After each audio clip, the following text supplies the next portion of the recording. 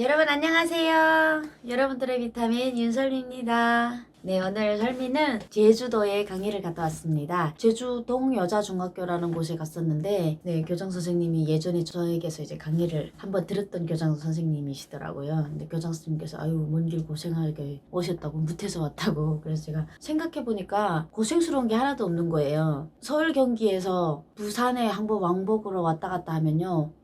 차 막히면 왕복 12시간 이렇게 걸리잖아요. 안 막혀도 10시간이에요. 그렇게 운전을 하고 초집중을 하고 운전을 하고 왔다 갔다 하고 기름값에 털비가 더 많이 들어요. 새벽에 떠나는 비행기 타면 가격이 싸더라고요. 막 3만 원짜리도 있어요. 그런 거 타고 왕복하면 가격표 잘 보고 왔다 갔다 하면 제주도도 정말 부산 가는 것보다 더 가깝고 돈도 작게 들더라고요.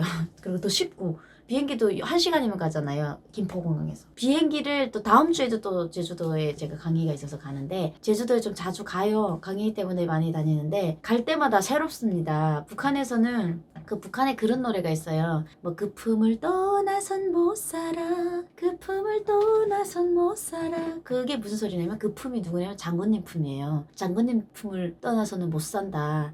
그런 내용이 있는데 비행기 탈 때마다 그 생각이 나는 게 왜냐면 그 노래가 나올 때요. 자막이 나오잖아요. 앞에 화면 음악에 비행기 날개가 보여요. 근데 비행기를 한 번도 타보지 못한 이제 우리 북한 사람들이 딱 봤을 때는 그 파란 하늘에 비행기 안에서 이제 유리창이 있잖아요. 거기서 이렇게 딱 내다보면 날개 있는 쪽에 하늘이 보이는 그런 풍경 있잖아요. 우리가 자주 사진을 찍는 그런 풍경. 그게 나오면서 그 품을 떠나면 못 산다는 거예요. 근데 그거를 보면서 노래 가사보다는 그 화면이 너무 마음에 들었던 거예요. 언제면 저렇게 파란 하늘에 어떻게 다시 태어나면 북한에서는 비행기를 탈 생각조차 꿈조차 못 꾸고 있었거든요. 근데 어떻게 태어나면 저렇게 정말 저렇게 화려한 비행기를 타고 올라가서 하늘에서 내려다 볼 수 있을까? 그냥 꿈이죠, 꿈.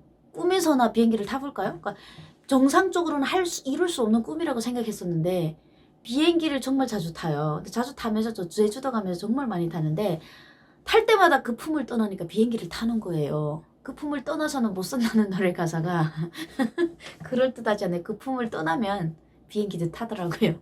그래서 야, 그 품 떠나기 잘했구나. 맨날 이렇게 비행기 타고 다니면서 이 일상이 너무 힘들고 힘들지만은 이렇게 바쁠 수 있다는 이 일상. 정말 밤늦게 들어와서 잠들잖아요. 그러면 뭐 씻지도 못하고 자요. 너무 피곤하니까 씻지 못하고 잠들면 아침에 따르릉 알람 소리에 5시 20분 막 이때 기상해서 또 건강해야지 또 일도 하지 해서 또 운동 갔다 오고 그러면서도 어떤 때는 또 이게 일상이 감사하다가도 짜증날 때가 좀 있더라고요. 힘드니까. 근데 그럴 때마다 이렇게 이 힘듦에 짜증을 내는 내가 너무 행복의 교회에 있는 것 같아요. 너무 감사하고 이런 일상을 설미는 오늘도 또 이렇게 누리고 그런 일상을 지키고 있는 사람 중에 한 사람입니다. 오늘은 제가 강의를 갈 때마다 이제 초등학생들도 가고요. 중학생, 고등학생, 대학생, 국군 장병님들, 뭐 일반 사회 뭐 대기업 같은 데도 강의 가고 그렇게 해요. 근데 강의를 가면 가장 많이 물어보는 질문 중에 하나가 선생님 탈북 어려워요? 라고 얘기를 하는데 제가 이제 웃으면서 그래요. 탈북 어렵지 않아요. 목숨만 건다면 이렇게 얘기를 해요. 또 제가 연주를 해주잖아요. 아코디언 연주를 해주면 선생님 그 악기 북한에서 가져온 거예요? 이렇게 물어보는 거예요. 탈북이 그렇게 낭만적이지 않잖아요. 악기를 둘러매고 올 정도가 아니거든요. 제가 늘 탈북 스토리를 이렇게 짧게 강의 시간이 뭐 50분 아니면 뭐 30분 90분 길어야 90분이에요. 그 안에 제가 북한 실상을 얘기를 해주는 게 일인데 탈북 스토리만 쫙 늘어놓다 보면 강의를 못해요. 그러기 때문에 그냥 탈북 스토리는 자유를 찾아서 왔다 그냥 이렇게 간단하게 정리를 해버리고 그냥 나는 탈북해가지고 북한을 떠나서 대한민국 도착했는데 탈북년이 7년이다. 와 이걸로 끝나요. 오 7년? 그렇게 오래 걸렸어요? 이게 바로 분단의 아픔이다 우리. 이런 얘기로 그냥 끝내버려요. 그러다 보니까 탈북에 대해서 어떻게 목숨을 걸고 어떻게 와야 되는지가 감이 안 오시는 거죠. 한국 사람들은. 탈북 어려운 건 알아요. 매체를 통해서 탈북자들이 막 대사관 위로 올라가는 것도 봤고 그럼 좀 무시무시한 빠밤 이런 음악이 딱 깔려야 그럴듯한 얘기가 나올 만하고 뭔가 뒤에서 따라오고 총알이 막 날아오고 이렇게 상상적으로만 보이는 것만 그냥 보고요. 탈북에 매매 사람마다 탈북 스토리가 3만 3천 명 이상이 대한민국에 정착해 있잖아요. 북한 사람들이. 북한에서 살던 이탈 주민들이 한국에 와서 살면서 33,000명이 탈북 스토리가 100% 틀려요. 탈북 스토리 틀리고요. 탈북 어떻게 했는지 경로가 다 틀려요. 그 이야기들이 쉽게 얘기하면 안 되겠다라는 생각을 했어요. 오늘 제가 자주 물어보는 게 탈북이 얼마나 어려운지, 탈북에 어떻게 목숨을 걸어야 되는지. 탈북 어렵지 않아요. 목숨만 건다면. 이렇게 그냥 제가 그냥 재밌게 얘기를 관계 때 하는데 애들이 웃어요. 그때 목숨만 건다면 이러면 애들 막 웃는데, 그 목숨을 걸어야 되는 1시간 1초를 다퉜던 그 에피소드를 제가 낱낱하게 얘기를 해줘야 아마도 궁금증이 있는 학생들이나 여러분들께서 심장을 조이면서 탈북자가 어떻게 오는지는 제가 탈북민으로서 풀어나가야 되겠다. 난 탈북 스토리를 다 얘기했다고 생각했는데 사실 탈북 과정의 그 아슬아슬한 순간들은 하나도 얘기한 적이 없어요. 그냥 이런 경로를 통해서 이렇게 왔다고만 얘기를 했지, 그때 인간적으로 내가 경험을 했던 아슬아슬하던 그 순간들은 한 번도 얘기한 적이 없는 것 같아요. 유튜브라는 게 제가 매일매일 올릴 수도 있고 얼마든지 영상을 만들어서 올릴 수 있는데 제가 급하게 나갈 필요는 없는 것 같아요. 그래서 오늘부터 제가 탈북을 3번 했어요. 북송을 2번 당하고 탈북 3번 했습니다. 총 7년이라는 시간이 걸렸죠. 거기에 대해서 제가 자세하게 어떻게 또 탈북을 하게 됐고 또 어떻게 잡혀서 어떻게 마지막 성공까지, 탈북 성공에 이르기까지 노하우 별난데 다 노하우가 있죠. 그래서 제가 어떻게 목숨을 걸고 넘어왔는지를 여러분들께 설미의 지혜를 여러분들 느낄 수 있는 그런 시간이 될 것 같습니다. 탈북 이야기를 시작하도록 하겠습니다. 제가 첫 탈북은, 제가 제일 첫 번째 탈북은 이제 아버님 때문에, 아버님이 많이 아프시고 아버님의 병 약값도 구하고 돈도 많이 번다는 그런 의미로 해서 첫 탈북은 이제 그런 게 없어요. 뭐라고 해야 되죠? 제가 겪어본 적이 없잖아요. 노하우가 없는 상태에서 앞에 브로커들이 하라는 대로 이렇게 탈북을 해서, 예전에 한번 제가 얘기를 했습니다. 탈북 스토리를. 그렇게 첫 탈북은 이루어졌고요. 그리고 제가 북송이 됐잖아요. 북송 이야기부터 제가 얘기를 해야 2번째부터 제가 어떤 마인드를 가지고 어떤 각오를 가지고 목숨을 어떻게 걸고 넘어왔는지가 얘기가 될 것 같습니다. 2번째, 제가 딱 경찰에 잡혔을 때부터 얘기를 해드릴게요. 경찰에 잡히기 전에 아기가 난 지 이제 1달짜리 애를 제가 데리고 있었잖아요. 근데 경찰에 잡히기 일주일 전에요. 일주일 전부터 아직도 그 꿈이 제한테는 계속 생생합니다. 아직도 그 꿈이 시커먼, 이게 뭐라고 해야 되죠? 독수리 비슷하게 생겼는데 꿈에서만 볼 수 있는 그런 그 그림 같은 그런 큰 새입니다. 시커먼 새인데 눈알이 번뜩번뜩 포렇게 뻘겋게 번뜩번뜩 거렸어요. 꿈에서 봤을 때도 막 번쩍번쩍거리는 눈알이었었는데 하늘이 새카만데 그 독수리가 시커먼 날개를 입다맣게 펴고 계속 저를 따라오는 거예요. 저는 계속 뛰었어요. 그때 애를 안고 계속 뛰었어요. 애를 안고. 그때 아기를 금방 낳았을 때라서 그냥 막 이쁠 때잖아요. 그리고 내가 엄마가 애를 보호해줘야 하는 그때인데 그 아기를 안고 저 독수리가 나를 왜 잡자고 그러지 계속 와서 저를 덮치는 거예요. 그 독수리가. 근데 그 꿈을 일주일을 꿨어요. 그 독수리가 계속 저녁에 나왔어요. 밤마다 저를 잡아가는 거예요. 계속.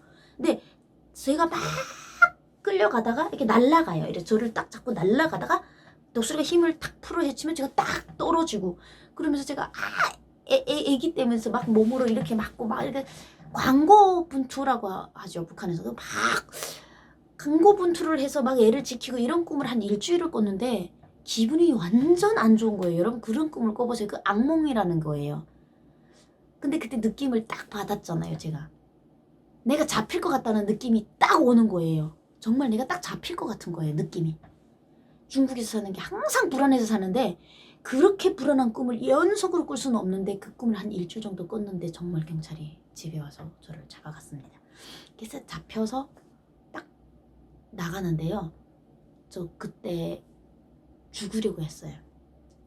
한 번도 경험하지 못한, 그러니까 진짜 죽고 싶은 거예요. 그러니까 죽으려고 한 게 아니고 막 죽고 싶게, 죽는 것보다 무서운 게 북송되는 거다라고 제가 지금도 얘기하고 싶습니다.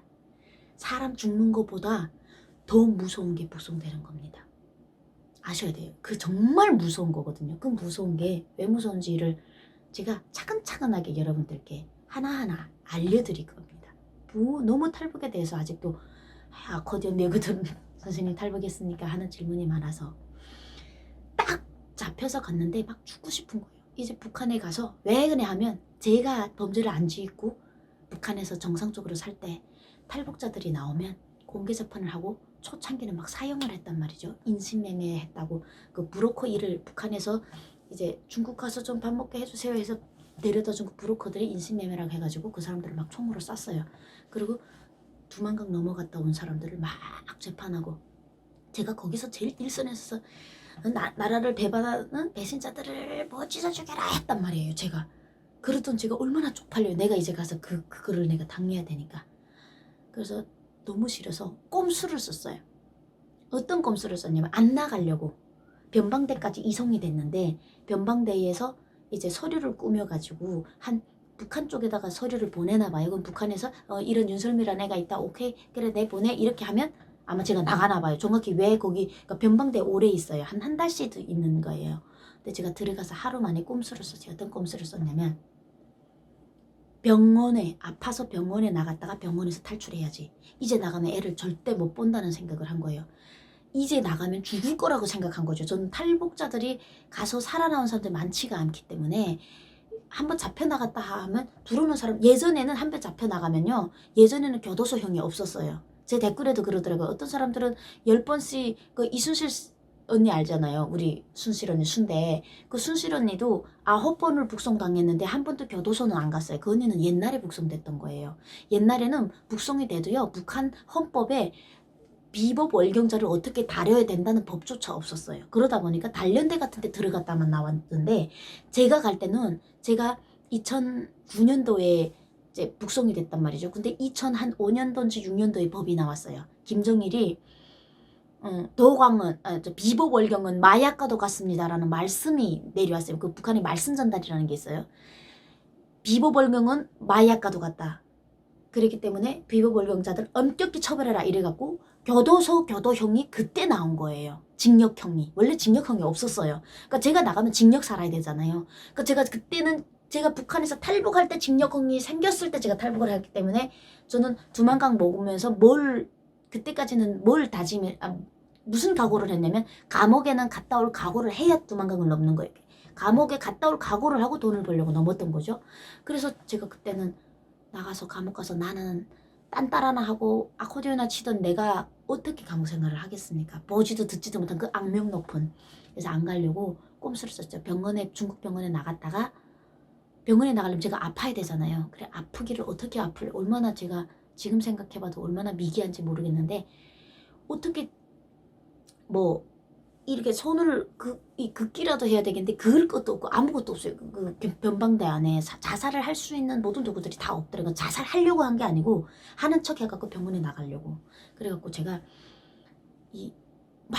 온몸 생각했어요. 나 어떻게 하면 내 몸을 상하게 해서 병원에 나갈 수가 생각해 봤더니 여자들이 브라자를 입잖아요. 속옷을 입잖아요. 속옷 브라 밑에 이렇게 밑에 보면 이렇게 쇠로 돼 있는 이런 라인이 있어요. 쇠로 이렇게 브라를 컵을 만들어주는 그 쇠가 쇠대예요. 쇠예요. 쇠. 근데 그 끝에 에나멜 아세요? 에나멜로 이렇게 딱 에나멜을 발라놨어요. 왜냐면 혹시 그게 찍고 나오면 살을 찌르니까 천을 찍고 나올 때가 있어요. 그 브라 밑에 있는 그 라인이.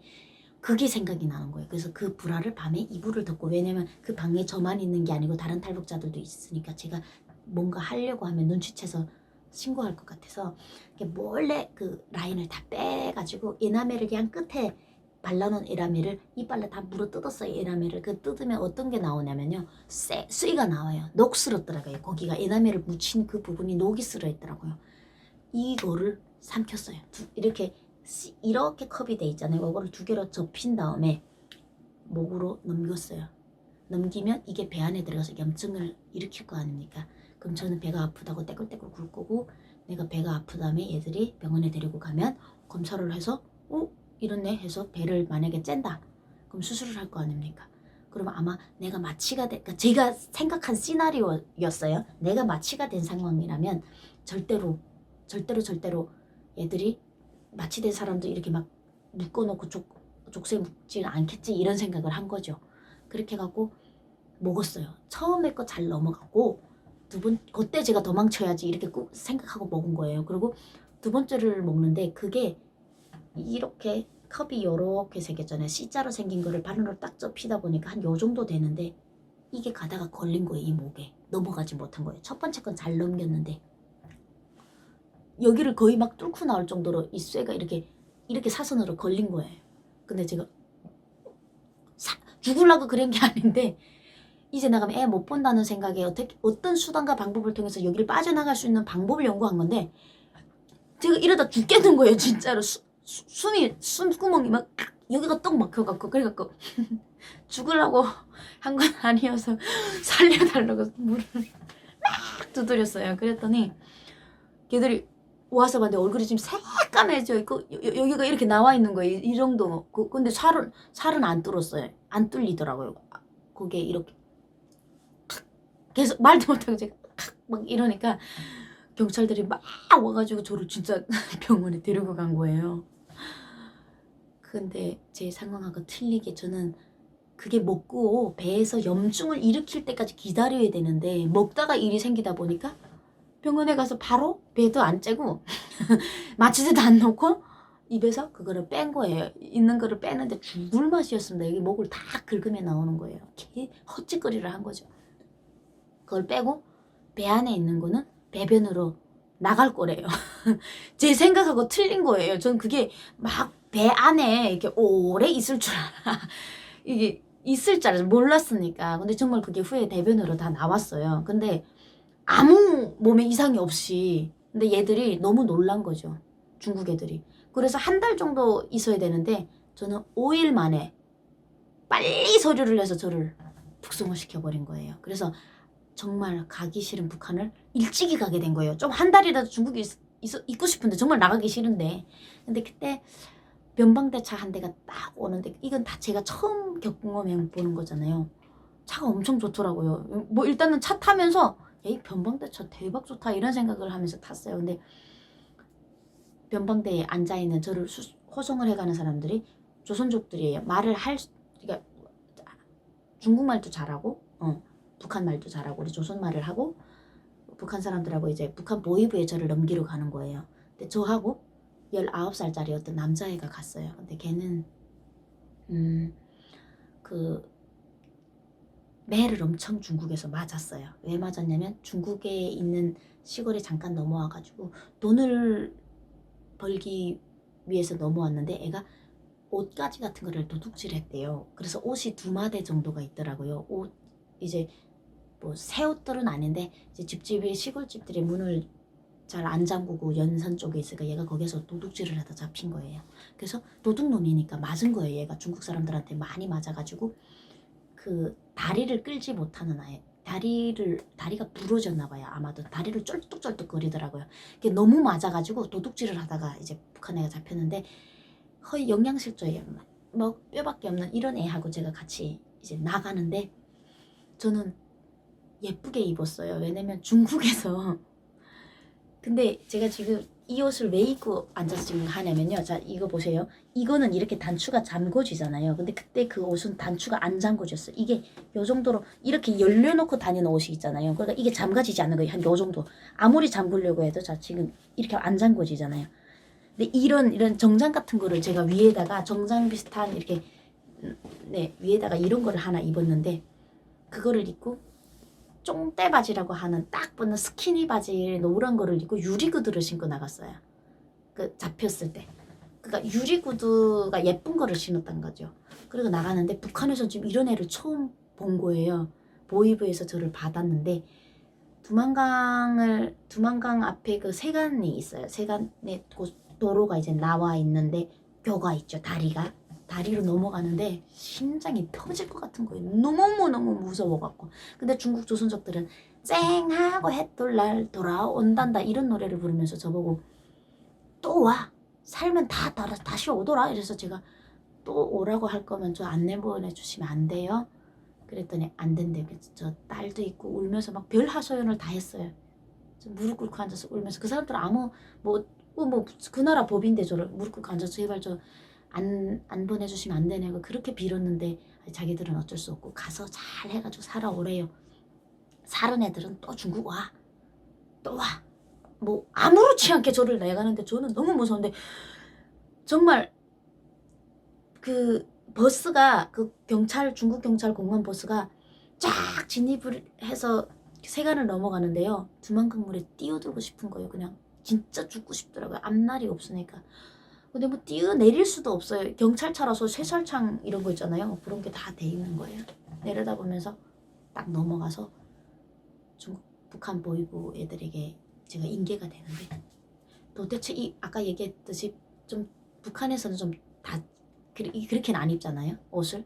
근데 그때도 이런 안에다가 나시를 하나 입고 위에다가 이런 거를 하나 걸쳤는데, 옷을 너무 이제 딱 붓게 입은 거죠. 북한은 막 스키니 바지 이런 건 안 입는단 말이에요. 그러니까 야, 북한 이 보위부 사람들이 마중에 나한테 아유 뭐 이번에는 엄청 거분 아재, 네 그 조선족들이 그렇게 얘기해요.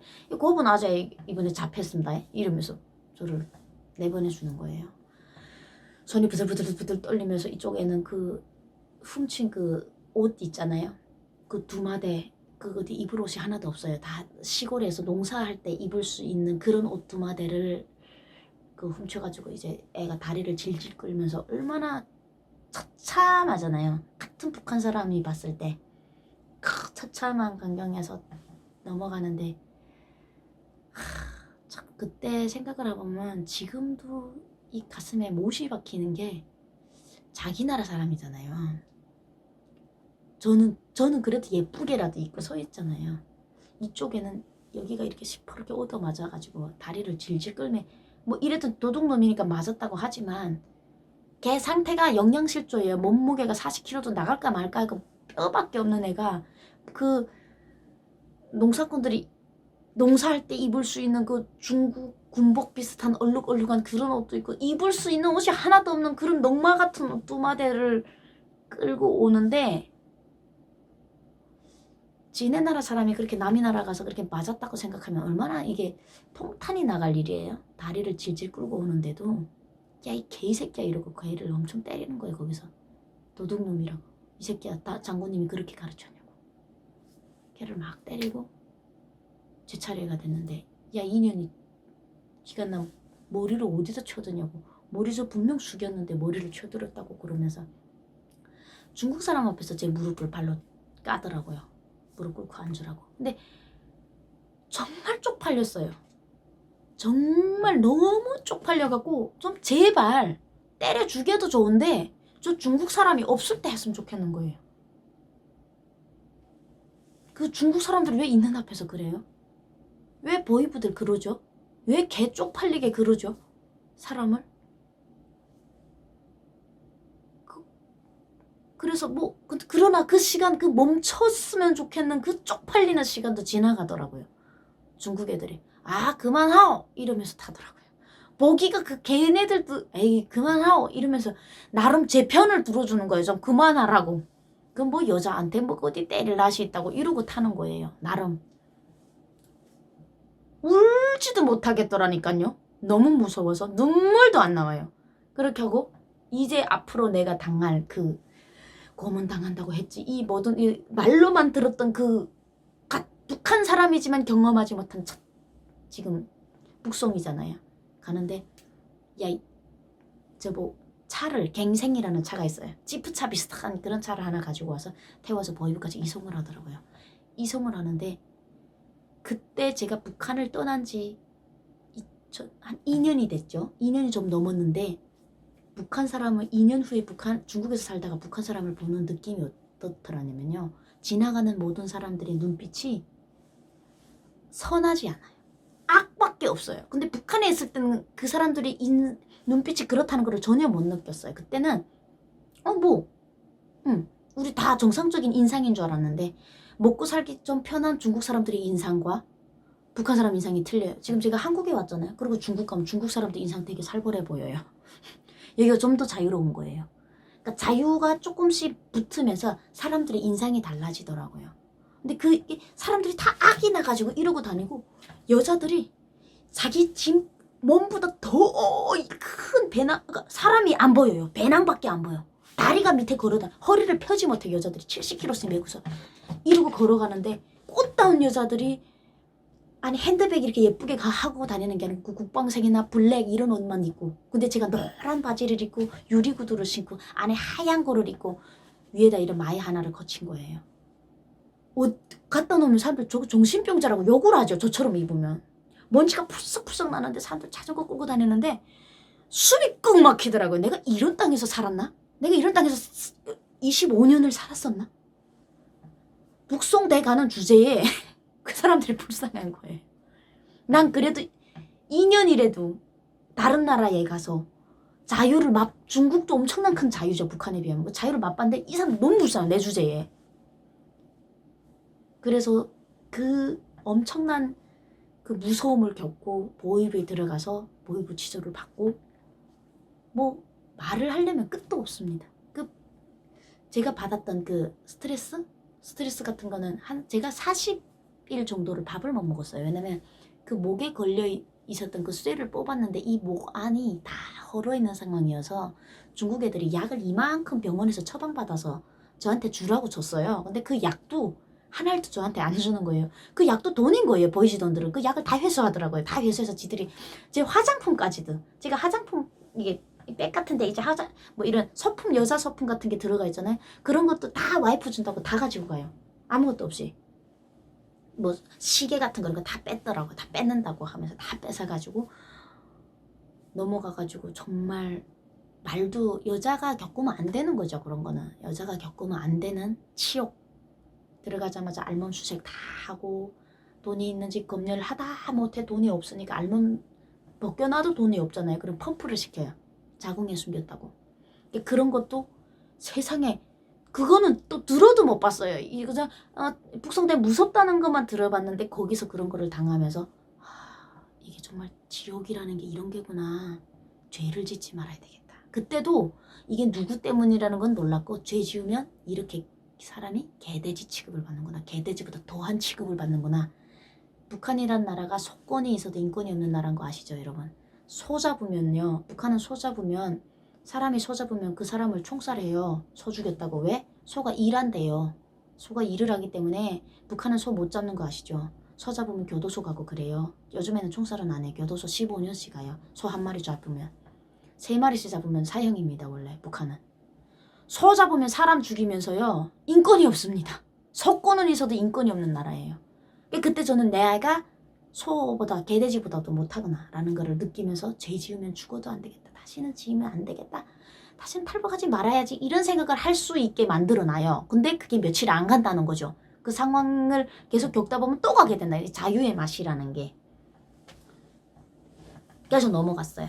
넘어가서 부호입에서 한 30일 정도를 고초를 많이 겪었어요. 말할 수 없는 고초를. 여러분 아마 제가 얘기 안 해도 무슨 얘기인지 다 아실 겁니다. 그런 거를 다 겪고 이제 단련대가 머무는 곳에서 잠깐 대기를 하고 있다가 이제 자기 담당, 제가 뭐 예를 들어서 강남에 산다면 강남 경찰서가 있을 거 아닙니까? 그 경찰서로 이동이 됩니다. 제가 북한에서 살던 지역에. 거기서 이동이 돼서 거기서 구류장이라는 데서 한 몇 개월을 또 다시 조사를 받기 시작해서 거기서 재판까지 들어갑니다. 그래서 재판 5년형을 받고 교도소로 가는 거죠. 참 교도소는 교화소입니다. 북한은. 제가 12교화소 갔는데 12교화소는 일제 때부터 유명한 교화소입니다. 일제 때부터 가장 유명한 교화소 원리가 쌀랑밥 아세요? 옛날에 이렇게 쌀 이렇게 일어서 우리 돌 있으면 일어서 밥을 해 먹잖아요. 쌀랑밥 원리로 생겨가지고 이따먹게 이렇게 동그랗게 큰 원형 같은 산 안에 이렇게 들어가 있어요. 이렇게 거기서 도망가면요 또 그 자리에 떨어지게 돼 있어요. 이렇게 골뱅이식으로 돼 있는데 도망 못 가고 거기로 오게 돼 있는 그런 지리적인 특성을 가지고 있어서 일제 때부터 거기 그 징역을 만들어 놓은 거예요. 그래서 악명이 높다 북한에서는 정거리 교화소 가서 살아났다 이러면 누구도 못 건드려요. 그건 보통 년이 아닌 거예요. 이제 그런 데 가서 또 살아났지 않습니까? 정말 죽고 싶었습니다. 진짜 교도소 들어가는 날에 사회 음식을 교도소 들어갈 때요. 어떻게 그럴까요?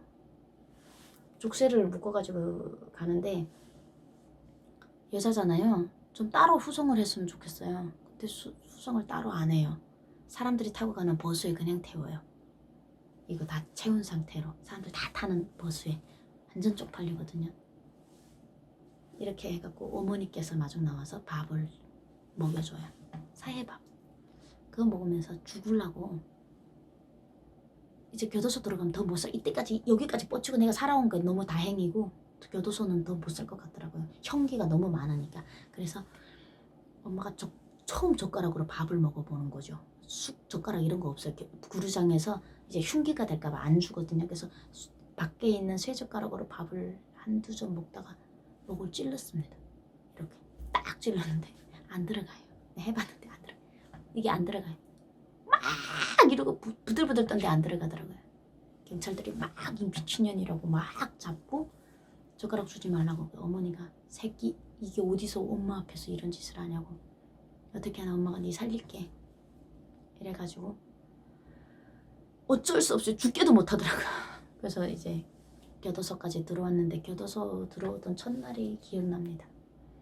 엄청나게 큰 대문인데 새까만 대문이에요. 근데 전기로도 열 수 있는 것 같은데 사람이 열고 들어가는데 한 2명 정도가 영차 해야 문이 열려요.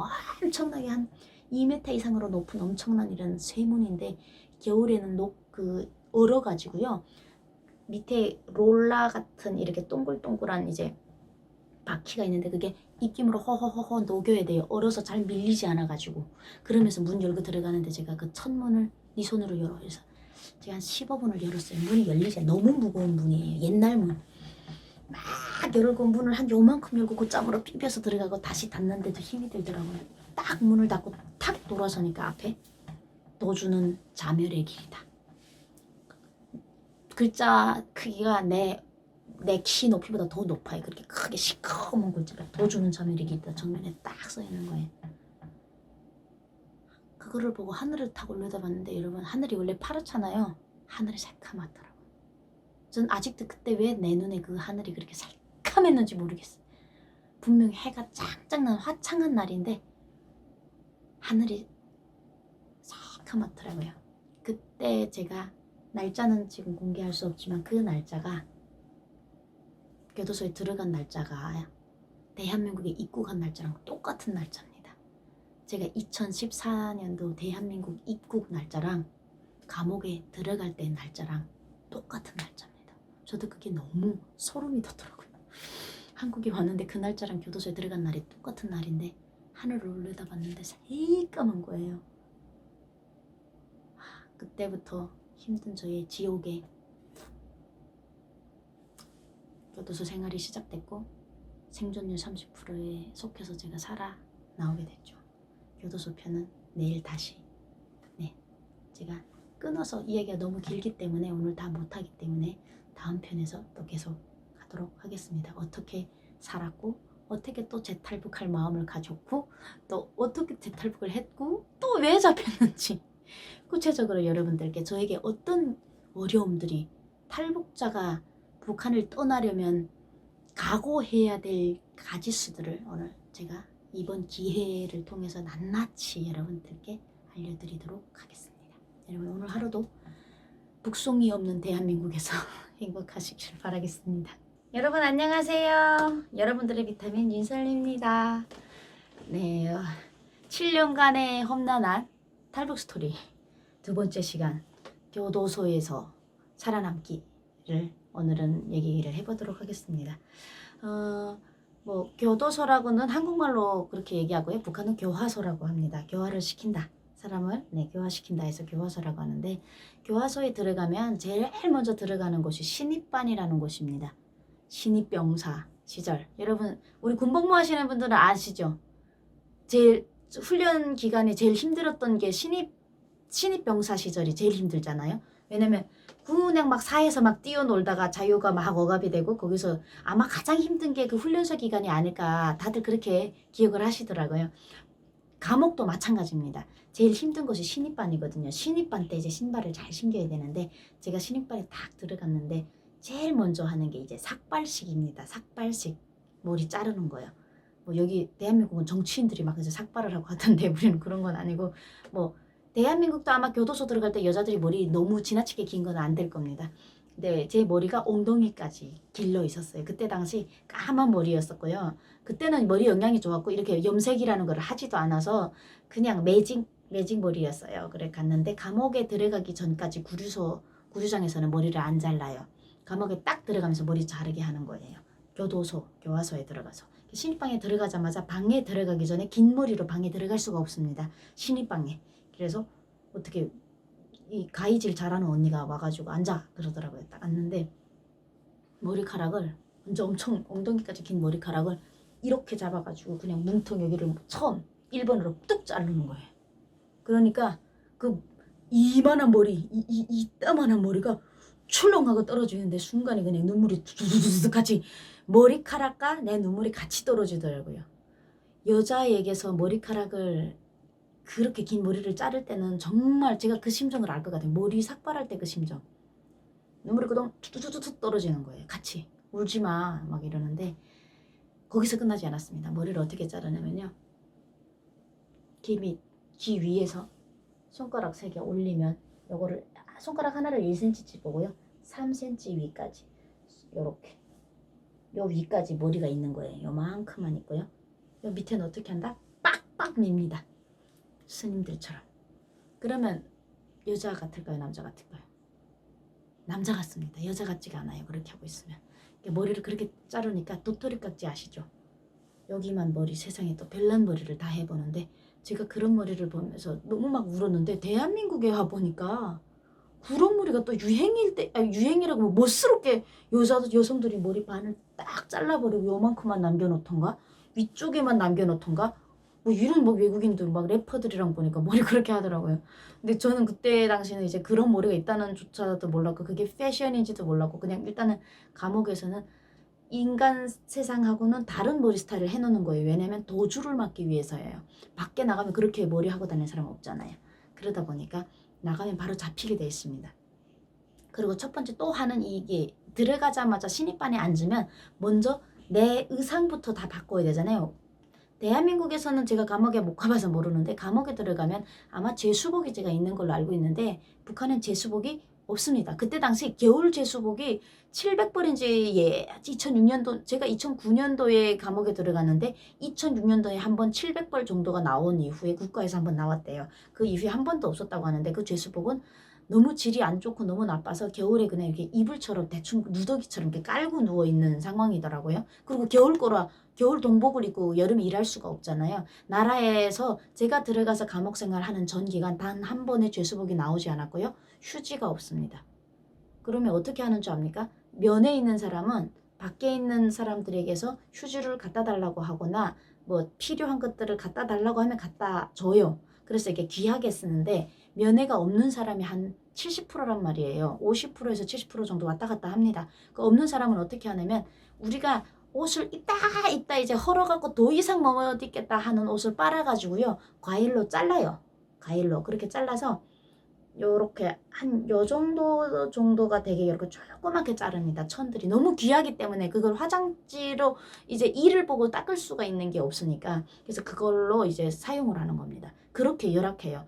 그 교도소에서 주는 건 하나도 없고 들어가자마자 내가 밖에서 입고 들어온 이런 옷으로는 거기서 생활을 할 수가 없기 때문에 이제 옷을 내가 이제 그때 저희 3명이 들어갔어요. 제가 들어갈 때 몽골 쪽에서 잡힌 분이랑 2분이랑 저하고 3명이 들어갔는데 그때 들어갈 때 딱 그러더라고요. 교도소에서 교관이라는 사람이 있잖아요. 그 선생님이 저보고 살 거래요. 네 하나 살겠네 이 셋 중에서. 귀신같이 저 하나 살았습니다. 그 3명 들어간 중에서. 왜 그러냐고 후에 물어봤더니 키가 제가 좀 작잖아요. 키가 작고 체구가 작은 애들은 밥을 많이 못 먹는데요.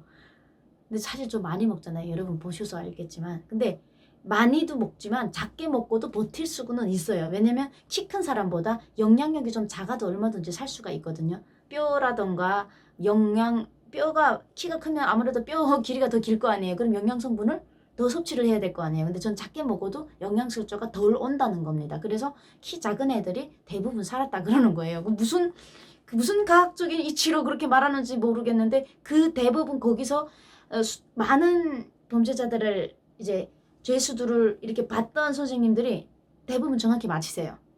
뭐 눈빛에서 뭐가 나오는가 봅니다. 그래서 일단은 그렇게 들어갔는데 산다니까 뭐 그런 지역에서 살기 쉽진 않지만 또 산다니까 기분은 좋더라고요. 나쁜 말보다는 살아야 되겠다라는 생각을 가지고 들어갔는데 처음에 들어가서 그 세 명의 언니들이 옷을 뜯기 시작했어요. 이게 오른팔 있잖아요. 제가 지금 예를 들어 블랙을 입었고 이쪽 언니가 카키색을 입었다. 그러면 블랙하고 카키색 요거를 띄어요. 띄어갖고 팔을 하나씩 뜯어서 맞춥니다. 죄수복을 나라에서 주지를 못하니까 바깥 사람하고 안에 사람하고 이제 바뀌어야 되잖아요. 의상이 바뀌어야 되는 것을 들어간 사람들끼리 팔을 뜯어서 바꿔놔요. 한국에서는 이렇게 반쪽씩 다른 옷이 있는 게 이제 패셔니스타들이 그렇게 하고 다니더라고요. 뭐 너무너무 놀랐어요. 저도 그리고 반쪽짜리 옷을 보고. 근데 북한은 그렇게 반쪽으로 입는 경우가 없기 때문에 그거는 정말 교도소에서 나온 사람이나 입을 법해요. 그래서 팔 한쪽 바꾸고요. 바지도 한쪽 내가 청 색깔 바지를 입고 이 사람 블랙을 입었다 해도 서로 뜯어서 한 짝씩 바꿔요. 그렇게 한 다음 바꾼 다음에요. 여기를 뜯어요. 이렇게 구멍을 내요. 과일로 이렇게 잘라가지고요. 없애버려요. 천 쪼가리를 이만큼 자르면 없어지나요? 그 위에다 뭘 붙이냐면 하얀 천을 위에다 붙여버려요. 그 하얀 천이 필수품에 있어요. 교도소에 올라오기 전에 구류장에서 하얀 광목천을 뭐 2m 정도를 준비해야 교도소에 가요. 그 나라에서 나오지 않아요. 다 자체로 준비를 해야 돼요. 그러면 면회여가 없고 밖에 가족이 다 돌아가셨거나 없는 분들은 그냥 올라오시는 거죠. 그럼 저도 처음 가니까 뭐 강목천이 많이 필요한갑다 해서 저는 좀 많이 어머니가 혹시 모자랄까봐 많이 보내주셔서 제 거를 이렇게 나눠서 썼어요. 팔에다가 대고요. 바지도 역시 바지가랑이 무릎에서 무릎을 중심으로 해서 이렇게 네모나게 이제 오려요. 오린 다음에 거기다 하얀 천을 이렇게 다시 손바늘질 봉합을 다 하는 겁니다. 그러면 어떻게 하냐면 바지가 오른쪽에 구멍을 냈다 하면 이제 윗도리는 뭐 왼쪽에 넣고 이렇게 반대로 여요. 반대로.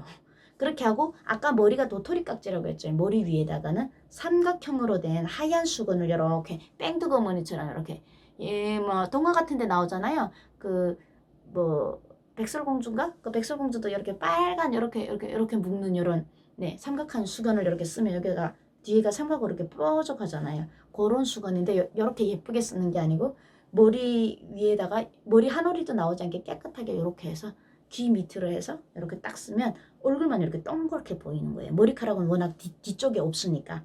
그래서 여자들은 하얀 수건을 쓰고 남자는 안 쓰고요. 그런 의상 준비를 하루 종일 하고요. 저녁부터 무릎 꿇고 앉아서 교도소 생활 규칙, 준칙 같은 게 있어요. 교화소 생활 준칙에 보면 뭐 수령님이 어쩌고 저쩌고 뭐 이딴 게 있어요. 첫째부터 1번부터 10번까지 뭐 10개명 비슷하게 막 10가지가 있어요. 뭐 쫙 있어요.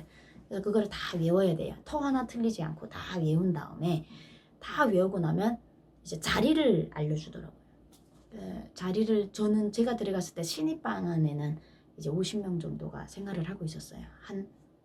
신입방이 좀 작아요. 7평, 8평 정도 될까? 이렇게 1, 2층으로 이제 양옆 1, 2층으로 이렇게 등반을 매요. 그래서 위층에는 사람들이 누워 자고요. 요 위층에 사람이 누워 자고 그 밑에 또 사람이 누워 자고 이러면 이제 25명씩 사면 돼요. 1층에 12명, 2층에 13명, 뭐 13명, 12명 이렇게 누워서 가운데 이렇게 복도가 있고요. 뒤쪽으로 쭉 나가면 변속칸이 붙어 있습니다. 밖으로 교화소는 문을 밖에서 여는 거죠. 감옥의 문은 안에서 열 수 없습니다. 그럼 감옥이 아니죠. 밖에서 여는 거죠. 잠궈 놓는 겁니다. 그래서 그런 시스템인데 그러니까 무섭잖아요. 저도 신입반에 처음 들어가가지고 막 무서운데 좋은 언니들이 있는 거예요. 딱 들어가 보니까 막 10 몇 년씩 받고 오신 분들 신입반에 한 40일 정도 있는데 제가 들어왔을 때 한 달 정도 교도소에서 살았던 사람들인데 형기를 10년 15년씩 먹은 사람들 그런 사람들은 눈빛과 각오가 틀려요. 살아남으려면 오래 살아야 되기 때문에 벌써 집인 것처럼 교도소를 받아들이더라고요. 받아들이는 게 중요하잖아요. 피할 수 없으면 즐겨라. 그렇게 하시더라고요. 그래서 한 달이 됐는데 되게 마음이 차분하게 다 가라앉아 있으시고 오자마자 어떻게 저를 막 안마를 막 해주는 거예요. 이 사람도 왜 이러지? 감옥은 다 막 물고 뜯는 그런 건 줄 알았는데 안마를 막 해주면서 밖에 누가 있나고 막 그래서 어머니가 있어요. 그럼 면회 오겠네 그러더라고요. 네. 그럼 넌 범죄가 뭐야? 그래서 233조입니다. 233조가 이제 비보월경이에요. 그러니까 아이고 그렇구나. 그럼 아이고 어린 게 중국 가서 고생했네 이러면서 뭐 혹시 애는 있어? 이러고 물어봐요. 그래서 애가 있는데 지금 전목 이야기를 두고 왔습니다. 아이고 어쩌니 그래도 애 있으니까 연락만 하면 돈은 오겠다 야 뭐 이러는 거예요. 제가 감옥에서 사는데 저에게 얼마나 이제 밖에서 면회가 잘 들어올 NG를 간파를 하는 거예요. 그리고 말하는 거랑 들으면서 아 얘는 좀 먹을 알이 있겠다 이렇게 간파를 하나 봐요. 그러더니 마사지를 막 해주는 거예요. 구류장에서 고생했다 그러면서 구류장보다 그래도 교화소는 햇빛 보고 일하러 나가니까 좋지. 여러분 구류장이라는 곳이 햇빛도 안 들어와요. 뒤에 요만한 조그만 떼창이 있는데 햇빛이 사람한테는 안 비치고요. 새까만 구류장에 앉아서 한 3개월씩 있으면 사람이 돌아버리거든요. 무릎 꿇고 딱 무릎 두 다리 딱 꿇고 앉아 있으면요 다리 쥐나고 그래서 그때 거기서 어르신들은 거의 관절이 다 망가지세요. 근데 교도소에 오니까 일한다는 게 좋더라고. 밖에 나온다는 것만 해도 그 구류장보다 좀 막 활동적이니까 그래서 좋더라고요. 그래서 그분들을 따라서 이제 그분들이 앉아서 막 한 달을 그래도 먼저 온 선배라고 좋은 여기서는 절대로 자존심을 내세우면 안 되고 선생님이 부르면 교도관입니다. 부르면 선생님 앞에 막 뛰어가서 머리를 그냥 숙이지 않고 허리까지 굽혀서 가야 된다. 규칙을 잘 지키면 매 한 마디도 안 맞고 만기로 퇴소할 수 있다. 이런 얘기도 하고 선생님 앞에 무릎 꿇고 앉을 때 선생님으로부터 1.5m 앞에가 앉으면 내 맞는다. 1.5m 뒤에 앉아서 선생님이 물어보는 말에 공손히 대답을 해라. 이제는 네 이름보다는 네가 달고 온 표, 번호에 익숙해라.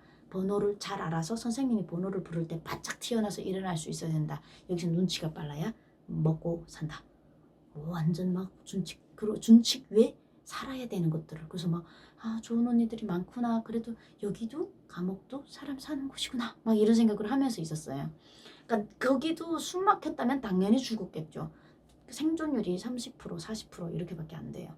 그래서 어떻게 하나 잘 지내야지라고 생각도 다음날 아침에 이제 점심에 밥을 먹었는데 밥 먹고 나면요 면식자들 나오세요 합니다. 그럼 면식이 있는 사람들만 면식장 밖에 나가면요 옥수수가루 물만 넣고 비벼 먹을 수 있는 속성가루 같은 거예요. 그냥 찬물에 그냥 비벼도 떡이 되는 거예요. 그런 옥수수가루를 이제 나눠줘요. 이렇게 한 동전 있어요. 300g씩 주면 떡을 비벼 먹는데 저는 밖에서 그래도 나름 먹고 온 사람이라 아직 떡 생각은 안 나는 거죠. 이제 뭐 살아야 될 그 지금 처음 적응하는 번호 부르기 교도소 생활에 뭐 막 스트레스 받아서 먹기 싫어서 저는 안 나가겠다 그랬더니 밑에 언니들이 아까 저를 주물러 주더니 이제 날린 거예요. 나가라고. 저는 오늘은 별로 안 나가도 되죠. 안 나가도 된대요. 그러니까 이분들이 자기들이 먹고 싶대요. 떡을 너무 한 달 동안 면회가 그분들은 없는데 15년씩 받은 거예요. 그러니까 떡을 너무 먹고 싶고 지금 너무 배가 고프대요. 너무 불쌍해서 이번 면회 없는 사람 5명 다음 날엔 6명 그 다음 날엔 7명 이렇게 데리고 나가서 그 50명 중에 면회사들이 많잖아요. 제가 막 퍼 먹였어요. 한 사람당 1인당 300g씩 밖에 안 줘요. 그래서 퍼 먹였더니 일주일 만에 10kg가 다 없어진 거예요. 그래서 전 다음 달에 엄마가 오기 때문에 그거를 믿고 거기서 이제 생활을 했던 거죠. 근데 한 달이 됐는데 어머니는 못 왔습니다. 왜? 제가 열병에 걸리게 됐습니다. 열병이 뭐냐면 파라티비스라고 여러분 아시는지 모르겠는데 북한에서 파라티비스나 뭐 그런 전염병이에요. 열병 열이 40도 이상에 올라가고 그 병에 걸리면 영양실조가 온 환자들은 다 죽어요. 그 감옥에서.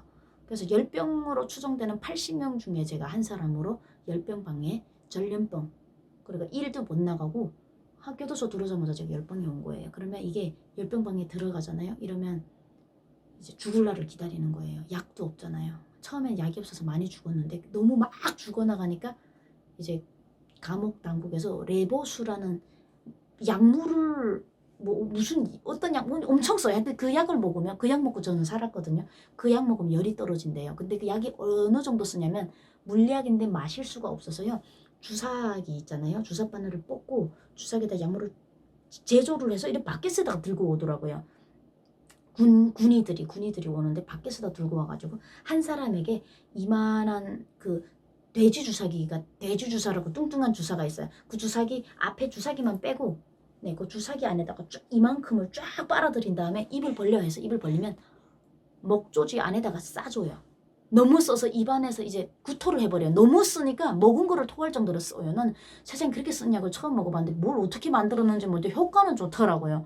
그래서 그런 약을 입에다가 싸주는 거예요. 근데 열이 너무 나면 여러분도 아시죠? 밥을 못 먹잖아요. 그래서 저는 밥을 먹지 못한 상태에서 이젠 죽었다 생각했어요. 다른 사람들 막 죽어가는 거 보고. 근데 어느 날 레보수라는 약이 온 거예요. 이거 먹으면 산대요. 그래서 그 약을 원래 하루에 2번 먹는 약이에요. 근데 제가 한 8번을 먹었어요. 어떻게 먹었냐면 한 사람당 한 번씩밖에 안 주는데 약이라 생각하고 앞에 안 먹는 사람이 너무 많아. 그러니까 먹으면 토하고 막 하니까 너무 쓰니까 못 먹겠다고 다 기절해 있으면요. 처음에 막 줄 서라고 하면 한 80명이 이제 그 전염병에 걸린 거예요. 80명이 1200명 중에서 많이 걸린 거죠. 그래서 막 그 뭐 단체 생활하니까 병이 하나 오면 그냥 막 쓰러져요. 그냥. 그래서 제가 앞줄에 가서 입을 막 살려고 막 섭더니 입에다가 쫙 싸주는 거예요. 그래서 그걸 딱 먹고 안 먹는다고 누워있는 언니들의 위에 옷을 갈아입는 거예요. 어차피 스타일이나 패션이 특이하지 않고 다들 얼굴 동그랗고 하니까 군이들은 처음 저희를 보기 때문에 잘 기억을 못하는 거죠. 그 어느 한 언니 옷을 바꿔 입고 가가지고 또 먹고 또 다른 사람 옷을 입고 나가고 또 먹고 나 왜 그때 그렇게 쓴데도요 먹어야 산다니까 먹게 되더라고요. 그러니까 살자는 그 욕망이 사람을 살리는 것 같아요. 사람의 병은 마음의 병이 생기면 육체의 병이 마음의 병이 무섭대. 육체가 병이 났잖아요. 근데 내 마음이 그걸 고치려고 하는 의지가 있으면 고치는데 내 마음까지 병들면 끝나는 거예요. 육체가 병들었을 때 내 정신은 건강하고 일어나야 된다 해야 되는 것 같아요. 그리고 전 그때 그래서 오직 이러다가는 내가 죽으면 우리 애는 엄마 없는 애가 되겠구나. 이것 때문에 그게 그냥 정신 딱 꽂혀가지고 그 약을 그렇게 먹어댔어요. 그래서 정말 80명이 들어간 방에서 열병이 걸린 그 방에서 제가 혼자서 일주일 만에 열이 36도 5으로 딱 떨어졌어요. 제가 열이 42도에서 막 올라튀었거든요. 그래서 그 선생님들이 열재러 들어왔다가 전염병 환자들 안에서 혼자 열이 떨어진 거예요. 처음으로. 저 뒤에로 몇 명이 나왔어요. 거기서 이게 열이 떨어져가지고 그 레버수 그 약을 먹고. 저는 나와가지고 밖에 나오니까요. 한 일주일을 밥을 못 먹고 막 이렇게 하다 보니까 너무 배가 고픈 거야. 열이 제대로 떨어지니까 그때 못 먹었던 거를 먹게 되잖아요. 여러분 우리 아파보셔요. 아플 때 안 먹다가 우리 장염 같은 것도 되게 못 먹고 있다가 배가 고프다가 장염 다 나오면 얼마나 잘 먹습니까? 잘 먹어야 되는데 영양 보충이 안 되는 거예요. 그때 이제 거의 제가 봐선 영양실조 한 1도 정도가 왔었던 것 같아요. 엄청나게 살이 빠지고 너무 배고픈데 막 죽겠는 거예요. 너무 배가 고파갖고. 근데 면식가루가 없어요. 다 퍼주고 엄마가 올 줄 알고. 근데 이게 전염병이다 보니까 밖에 있는 면회자들도 전염병이 한 명까지 끝나기 전까지 저희하고 면회가 안 됐던 거예요. 전염병이 이제 밖으로 나갈까봐. 그러다 보니 어머니는 그 달에 올라오고 그 다음 달에 올라오고 울고불고 딸이 이젠 면식이 없어서 굶어서 영양실 좀 어쩌냐 했는데도 면회가 안 되니까 어떻게 합니까? 저는 저대로 엄마를 만나지 못하고 저는 정말 펑퍼이떡 2번인지 밖에 못 먹고 10kg가 다 없어진 거예요. 그리고 남 다 주고 내가 얻어먹으려니까 누구도 저를 찾아보지를 않는 거예요. 그때 생각했어요. 누구를 생각하기보단 나부터 살아야 되는구나. 절대 퐁퐁이 가루를 남아에게 주면 안 되겠다. 그 금가루. 그래서 제가요. 마지막 퇴소하는 날에 2달분의 옥수수 가루가 남았어요. 2달분. 20kg가 남을 정도로 남기면서도 끝내 남 안 주고 나왔어요. 교도소에다 그냥 주고 나왔어요. 병실이라는 데다 주고. 왜냐면 너무 그때 남을 다 줘버리고 배고팠던 게 너무너무 사무쳐가지고. 네, 그래서 엄청난 신입반에서의 열병을 이겨내고 한 4개월을 어머니를 못 봤어요. 3개월 동안 이겨냈는데 제 인생에서 생콩이요. 여러분 생콩이 되게 비리거든요. 근데 생콩이 그렇게 맛있더라고요. 너무 배가 고픈데 신입반이라고 저희를 콩 이삭주의 하는데 내보내는 거예요. 콩 바닥에 또 콩 가을을 했잖아요. 그 이삭을 주워서 또 콩밥을 해 먹어야 되니까 교도소에다가 이제 다시 받쳐야 되는데 이 신입반 금방 들어온 애들은 바치라는 데를 바치는데 다른 반에 있는 몇 년씩 이제 교도소 생활한 애들은 어떻게 꼼치든 꼼쳐갖고 들어와서 자기들끼리 콩 닦아 먹고 하거든요. 그래서 이제 그 콩알이 없어질까봐 신입반 애들을 아직 덜 때묻은 애들을 내보내는 거예요. 그 나갔는데 콩을 막 줍는데 너무 배고프니까 자기도 모르게 그 생콩 땅바닥에 떨어져가지고 다 이제 재어진 그 생콩이 자기도 모르게 입에 들어가는데 저는 생콩이 그렇게 달고 그렇게 맛있고 고소한지 몰랐어요. 세상에서 제일 맛있는 음식, 한국 와서 제일 맛있는 게 뭐예요? 라고 물어보면요. 저는 한국 와서 그렇게 너무 내가 막 이렇게 맛있었다 하는 건 없어요. 왜냐면 정말 배고플 때 먹었던 게 제일 맛있어요. 너무너무 배고플 때 먹었던 게 최고의 맛있는 음식인 것 같아요. 여러분 맛있는 거 찾고 싶으면 한 끼 두 끼 굶어 보세요. 그 다음에 먹는 음식 최고입니다. 그래서 설미는 생콩도 먹고 눈도 녹여 먹고 이러면서 지혜롭게 죽어서 나오는 그 열병방에서 지혜롭게 살아나왔고요. 거기서 이겨내면요. 여러분 우리 시작이 반이다. 그런 소리가 있잖아요. 그 신입반 생활을 잘 마쳤고요. 그리고 또 이제 사람들하고도 반장들하고도 관계를 잘 가졌고 관계를 잘 가실 수 있었던 이유는 대한민국 덕분 대한민국 드라마를 제가 이야기를 잘 해주다 보니까 그쪽에서 인기가 많았습니다. 그 교화소에서 걸어가는 텔레비전 네. 이렇게 그때는 정말 그 제일 인기가 많았던 게 나의 이름 김삼순 네, 막 이런 것도 해줬는데 세상에 그 현빈 씨를 제가 직접 또 보고 녹화를 했다 아닙니까? 내는데 아마 그 드라마가 나올 텐데 그렇게 진짜 지금 생각해보면 그 감옥에 앉아서 나의 이름 김삼순 얘기하면서 한국의 그 현빈의 그 모습을 막 얘기를 하면서 그 바깥 세상 조금이라도 잊을 수 있는 감옥 생활을 잊을 수 있는 그 시간 동안 남들에게 기쁨을 주면서 같이 그 생활을 또 이겨나가면서 했던 제가 오늘날에 정말 또 대한민국에 와서 이렇게 여러분들께 그 이야기를 이렇게 옛말처럼 얘기할 수 있다는 것도 너무 끔찍히 저는 믿겨지지가 않습니다. 네. 감옥에서 신입반 생활 잘 마친 설미 어머니를 언제 만났을까요? 네. 어머니는 4개월 후에 어머니를 만났고요. 그 이후에 저는 본방에 입수를 대서 여러 가지 일을 하게 됩니다.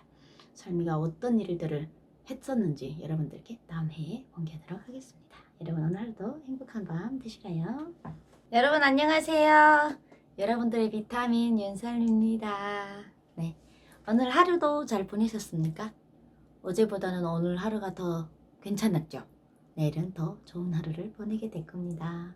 설미 스토리 듣다 보면 정말 하루하루가 어제보다 이겨내면 그 다음날이 더 좋았고요. 그 힘든 시기를 거쳐서 오늘의 자유로운 대한민국에서 씩씩하게 잘 살고 있는 것을 여러분들 느끼실 겁니다. 지금 얼굴 많이 좋아졌다고 팬분들께서 피부도 좋아지고 막 그랬다고 하는데 오늘은 좀 화장이 진하죠? 오늘 좀 공연을 갔다 오다 보니까 홍천에 어르신들 이제 축제 노인의 날 이런 강원 노인의 날 축제 갔는데 체육 한마당 이런 건데요. 어르신들이 올림픽 수준으로 아주 체육대를 하시더라고요. 그리고 흥도 얼마나 많으신지 한 번씩 이제 어르신들 행사 가서 흥만 어르신들을 만나면요. 제가 오히려 길을 막 받아가지고 옵니다.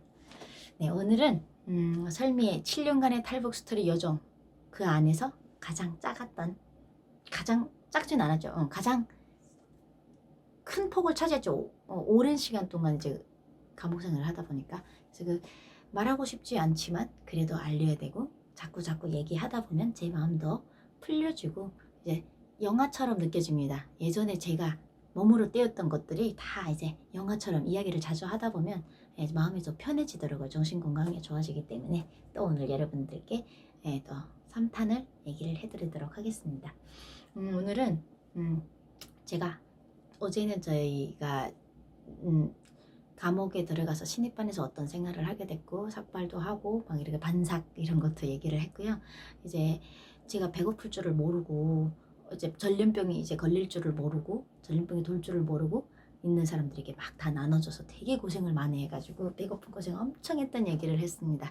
그러면 나의 구세주, 나의 엄마, 네, 나의 어머니가 저에게 이제 결국에는 4개월 후에 면회를 오게 됐고요. 저는 4개월쯤 됐을 때 제 상황이 어땠었냐면요. 아, 여기가 내가 이제부터 살아나가야 될, 외면하지 않고 맞서 나가야 될 교도소구나, 교화소는 곧 나의 집이구나. 이거를 외면하거나 힘들긴 당연히 힘들죠. 이거를 외면하는 순간 나는 무너지겠구나. 이래서 교도소가 집같이 느껴질 만큼 주위에 가족 같은 사람들도 생겨나기 시작했고요. 배는 고팠지만 나름 같은 범죄를 저질렀던, 예, 이렇게 범죄가 큰 건 아니에요. 한국으로 말하면 별거 큰 건데 북한에서는, 예, 이건 역적죄죠. 두만강을 몰래 넘어서 이제 중국 가서 살던 분들이랑 같이 마음의 소리를 하게 됐고요. 배는 좀 고프더라도 저는 또 이제 신입반, 그 무섭고 어려운 신입반을 이겨내고, 네, 그 뭐지, 열병에서도 이겨내고, 그렇게 하고 저는 제 본반으로 들어가게 됐습니다. 제 본반은 뭐 일단 구체적으로 제가 이제 교화소의 반에 대해서 다 얘기를 해줘도 여러분들께서 잘 못 알아들으실 것 같아서 그냥 제가 있던 반이 있었는데, 제 반이 하는 일은요, 이제 나무 찍는 일을 하는 거예요. 나무를, 그러니까 북한에서는, 여기서는 이제 밥을 할 때요, 교화소나 그리고 교화소 간방이 이렇게 D자형으로 돼서 이제 낮은 집들이에요. 1층 상가 비슷하게 이렇게 생겼는데, 불을 떼서 겨울에는 이제 덮여서, 방을 덮여서 이제 죄인들이 그 안에 들어가서 자는 거예요. 그래서 불당번이라는 사람이 나와서 불을 떼고, 또 불 뗀 다음에 또 선생님이 또 다시 감옥 안에 넣어주고, 이런 방식이에요. 그러면 밥을 할 때는 이렇게 큰 통나무들을 큰 로에다가 불이 24시간 정도 이제 꺼지지가 않아요. 거기다 계속 나무를 넣으면요, 그 밥을 어떻게 하냐면, 이마 큰 로가 있어요. 밥을 찐 로. 그러면 쌀과 그리고 뭐 여러 가지 이제 밥을 할 때 들어가는 콩 같은 거, 이런 것들을 섞어서 밥을 막 손으로 버무려 가지고, 그래가지고 철통이 이렇게 네모난 철통이 있는데, 한 통에 한 10kg 정도씩 들어간다고 보시면 돼요. 물로 쌀을 다 씻은 다음에. 근데 솔직히 쌀을 안 씻었어요. 저희는 한 번도 씻어본 적이 없어요. 왜냐면 쌀을 씻으면 옥수수가 들어오면 그거를 기계에다 넣어서 옥수수를 다 분해를 해쳐요. 근데 그 옥수수를 분해를 하면 거기서 가루가 나오잖아요. 근데 물에다 씻으면 그 가루가 빠지면 죄인들에게 돌아가는 밥이 더 작아진단 말이에요. 원래 작은데. 그래서 쌀을 그냥 바닥에서 막 구르던 그 쌀을 그대로 가지다가 이제 그 로 판, 10kg 들어가는 판 위에다 넣고, 옥수수 넣고, 옥수수 째긴 거 넣고, 콩알 좀 넣고, 콩알이 한 20% 정도, 이제 한 30% 원래 넣어야 되는 걸로 알고 있는데 20% 정도 들어오는데, 거기서도 또 이제 선생님들 띄워먹고 뭐 이것저것 간부들이 또 이제 콩이 돈이 되니까 이제 띄워먹고 나면 한 10% 정도 콩이 들어가고요. 거기에 가장 중요하게 포인트, 한 70% 정도가 들어가는 게 뭐냐면, 이게 사료에 들어가는 그 겨 있잖아요. 밀겨 같은 그런 겨가 들어가요. 근데 그게 사료로 중국에서 나오는 것 같아요. 중국말로 이제 사료라고 썼는데, 그거를 가져다가 그거를 막 섞어가지고 옥수수랑 콩이랑 막 섞어서 막 부비부비 막 이렇게 해서 물을 자박자박하게 물을 채워서 그 이제 로에다가 딱 넣으면요, 뭐 이제 로를 뜯는 시간이 한 2시간인지 제 기억에는, 이렇게 정확히 안 나는데 한 2시간 정도 있으면 밥이 다 익어요. 그럼 익은 다음에 롤을 따요. 롤을 이렇게 다 수동으로, 여자들이 그 뜨거운 로가 항상 24시간 불이 펴 있다 보니까 그 뜨거운 로에 문을 열 때는요, 이 얼굴이 그냥 땀 범벅이에요. 그리고 그냥 맨손으로 못해요. 장갑 뚜껑 거 끼고 뜨거운 로 문을 열고 거기서 꺼내서, 네, 밥을 푸고, 밥을 넣을 때, 쌀을 넣을 때는 그 위에다 쌀을 막 씻고, 이렇게 물 씻지는 않아요. 무조건 안 씻고 막 물로만 그냥 대충 버무려 가지고 로에다가 딱 넣고요.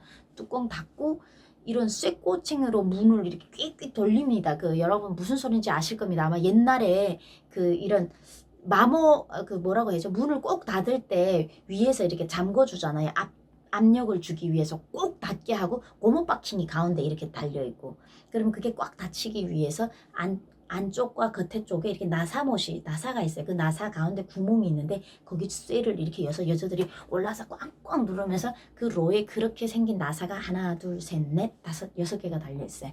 그러면 거기다 밥을 넣어서 이제 밥을 익혀서 이제 먹는 그런 시스템이죠. 근데 제가 교도소에 있던 반은 그 밥을 하는 그 불을 떼는 보일러, 그게가 24시간, 결국에는 하루도 쉬면 안 돼. 거기 불이 꺼지면 우리는 밥을 굶는 거예요. 거기 나무를 보정하는 일을, 저희 이제가 들어간 반이 그런 일을 했어요. 그거를 하목반이라고 해요. 나무를 하기도 하고요. 가끔씩 밥 하는데 동원되기도 하고요. 그래서 저도 밥 하는데 몇 번 동원이 돼서 밥도 찍고 그랬어요. 밥을 찍어서 줘요. 밥을요 원래 우리는 그릇에다 이렇게 퍼서 주는데 퍼서 옛날에 줬대요. 근데 밥을 퍼서 주니까 죄인들끼리 한 방에 70명에서 100명씩 있다 보니까 싸움이 벌어지는 거예요. 어떤 사람한테는 콩알이 똑같이 갈 수는 없잖아요. 사람이 푸는 거라. 뭐 어디는 더 많이 갈 수 있고 어디는 작게 갈 수 있고 이렇게 해서 막 너무 싸움이 일어나가지고 아예 밥을요 이렇게 길이가 한 요 정도 되고요.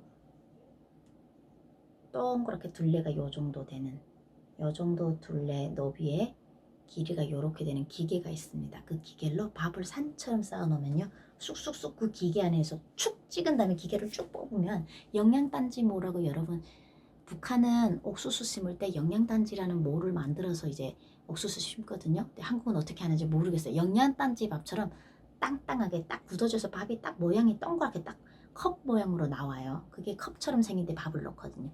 그렇게 해야 싸우지 않는다. 그렇게 주는 거예요. 얼마나 열악한가 보세요. 그래서 밥을 교도소에서 한 그릇, 두 그릇 교과서에서 그렇게 얘기를 안 하고요. 한 알, 두 알이라고 얘기합니다. 밥이 이렇게 한 알처럼 딱 생겨서 한 알, 두 알 이렇게 얘기를 하죠. 그러니까 그런 데에서 제가 일을 하다 보니까 산에 많이 올라갔죠. 산에 올라가서 지금 하라면 할지 모르겠는데 한 15cm 정도 되는 도끼 너비 요만하게 15cm 여기 한 7cm 정도 네 이렇게 7cm 이렇게 15cm 정도 되는 손도끼를 시퍼렇게 갈아요. 매일 손도끼를 갈아요. 왜 갈아야 되냐면 공구가 좋아야 내가 뭐 힘이 덜 들잖아요. 그래서 막 이렇게 짬만 쉬라고 하면 계속 갑니다. 갈아갖고 주머니 뒤에다 끼고 산에 올라갑니다. 산에 올라갈 때는 한 40명 정도 올라가는데 3명 정도의 이제 교관들이 실탄을 메고 따라와요. 그러니까 담당 선생님을 교도관이라고 하잖아요. 교도관 뒤에 초병이라고 있어요. 대한민국에 오니까 경찰분들 중에 의병이라고 해요. 그 경찰인데 군 복무제처럼 취급을 해주는 거 있잖아요. 기동대라고 하는데 있는 분들이요. 경찰 기동대에 있는 그 분들처럼 그런 게 북한 경찰에도 있어요. 보안원 안에도 보안서에도 그 군 복무 북한에 10년이잖아요. 그럼 10년 동안 군에 안 나가고 경찰을 도모하는 기동대 같은 게 있거든요. 걔들이 저희가 여자 교도소에 1200명 중에 여자가 있는데 그리고 남자는 3000명 정도가 있었어요. 전거리 교화소가 3과와 5과로 나뉘는데 3과가 여자고요. 5과가 남자예요. 그래서 3과하고 5과 통틀어서 4200명에서 4500명 정도를 왔다 갔다 하고요. 남자 범죄자가 많을 때는 5000명까지도 간다고 해요. 그 한 4000명 정도를 몇 명이 지키냐면 400명이 지킵니다. 400명 정도의 이제 병사들이죠. 한마디로 군인이나 같습니다. 걔들이. 근데 이 옷은 군복이 아니고요. 경찰들이 입는 그러니까 경찰 기동대 옷을 입어요. 그래서 그게 보안원복이라고 하는 걸 입거든요. 근데 그런 애들이 뒤에서 실탄 2개 걔들은 자동보총 같은 거를 메고 2명이 따라오고요. 그리고 저희 선생님은 소총, 권총을 뒤에 차고 이제 따라옵니다. 그럼 산에 풀어놨기 때문에 이제 선생님들이 이렇게 뜨문뜨문 서서 이제 우리를 감시하는 거죠. 도망갈까봐. 그 위로 올라가면 나무를 찍는데 2시간 동안 아침에 산에까지 올라가는 게 한 2시간 반 정도 걸려요. 저 한국 와서 한라산도 가봤거든요. 그게 무슨 산입니까? 그런 건 산이라고 하면 안 돼요. 뭐 들판길이더라고요. 얼마나 잘 닦이고 정상까지 한국 쫙 길이 얼마나 잘 닦였습니까? 북한은요 길이 없어요. 특히 교화서 우리 가는 데는 그냥 나무 잡고 뭐 길도 아닌데 막 가요. 그냥 이렇게 가가지고 나무를 직경이 30 정도 너무 약한 나무는 못 찍게 해요. 직경이 30 정도 되는 나무를 5대를 찍는 게 하루 징벌과제예요. 도끼로 손도끼 하나로. 그래서 그 30cm 직경이 30cm짜리 나무 한 통을 찍으려면요 어떻게 찍어야 되냐면 도끼로 밑단을 친 다음에요 30cm 정도 올라가서 위에를 찍어야 돼요. 서로 이렇게 찍어야 돼요. 이렇게 찍어야 도끼가 들어갈 수가 있어요. 나무가 서로 깎여서 나가다가 마지막에 끊어집니다. 모르고 한 대만 계속 나무를 자르겠다고 치잖아요. 도끼가 들어갔다가 안 나와요. 나무 무게가 있기 때문에. 그리고 가장 또 중요한 것은 그거를 하면서 나무를 찍을 때 주의를 해야 되는 게 나무 방향이요. 산이라는 게 평평하지 않잖아요. 이렇게 된 산에 사선으로 된 데 나무가 이렇게 심어져 있으니까 나무가 어느 방향으로 지금 누워져 있는가를 봐야 돼요. 나무가 누워있는, 나무가지 잎사귀가 많이 달려있는 쪽으로 찍다가 나무 넘어지면 제가 죽지 않아요. 큰 나무니까 상하거나. 그래서 뒤편에 가서 찍어야 되고요. 뒤에 사람이 없는지 잘 확인을 해야 되고 여러 가지 기술이 필요합니다. 근데 그거를 그냥 금방 하루면 깨우칩니다. 가서 그냥. 그래서 도끼로 한 5대를 찍어내면 찍는 걸로 끝나는 게 아니고요. 그 5대 옆에 가지가 붙은 거를 100% 도끼로 다 찍어내야 되고요. 제일 꼭대기 나무 길이가 있잖아요. 쓸만한 나무까지 또 잘라야 돼요. 나무가지 그냥 밑둥만 잘라서 되는 게 아니에요. 그러면 이렇게 화목이 되는 겁니다. 나무가 딱 잘라있는. 그리고 촉살이라는 쇠꼬쟁이를 도끼로 빵빵빵 박은 후에 그 위에다가 이제 천으로 있잖아요. 그 다 개인이 준비를 해야 돼요. 교도소에서 나오는 도구가 없고요. 자기가 입다 버린 옷이나 이런 것들을 바 같은 거를 만들어요. 서로 바느질을 해가지고요. 이렇게 요만하게 이어갖고 든든하게 만들어가지고 그 쇠촉살에다가 이제 박아서 이렇게 밀고 다니면서 그 나무를 2시간 정도, 2시간 반 정도 끌고 교화소까지 끌고 오는 게 징벌가지예요. 그래서 제가 그거를 한 거죠. 산 위에 올라가서. 그래서 처음에는 죽겠더라고요. 너무 힘들어서 산에 올라갈 때 벌써 기진맥진 했는데 나무 5대 찍으려면요. 이 배에 힘이 없으면 나무 못 찍어요. 그래서 나무 찍을 때는요.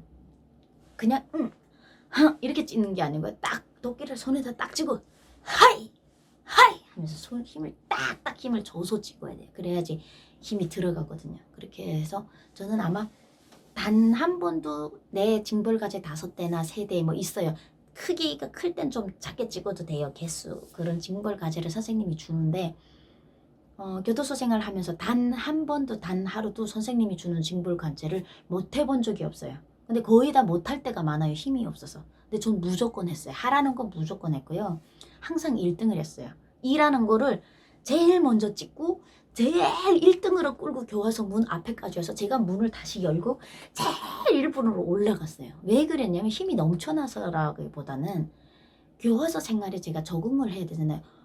불편하다고 계속 불편을 느끼면 거기서 일어나지 못하고 제가 죽어갈 수도 있다는 생각이 들더라고요. 그래서 여기서도 내가 삶과 희열을 느끼려면 성취감을 가져야 되겠다. 징벌가제지만 내가 돈 버는 것도 아니지만 뭔가 이렇게 40명이 산에 올라간 중에서 제가 제일 먼저 해놓고 그리고 제일 굵은 나무를 제가 찍어요. 그러면 선생님이 잘했다고 칭찬을 해주거든요. 근데 굵은 나무 찍으면 제가 개고생이에요. 직경 20cm랑 직격 30cm의 차이는 엄청납니다. 그 엄청난 차이를 무게가요. 몇백 킬로 무게가 나가요. 그 나무 무게가. 그거를 칭찬받으려고 찍었고요. 제일 1번으로 올라와서 누구보다 먼저 내가 10분 15분 먼저 올라와서 탁 쉬면서 1등을 하고 성취감을 막 느끼는데 만족을 하면서 긴 시간을 버텨낸 것 같습니다.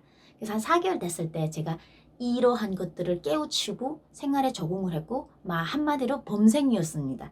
교도소에서 선생님들 하라는 거 다 하고 그 이상으로 하고 이제 막 범생으로 살다가 딱 4개월이 돼서 전염병이 100% 다 없어지고 사민들이 면회를 들어오기 시작해서 저는 첫 면회를 나가게 됐죠.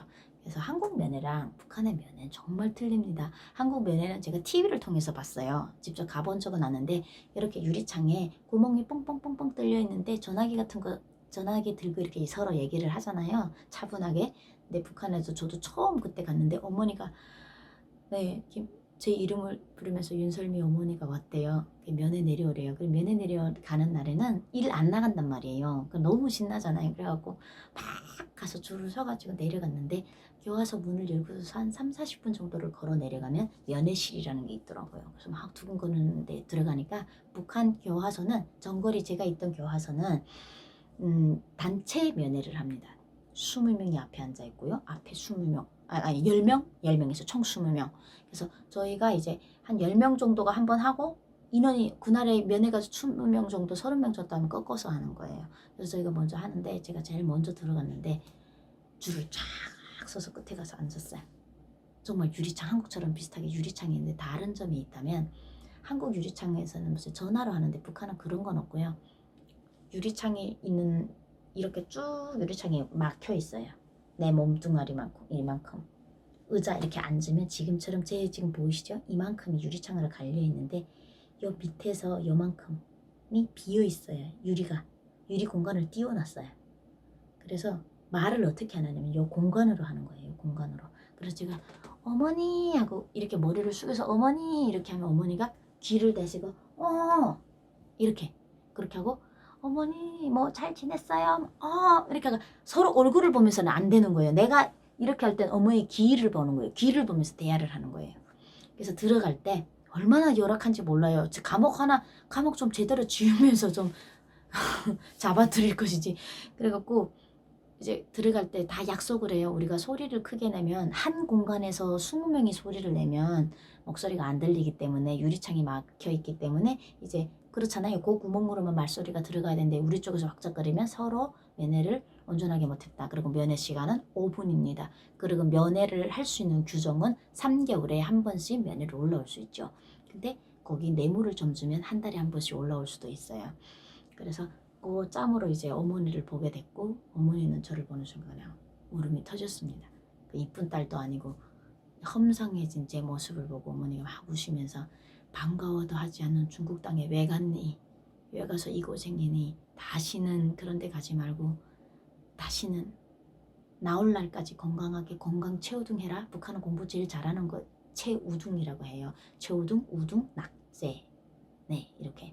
그래서 어머니가 제일 1등급 공부 잘하는 게 최우등이에요. 그래서 건강 최우등하고 오라. 그러니까 교과서를 대학교라고 해요. 인간 대학이다. 이래서 대학에서 제일 높은 점수, 한국어로 말하면 A+ 맞고 나오라 이겁니다. 그게 북한은 최우등. 최우등을 하고 나오라고 하면서 어머니가 막 우시면서 그 짬으로 이렇게 대화를 한 거예요. 그래서 어머니하고 그 시간이 전 목이 다셨어요. 너 들어갈 때는 우리 10명이 말을 하지 말자라고 말을 조근조근하게 할수록 잘 들린다고 했는데 서로 언성을 안 들리면 언성 높이고 하다 보니 저쪽에서 언성 높이고 뭐라고 해요? 샌미대야! 엄마 여기 휴지도 없어요! 뭐가 없다고 해! 막 이러면서 하는 거예요. 하고 나면 목에 막 피가 터질 것 같은 거예요. 너무 목이 아파갖고 5분이니까 왜네 그만! 막 울어요.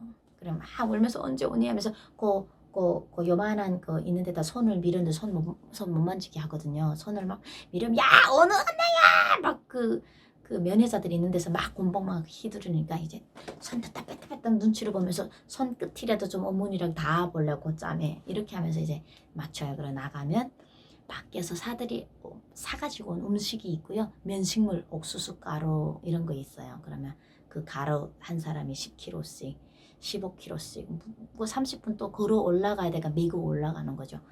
밥을 먹는데 세상에 꿀맛입니다. 제가 생콩이 그렇게 맛있다고 했잖아요. 생콩도 저쪽 가랍니다. 그 배고픈 속에서 세상에 흰쌀밥에 어머니가 토끼곰을 해오신 거예요. 토끼도 보양식인 거 아시죠? 토끼를 이제 토끼를 쪄가지고 오셨고 밥도 찰밥을 해오셨고 막 아직도 기억나는데 오이 무침이 그렇게 아삭아삭하고 맛있고 돼지고기 볶아왔는데 막 기가 막힌 거예요. 막 코로 들어가는지 입으로 들어가는지 모르는 거예요. 그날에 이제 면식 한번 갔다 오잖아요. 10명 정도 20명 정도 내려갔다 오면 그 사람도 한 3일 알아요. 설사예요. 왜냐면 이제 평상시 안 먹던 기름이나 고춧가루 같은 거를 먹으면 배에서 아주 전쟁이 일어나는 거죠. 그래서 힘들게 그런 면회를 올라갔다가 이제 올라올 때는요. 어머니가 준 밥이나 떡 같은 게 좀 많이 사온단 말이에요. 다들. 그럼 그거를 가지고 올라와서 사람들에게 막 나눠주고 싶지만 혼자서 한 방에 70명에서 100명 정도가 있는데 그 사람들을 어떻게 다 먹여요. 다 못 먹이는 상황이라 아예 못 들여가게 해요. 사유 음식을. 그런데 이제 반장들이 내려갈 때는요. 야 음식 좀 갖고 오라 이렇게 해요. 그것도 꼭 가지고 가야 돼요. 그러다 보니까 이것도 숨기는 게 또 별난 작전이 다 있습니다. 여러분. 잘 숨겨요. 여자들 좀 숨길 때 많잖아요. 네, 비닐봉지다 싸서 다 숨겨가지고 올라와요. 그 짬에도. 그래 오면 저녁이 되면 딱 들어오면 제가 이제 일하고 사람들은 갔다고 저는 면회를 하고 올라왔잖아요. 막 기분이 막 날 것 같은 거예요. 정말 면회만 있으면 그때 당시는 면회만 오면 교도소 생활 하겠더라고요. 뭐 그래갖고 있으면 저녁에 사람들 다 잘 때 지침 하면 딱 눕죠. 그러면 선생님 없고 반장이 그 다음에는 선생님들 다 퇴근했으니까 그럼 반장이 이거거든요. 그래서 반장이 야 설미야 일로 와. 뭐 숨겨가지고 왔어요. 나 고추장밖에 못 숨겨왔으니까 아 그건 대신 막 이러면서 공짜로 먹는 거니까 그래 막 앉아서 먹으면요 한 방에 100명이요 다 막 잠을 못 자요. 그 마늘이나 고추 같은 거를 평상시에 한 번도 먹어보지 못한 그 감옥 안에는 그 고추장 같은 거 조그만 냄새 나잖아요. 그걸 다 맡아요. 막 너무 먹고 싶어서 막 그러는 거예요. 너무 미안한 거예요. 저도 막 차라리 그 냄새라도 안 맡으면 좋겠는데 그 사람들 맡는 사람들은 지옥이 따로 없어요. 너무 배가 고파서 배 안이 그냥 완전 막 밤에 잠을 못 잤어요. 너무 먹고 싶어서 그 고추장 한 조각 먹고 싶어서. 그때 제 최고의 소원이 뭐였었냐면요. 나는 목숨을 걸고 이제 이 생활을 하잖아요. 만약에 내가 이 생활을 이겨서 생존율 뭐 40%에 속해서 50%에 속해서 내가 살아서 나간다. 난 만약에 살아서 나가면 모든 욕심 다 버리고 흰쌀밥에 고추장만 찍어 먹으면 행복하게 살 거다. 나 그거에 더 이상 욕심을 안 부리겠다고 맹세를 했어요. 그래서 저는 힘들 때마다 지금도요 너무 힘들고 속상한 일이 많잖아요. 한국 와서 사는 거 만만치가 않아요. 그런 일이 있을 때 흰쌀밥에 고추장을 찍어 먹어요. 그때 그 이상의 욕심 때문에 내가 더 이상의 욕심 때문에 내가 힘들게 사는 것 같아서 그거를 먹으면요 처음엔 좀 못 깼던 게 좀 못 먹겠어요. 고추장에 그러니까 아예 일단 많이는 못 먹겠더라고. 한 두세 술 먹으면요 또 그때 생각이 나면서 그냥 그것 때문에 하는 거지. 그러니까 내가 이거 먹고 싶어서라기보다는 그때 내가 정말 그 목숨을 건 사투 속에서 내가 살아만 있다는 것에 감사하고 얘 살아야지 아무 욕심 부리지 말아야지라던 생각이 나서 고추장이 최고거든요 거기는. 그래서 그런 고추장을 사람들에게 다 대접하지도 못하는 것도 너무너무 가슴도 아프고 그러면서도 또 어쩌겠어요. 또 반장이 최고인데 반장 눈에 걸리면 교화생활 못해요. 왕따 당해서 죽어요 그냥. 그래서 반장이 해오라니까 어쩔 수 없이 이제 면회 갔다가는 이렇게 올려오면서 매달 어머니가 면회를 오셨던 거예요. 그래서 그 면회를 받으면서 정말 그간에 엄청난 일들이 많이 있었습니다. 그런 일들을 다 겪어내면서 설미는 정말 지혜롭게 견뎌냈습니다. 거기서 사람만 있으면 돼요. 어떤 상황에도 못 살 상황은 없습니다. 교화소요? 교화소도 교화소 법이 있습니다. 그 법을 지키면 살 수가 있고요. 살고자 하면 꼭 살 일이 생기더라고요. 그래서 설미가 어려운 그 5년을 버텨내고 또 출소를 하게 됐죠. 제2의 인생을 산다고 해야 되나요? 교화소에서 출소하는 날 잊지 못할 그 스토리 여러분들께 다음 시간 공개하도록 하겠습니다. 오늘 하루도 편한 밤 즐거운 밤 되십시오. 욕심 없는 하루 행복합니다. 여러분 사랑합니다. 여러분 안녕하세요. 여러분들의 비타민 윤설미입니다. 설미의 옥중생활 제가 이렇게 잘했죠? 매번 한 번도 아직도 제가 자랑스러운 게 꾀병 한 번 부리지 않고 교화소에서 모든 일을 제일 먼저 1등으로 해줬고 나이가 젊어서 그런가 봅니다. 제가 교화소에서 범생으로 이제 생활을 할 때 옆에 있는 이제 같은 이제 저희 동료분들께서 뭐라고 했냐면요. 죄도 젊어서 줘야 되겠구나. 젊어서 고생 금주고 못 산다고 그러더니 너보고 하는 소리다. 이렇게 얘기를 하셨어요. 너 앞으로 만약에 살아나가면 정말 잘 살 거라고. 너 여기서 살았는데 거기 나가서 못 살 수가 없다고 막 그러시면서 젊어서 고생이 정말 덕이 되는 것 같습니다. 제가 지금 한국 와서 제 나이 또래 친구들하고 제가 생활력을 따져봤을 때 하지만 앞으로 잘 살 수가 있어서 교화소 한번 가라면 절대 안 갈 겁니다. 금수저 안 사죠. 못 사죠. 못 사지만 절대 안 간다는 거죠. 근데 그것도 운명이라 상황이라 이제 갔던 건데 그렇게 지혜롭게 저는 했고요. 마치는 날이면 우리가 이제 저는 만기로 퇴소를 했는데 저만 만기로 온 게 아니고요.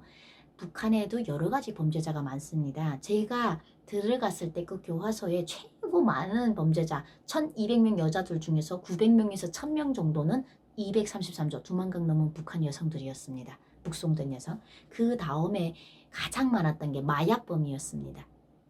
삥두라는 마약을 중국에다가 팔다가 아니면 국내에서 매매를 하다가 잡힌 사람들, 큰 사람들은 없고요. 다 심부름하다가 잡힌 사람들. 그 다음에 많았던 게 사기범 마약범이었습니다. 여자들 사기범들이 있었고요. 사기범과 마약이 가장 많았던 것 같습니다. 우리 233조 비법 원령자 내놓고요. 그 외에 살인자 같은 거는 극히 이제 많지는 않을 거예요. 살인자는 한 개 합급이 한 명 정도?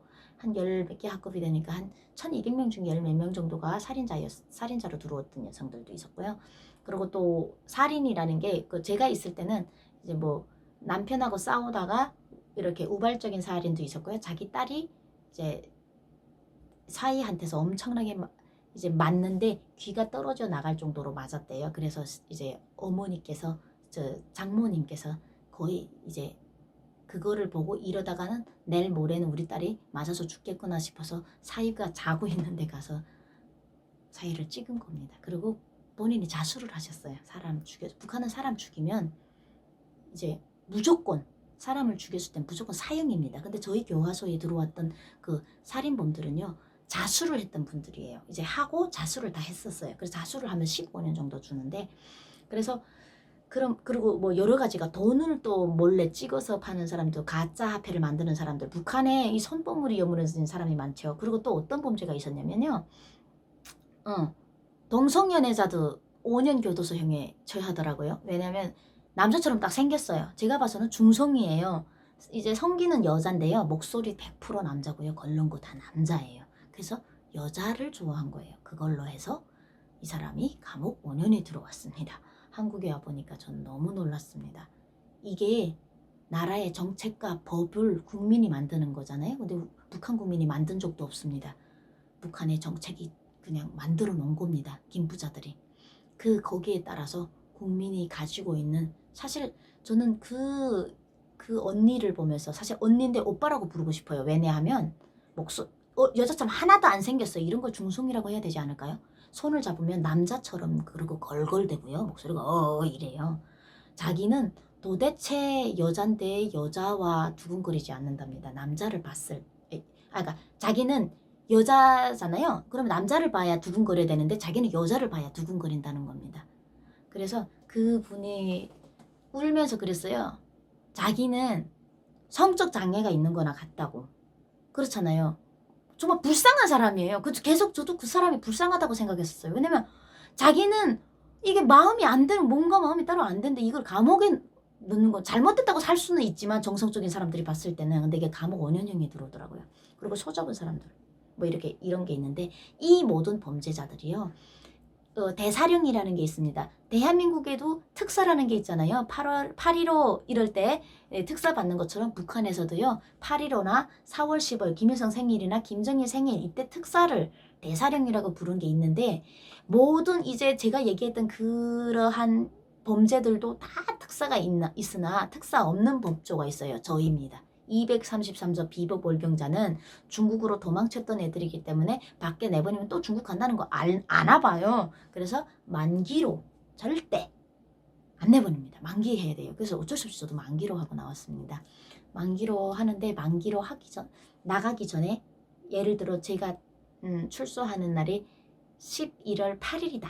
8일이 11월 8일이 제가 출소하는 날이다이면 11월 1일 날까지 일하고요. 1일부터는 쉽니다. 일주일간을 만기반이라는 반에다가 넣어놓는데요.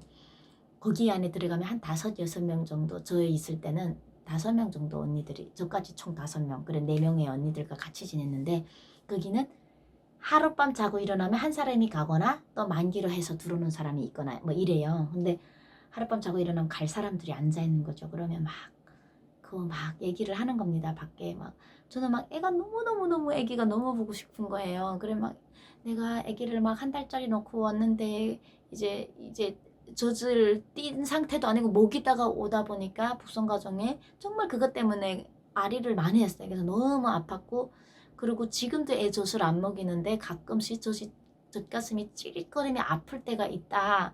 왜 여기가 찢어지게, 애 생각하면 여기가 왜 이 젖줄기가 아파오냐 이러면 이제 언니들이 애가 아픈가 보다 이러는 거예요. 아무리 멀리 있어도 애가 힘들거나 이러면 엄마가 느낀다는 거예요. 갑자기 일을 하다가요, 심장이 얘가 뜨끈뜨끈해지면 떡 먹는 것 같이, 이 젖줄기라는 거 아시죠? 여성들은 아는데 젖줄기가 막 짜릿해지면 가슴에 숨이 안 넘어가지게 아플 때가 있는데, 그때마다 자식이 눈앞에서 왔다 갔다 해요.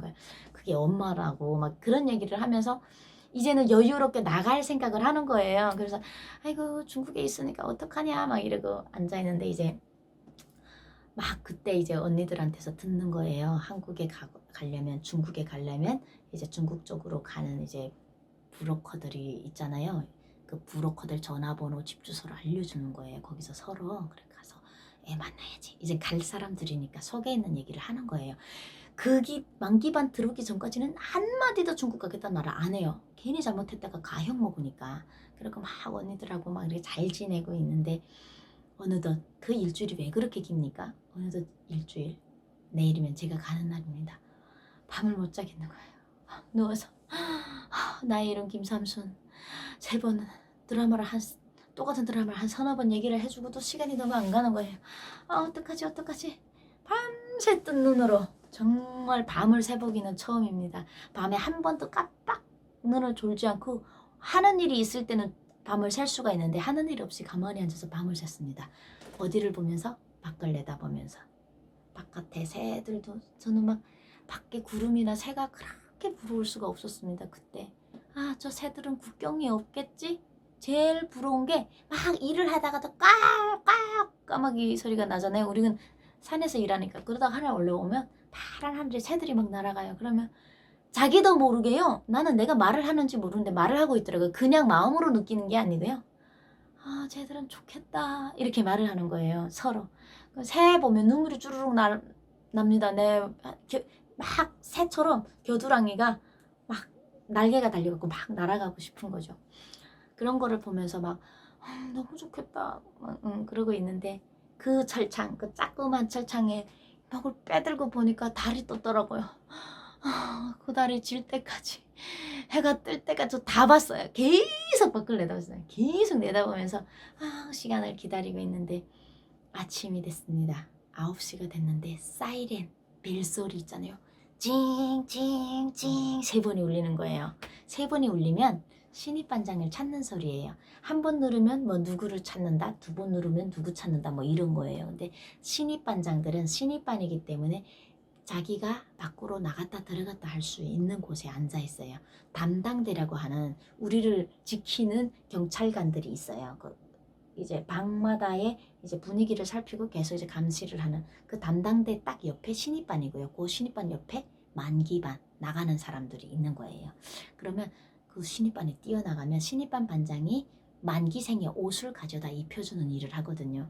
그래서 신입반 반장이 문도 열어줘야 되고요. 반장이 나가는 거예요. 설미야 너 나가는 것 같다. 너 찾는 거야 막 이러면서 서로 막 손잡고 언니 살아서 꼭 만나자. 살다 보면 만날 때 있겠지 이랬거든요. 근데 지금 여기서 전거리 모임이 있습니다. 약 30명이 넘습니다. 그때 그 감옥에서 살아난 우리 투사들입니다. 그래갖고 목을 내밀고 그때 한국 가자고 약속도 안 했는데 어떻게 다 만났어요. 산 사람들은 다 만나는 것 같습니다. 목을 막 빼들고 거기를 막 이렇게 보는데 정말 진보딸이 이만한 거를 메고 오는 거예요. 그래서 들어와서 언니 내 옷 가지고 것 같아. 언니 옷 가지고 것 같아. 막 울고 막 그 밖 안에서 입던 옷은 못 입으니까 그걸 가지고 있는데 신입아저 투벅투벅 오는 거예요.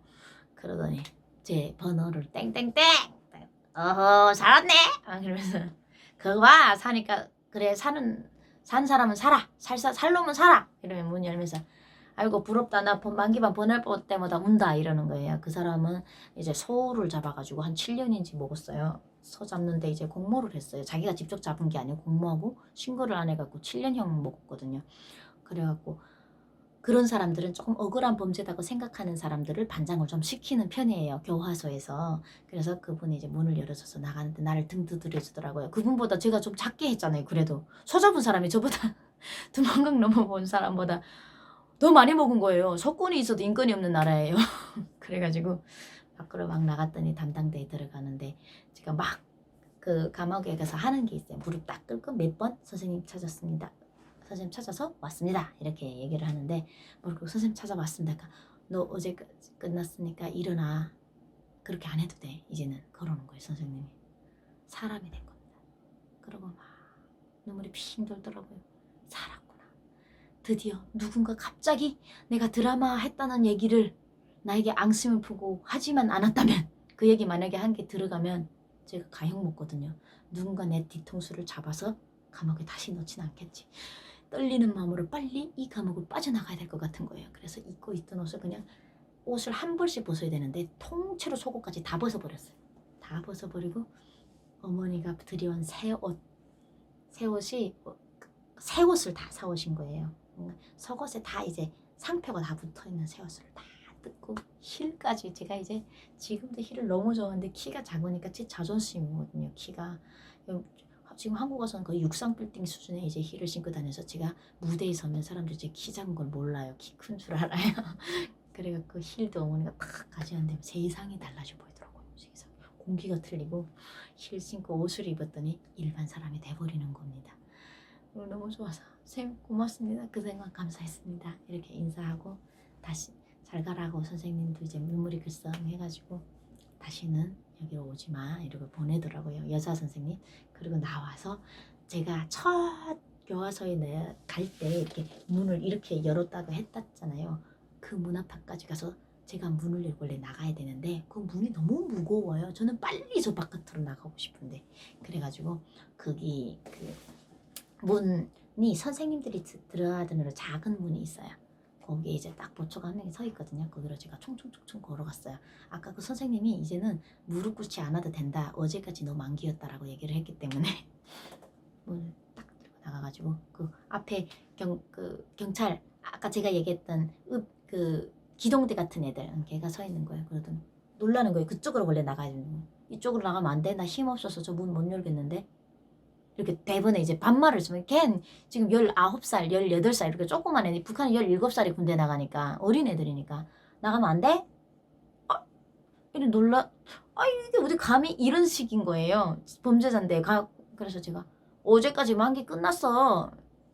해보고 싶은 거고 너무 그러니까 내보다 더 어린 애들한테 막 수모당하고 맞고 이러던 게 있어가지고 한번 해보고 싶은 거. 어제까지 만기 끝났어.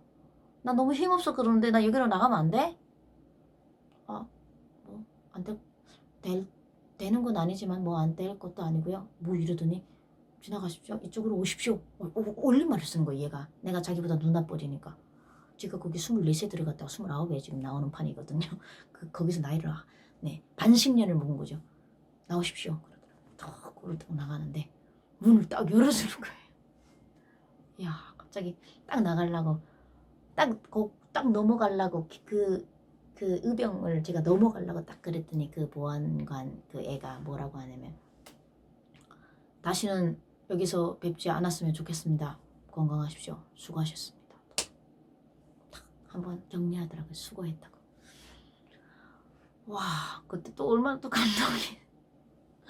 야 내가 결국 사람이 내 짐승인 줄 알았는데 거기 들어가면 넌 짐승이다 이렇게 교육을 하거든요. 절대로 선생님 얼굴을 더 보면 안 되고 하늘도 보면 안 되는 게 원래 규칙이에요. 근데 뭐 살다 보면 하늘 보게 되죠. 근데 저 사람 대접 해주더라고요. 나 살았구나. 정말 힘들게 그날을 잊을 수가 없습니다. 눈이 한방눈이 펑펑 내렸던 그날. 너무너무 잊을 수가 없는 그날입니다.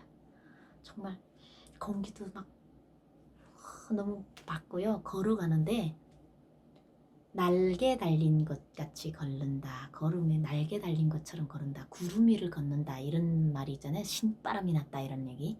이거요. 교도소 출소할 때 신바람 났다 얘기를 해야 돼요. 평상시 아무리 기분 좋은 일이 있어도요. 발이 땅에 닿는데 발이 닿는 느낌을 못 느끼고 걸었어요. 제가 너무 좋아서 날아가더라고요. 몸이 막 날아가는 거예요.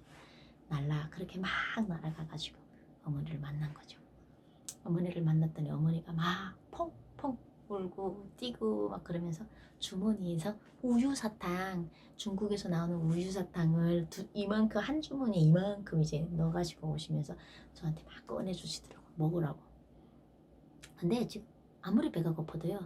먹는 거 중요치 않더라고요. 나가니까 그 자유, 공기 내가 뭔가 여기서 이제 나왔다는 이 자유에서 구속되지 않고 지금 자유를 누리는 그것도 큰 자유니까 그게 그냥 행복한 거더라고요. 이렇게 막 오면 괜찮아 먹는 거 중요치 않아 이러고 막 내려오는데 제가 오는 그까지 내려오려면 30분 정도가 걸려야 밑에 민가까지 내려와요. 그 30분 안에 농사 짓는 농산반 우리 제이스 언니들이 있는데 막 우시는 거예요. 막 저들 너무 부러워가지고 쟤 벌써 설미 벌써 나가는 날이구나. 근데 너무 가슴 아프더라고요. 그분이 언제 나오겠습니까? 그것도 살아야 나오지 아무나 나오는 건 아니니까. 그래갖고 막 주머니에 어머니가 이제 줬던 그 우유사탕을 막 그 농사 일을 그 무슨 밭 정리를 하시더라고요. 그분들한테 막 뿌려줬더니 야 이 경찰관들이 그런 짓 하지 말라고 그러니까 막 와서 주워가고 막 잘 살아 행복해 무조건 행복해야 돼 이 얘기가 아직도 귀에 쟁쟁합니다. 누가 그런 얘기를 했는지 모르겠는데 그냥 이제 나갈 때 막 응원의 목소리가 잘했어 수고했어 무조건 행복해야 돼 무조건 행복해야 돼 라고 얘기를 해주시는 거예요. 거기서 이제 힘을 받고 막 걸어서 내려왔습니다. 그 이후에 딱 내려오니까 제 집이 한경도 나선이잖아요. 거기까지 어머니가 저를 데리고 들어가야 되는데 거기 들어가면 제가 다시는 못 나와요. 한번 중국에 갔다 온 사람이고 일반 사람도 감시가 심한데 저 같은 거는 겹겹이 삼겹에 삼겹 감시라 누구도 믿을 사람이 없고 저를 보는 모든 북한 사람은 저를 다 감시하게 돼 있어요. 그래서 제가 이제 들어가면 딸을 못 보겠는 거예요. 그때 심정이 억장이 떡 막히는 거예요. 엄마가 집에 가지고 손을 끄는데 집에 못 가겠는 거예요. 그렇게 가고 싶은데 집에 못 가겠는 거예요. 그래서 엄마든 이 새끼가 귀하지. 내가 죽을까봐 얼마나 엄마가 나를 다시 못 만날까봐 엄마가 얼마나 그 세월을 힘들게 버텨냈어.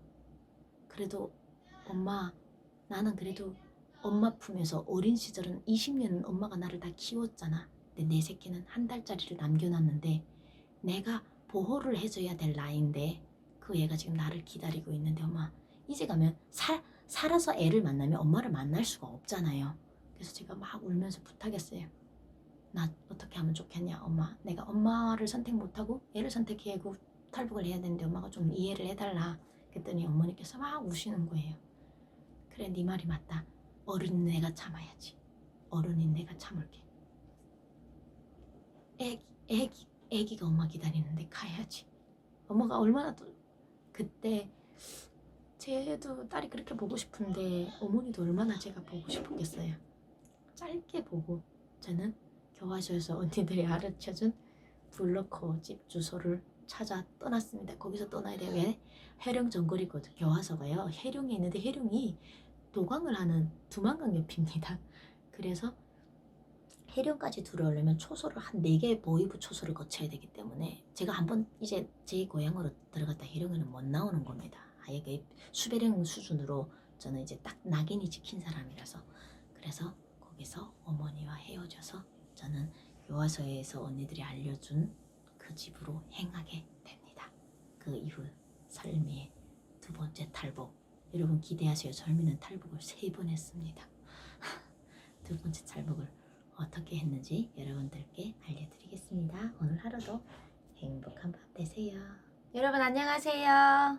여러분들의 비타민 윤서입니다. 네, 오늘 주말 어떻게 잘 보내고 계십니까? 빨리 가죠. 쉬는 시간이 왜 이렇게 빨리 가죠? 내일이면 또 일해야 돼가지고 저도 막 너무 빨리 가서 속상합니다. 저번 스토리에 이어서 이제 제가 만기로 체어둥으로 모범생으로 이제 출소가 돼서 중국으로 2번째 탈북을 하는 스토리로 이어가기 전에 질문들이 되게 여러 가지 질문들이 많으셨어요. 궁금한 게 저는 나름 이제 잘 풀어서 얘기를 한다고 했는데 또 이해가 안 되시는 분들이 있어서 2가지를 먼저 얘기해 드리고 가도록 하겠습니다. 북에 계시는 어머니를 데려올 계획이 있냐? 네, 이건 정말 중요한 문제죠. 그래서 엄마에 대해서 되게 많은 관심을 보여주시는데 너무너무 감사드립니다. 북에 계시는 어머니는 정말 데려오고 싶지만 제가 함부로 결심을 못하는 이유가 있습니다. 탈북은 목숨을 걸어야 됩니다. 저는 목숨을 걸어야 된다는 것 자체도 정확히 잘 모르고 일단은 감옥에는 갔다 와야 된다는 것만 알고 탈북을 했었는데 그 과정에 엄청난 스토리가 이제 애도 낳고 이러다 보니까 목숨을 결국 한 달짜리 애기에게 엄마의 모습을 알려주기 위해서 탈북을 했다면 저희 어머님께서는 연세가 많으신데 제가 탈북을 3번 해서 성공을 했지 않습니까? 3번 다 무조건 실패할 거라는 걸 알았으면 탈북을 안 했을 수도 있습니다. 성공할 거라는 자그마한 시루리 같은 믿음 하나로 제가 젊은 나이부터 이렇게 달려온 게 탈북인데, 나이 많이 드신 어머니에게 그걸 각오하라고 제가 강요하지를 못하겠습니다. 제 스스로가 3번의 탈북 속에서 격지 인간 이하의 취급을 받으면서 겪어서는 안 될 것들을 겪었기 때문에 어머니에게 탈북을 공고할 수가 없습니다. 또한 어머니 자체도 완강하게 목숨을 걸고 갈 거야 이러면 제가 얼마든지 준비는 돼 있습니다. 하지만 어머니 자체도 탈북을 하면서 안 좋은 일이 생기면 서로가 힘들어지잖아요. 그것 때문에 어머님도 탈북을 거절하고 계십니다. 그런 상황이고요. 연락은 잘 되고 있습니다. 신변 때문에 제가 구체적인 얘기는 못해드리는 점 양해 부탁드리겠고요. 또 이제 또 어떤 분의 질문이 있었냐면, 탈북 왔다 갔다 하면 막 단련대 같은 데나 들어왔다가 감옥에 안 간다는데 왜 설미 씨는 감옥에 갔냐고 자꾸 궁금해 하시는데요. 자, 이 이야기를 알려드리려고 합니다. 북한에 원래 조선민주주의 인민공화국 헌법 아래 통행법이 있습니다. 통행법을 위반한 자는 어떻게 한다는 게 국내에서 통행법을 위반했을 때 법만 이미 전에 북한에 나와 있었었고요. 1990년도 중반부터 대량 탈북이 이루어지는데, 그때 해외로 도주하는 자들, 해외로 가는 자들이 다시를 잡아왔을 때, 두만강을 넘었을 때 그때 대처해야 되는 법과 그런 게 없었어요. 그래서 처음에 갔다 오면요, 그냥 단련대 정도로 보냈어요. 그 단련대는 기존에 통행법 위반죄로 가야 되는 법조에 해당한, 그 통행법은 국내 통행법이에요. 자기네나 국민이 외국에 막 도망갈 줄은 몰랐나 봐요. 네, 그래가지고 제가 2009년도에 제가 북송이 되게 되는데요. 이 법이 제가 2006년도에 제가 나온 걸로 알고 있습니다만, 정확한지는 이제 좀 찾아봐야 될 것 같습니다. 제가 지금 좀 배우려고 하고 있는데, 제가 알고 있기는 2006년도부터 여자 교도소가 막 증가를 하면서, 그게 어떻게 생겼냐면 김정일의 방침이 있었다고 합니다. 탈북은 마약과도 같습니다. 탈북은 마약과도 같습니다. 법 규정을 올리세요. 이렇게 해서 탈북자들이 2006년도 전에 중국에서 살다가 잡혀가신 분들은, 우리 이순실 언니 아시죠? 순실 언니는 9번이나 탈북을 했는데 단 한 번도 교화소를 안 갔습니다. 왜? 2006년 전에 탈북을 여러 번 했었습니다. 그때는 단련대 갔다가 몇 달 살다가 나올 때였고요. 설미는 재수가 없이 북한에서 법을 만들어 놨습니다. 비법 월경자 233조가 2006년도에 만들어진 걸로 알고 있습니다. 그러니까 그 전에 만들어졌을 수도 있고요. 2006년도부터 시행이 된 걸로 제가 알고 있습니다. 제가 알고 있는 거고요. 정확하게 제가 만든 법이 아니라 북한은 그런 법 자체도 국민께 공개를 하지 않기 때문에 정확히 모르고 있는 상황이고요. 여기에 대해서는 좀 더 공부를 해서 올릴 텐데, 그 부분, 누구는 똑같은 탈북자인데 누구는 교화소 가고 누구는 단련대를 갔냐 라는 부분에 대해서는 김정일의 말씀 방침이라고 얘기를 합니다. 북한에서. 그러니까 김정일 방침에 의해서 법이 새로 만들어져서 설미는 2009년도에 그 법에 따라서 갔던 거죠. 지금 잡혀나가시는 분들도 100% 교화소에 가야 됩니다. 그런데 지금의 중국에 넘어왔었다가 다시 북한에 넘어갔는데 교화소 안 가고 단련대 가는 사람들이 있습니다. 단련대는 교화소랑 좀 다른, 많이 차원이 다른 곳인데요. 그 단련대로 가시는 분들은 중국에 넘어와서 한 달이 안 됐다거나 작은 시간, 1년도 안 되고 반년 정도 이렇게 하다가 가신 분들에 대해서는 중국에 오래 살았느냐, 얼마 살았느냐, 조선족의 애를 낳느냐, 한족의 애를 낳느냐에 따라서 법이 미세하게 이제 징벌, 제가 받는, 그러니까 선고를 받는 연도가 1년에서 5년까지 있는데, 저 같은 경우에는 중국에서 2년 이상 살았고요. 그리고 중국 한족의 애를 낳았기 때문에 만땅크로 받은 겁니다. 네, 그래서 이 부분에 대해서는 제가 아는 것이 이것이 전부입니다. 네, 그래서 언제 탈북을 했고 언제 북송이 됐느냐, 그 연도에 따라서 감옥에 갔던, 교화소에 갔던 사람과 단련대에 갔던 사람으로 나뉜다는 것을 알려드리는 바입니다. 네, 이어서 제 스토리를 또 이제 이어서 얘기를 하도록 하겠습니다. 또 이제 댓글에 이런 것도 있더라고요. 설미 씨 얘기를 유튜브를 북한에서 본다면 만기반 학생들을 한 반에다 넣지 않겠네요 라는 댓글이 있었는데요.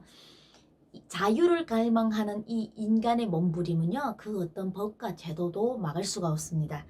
김일성 독재자들, 김일성 족속이라고 하는 우리 김기선 여사님의 그 고유한 언어죠.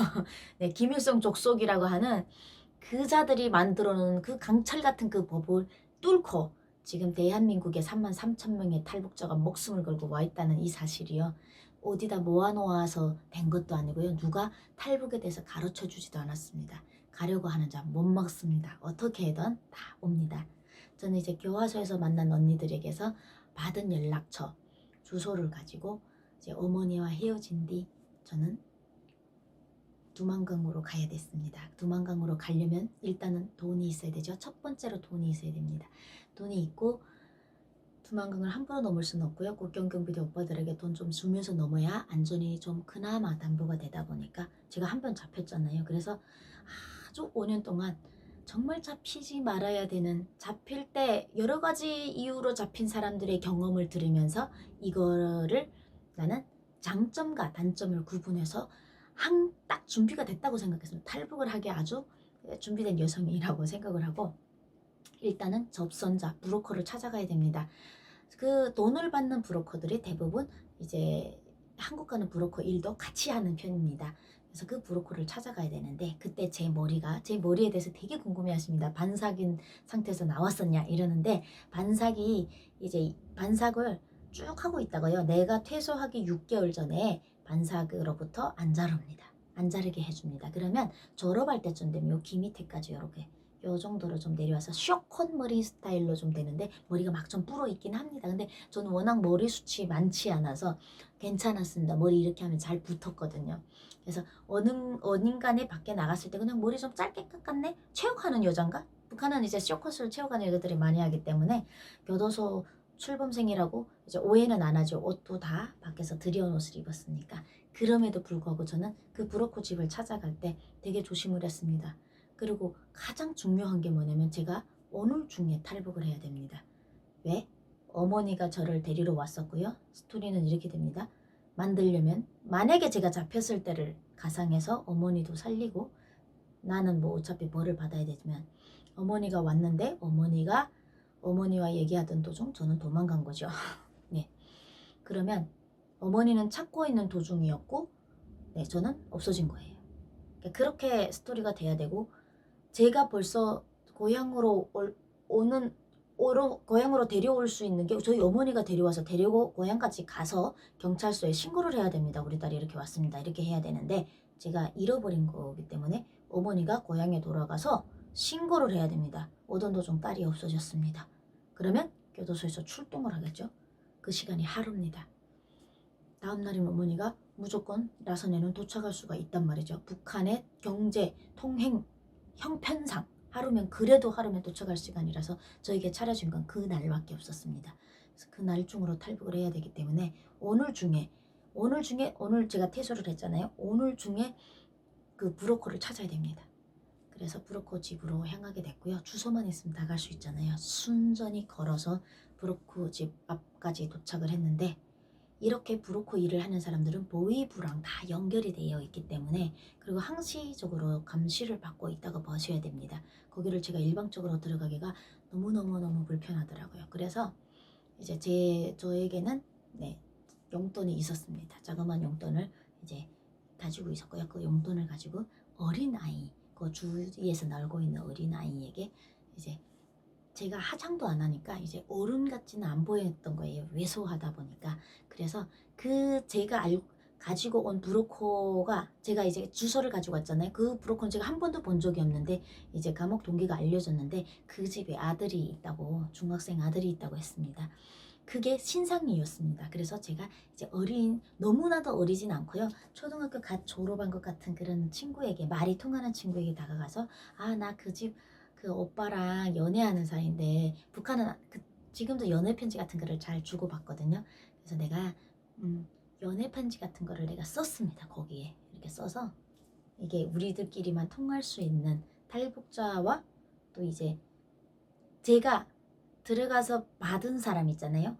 그 사람의 주소를, 브로커의 주소를 받았던 언니와 연관된 이야기를 쓰는 겁니다. 그럼 그 집에서 알아차리는 거죠. 감옥에 가 있고 서로 이제 다 사업을 예전부터 같이 브로커 사업을 같이 했던 분들이셨습니다. 그래서 그 아이에게 편지 쪽지를 주면서 맛있는 걸 사줬죠. 공짜는 안 되니까. 요거를 오빠한테다가 좀 전달해 줄래? 나 오빠랑 연애하는 사이인데 이제 못 만나게 해서 부모님들이 못 만나게 해서 그런 식으로 이제 얘기를 했어요. 그랬더니 애기가 이제 애기가 아니에요. 초등학교 제가 봤을 땐 초등학교 4, 5학년쯤 되는 애가 막 재밌어 하면서 그때 막 사춘기가 올까 말까 전에 막 재밌어 하면서 알았다고 그러는 거예요. 그래서 얘가 그걸 가지고 그 집에 저는 그 집에 안 들어가고요. 들어갔다 나왔습니다. 그래서 언니가 기다린다고 그 오빠야한테 좀 얘기해줘 뭐 이런 식으로요. 걔도 그 동네 사람일 거잖아요. 그래서 제가 극히 얘기를 했더니 애가 들어가서 얘기했더니 정말 그 오빠야가 나왔어요. 그 중학교 오빠죠. 그 오빠야는 그 집에 있는 이제 그 오빠도 그 중학생에도 어머니가 그런 일을 하는 걸 모를 수가 없단 말이죠. 그래서 제가 딱 그 남자애가 나온 데다 대고 그 애는 다 알기 때문에 감옥에서 만난 언니 성함을 대면서 도움받으러 왔다 라고 했더니 알겠습니다. 애가 어머니한테 전달을 해드릴게요 하고 그 사람들과의 만남이 이루어지게 됐습니다. 그날에 들어가서 보니까 되게 이제 안전한 집이고 사람들이 되게 좋았어요. 교화소에서 오늘 출소했다니까 너무 놀라시는 거예요. 그래서 제가 오늘 중에 탈북을 하지 않으면 어머니가 위험해지기 때문에 제가 탈북을 해야 됩니다. 그러려면 돈이 있어야 되는데 라고 얘기하더라고요. 돈은 있습니다. 어디 있을까요? 네, 중국 시댁에 전화를 걸게 된 거죠. 두 번째 전화로 그 집에서 그때는 집에서 전화가 됐습니다. 연선하고 되게 가깝다 보니까 중국 핸드폰으로 전화를 하더라고요. 전화를 띡띡띡 전화번호 눌렀더니 저희 시어머님께서 왜이? 하고 받으시는 거예요. 엄마 나 설미야. 막 너무 놀라시는 거예요. 그래서 엄마 지금 말을 길게 할 수가 없다. 우리는 중국어로 우리는 길게 말할 수가 없고 내가 지금 오늘 교도소를 마치고 나가는데 어머니가 돈을 먼저 나한테 붙여주고 두만강을 넘어갈 수 있는 돈만 붙여주고 어머니는 내가 알려주는 중국 주소로 와서 나를 마중에서 데리고 가라 라고 약속을 했습니다. 이제 그래서 어머니께서 오케이 이렇게 해서 그때 중국 돈으로 10,000위안 200만 원 정도를 그 사람의 브로커 지금 제가 전화하는 브로커의 상대방이 중국에 있을 거 아니에요. 그 통장에 10,000원을 쏴주셨습니다. 그러면 저는 오늘 저녁에 넘어갈 수 있는 겁니다. 이 여자가 돈을 딱 확인한 다음에 중국 쪽에서 저희 시어머니 성함이 있잖아요. 그러면 무슨 설미 하면 설미로 10,000원 입금됐어. 그러면 작업이 들어가는 겁니다. 그래서 그날 밤 작업이 들어가서 저는 그날 밤에 안전하게 인민군대 오빠야를 뒤를 따라서 두만강을 넘게 됩니다. 두만강을 딱 넘었는데 달라졌더라고요. 그러니까 제가 몇 년, 5년 전, 6년 전, 7년 전 그때 넘어올 때랑 두만강이 달라졌어요. 똑같은 해령인데 달라졌어요. 그래서 보니까 두만강 그러니까 중국 쪽으로도 그렇고 북한 쪽으로도 경계가 심해졌고요. 뭔가 이제 철조망 같은 것도 막 드문 생겼더라고요. 이게 가장 많이 탈북을 할 수 있고 물골이 좀 좁은데 물이 낮은 데는요 철조망이 쫙 올라가 있고 뭐 전기가 흐른다고 그러더라고요. 그래서 많이 살벌해졌구나 이렇게 생각하고 이제 넘었습니다. 넘고 두만강을 딱 넘은 다음에 제가 둔 10,000위안이 북한에 넘어오면 7,000위안이 돼요. 브로커 비용 30%를 띄웁니다. 그러면 그 7,000위안을 가지고 이분이 저를 어디까지 도와주냐면요. 두만강을 넘은 다음에 중국 영정시라는 데가 있습니다. 시내까지 택시로 저를 보내주는 일까지 7,000위안으로 끝나고요.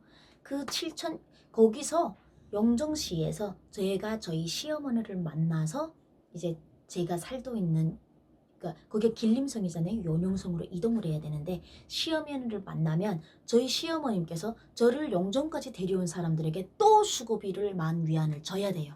그러니까 그렇게 이제 모든 작전이 시작이 됐고요. 약속이 그렇게 됐습니다. 그래서 저는 이제 넘었었고 넘자마자 막 숨어 있다가 차가 오는 거를 확인을 하고 그 차에 이제 경비대 오빠야가 저를 인계를 해주고 빠이빠이 하고 저는 두만강으로 딱 넘어 중국에 도착했죠. 하는 순간 저에게 제가 꿈에도 그리던 그런 자유가 왔다는 것을 직감하게 됐습니다. 볼이 번쩍번쩍거리는 중국을 보게 된 거죠. 살았구나. 이젠 살았구나. 그래서 저희 시어머니를 만났습니다. 영종시에서 만나서 어머니하고 얼싸안고 어머니께서는 돈을 직접 차에서 하나 둘 셋 넷 이렇게 세서 10,000위안을 이제 영종까지 데려다준 중국 브로커에게 줘야 됩니다. 안 주면 이 사람들이 일을 안 해요. 이 사람들이 저하고 무슨 상관입니까? 그러다 보니까 이 사람도 차 한 석 대씩 움직이다 보니까 수고비를 주고요. 그게 그 사람들 원하는 가격이었습니다. 그리고 저는 어머니가 가져온 연영성 차, 그러니까 길림성이랑 연영성이랑은 우리 대한민국도 뭐 충청, 서울 뭐 조금 다르잖아요. 서울은 서울이라고 써주고 차 번호 앞에 혹시 달려있는 게 있더라고요. 서울은 서울이라고 쓰고. 그런 것처럼 저희 그 중국도 똑같아요. 길림성은 길, 연영성은 려 하고 앞에 중국 한자가 다 틀려요. 그래서 저는 길림성 차에서 연홍성 차로 옮겨 타게 됐고요. 엄마하고 저는 막 손을 잡고 얼싸안으면서 시어머님께서 저를 마중 나와갖고 얼굴을 막 만지시면서 이게 꿈이 아니겠지, 이게 꿈이 아니겠지, 네가 살았구나, 어떡하는, 막 볼을 막 만지시면서 얼마나 고생을 했냐고.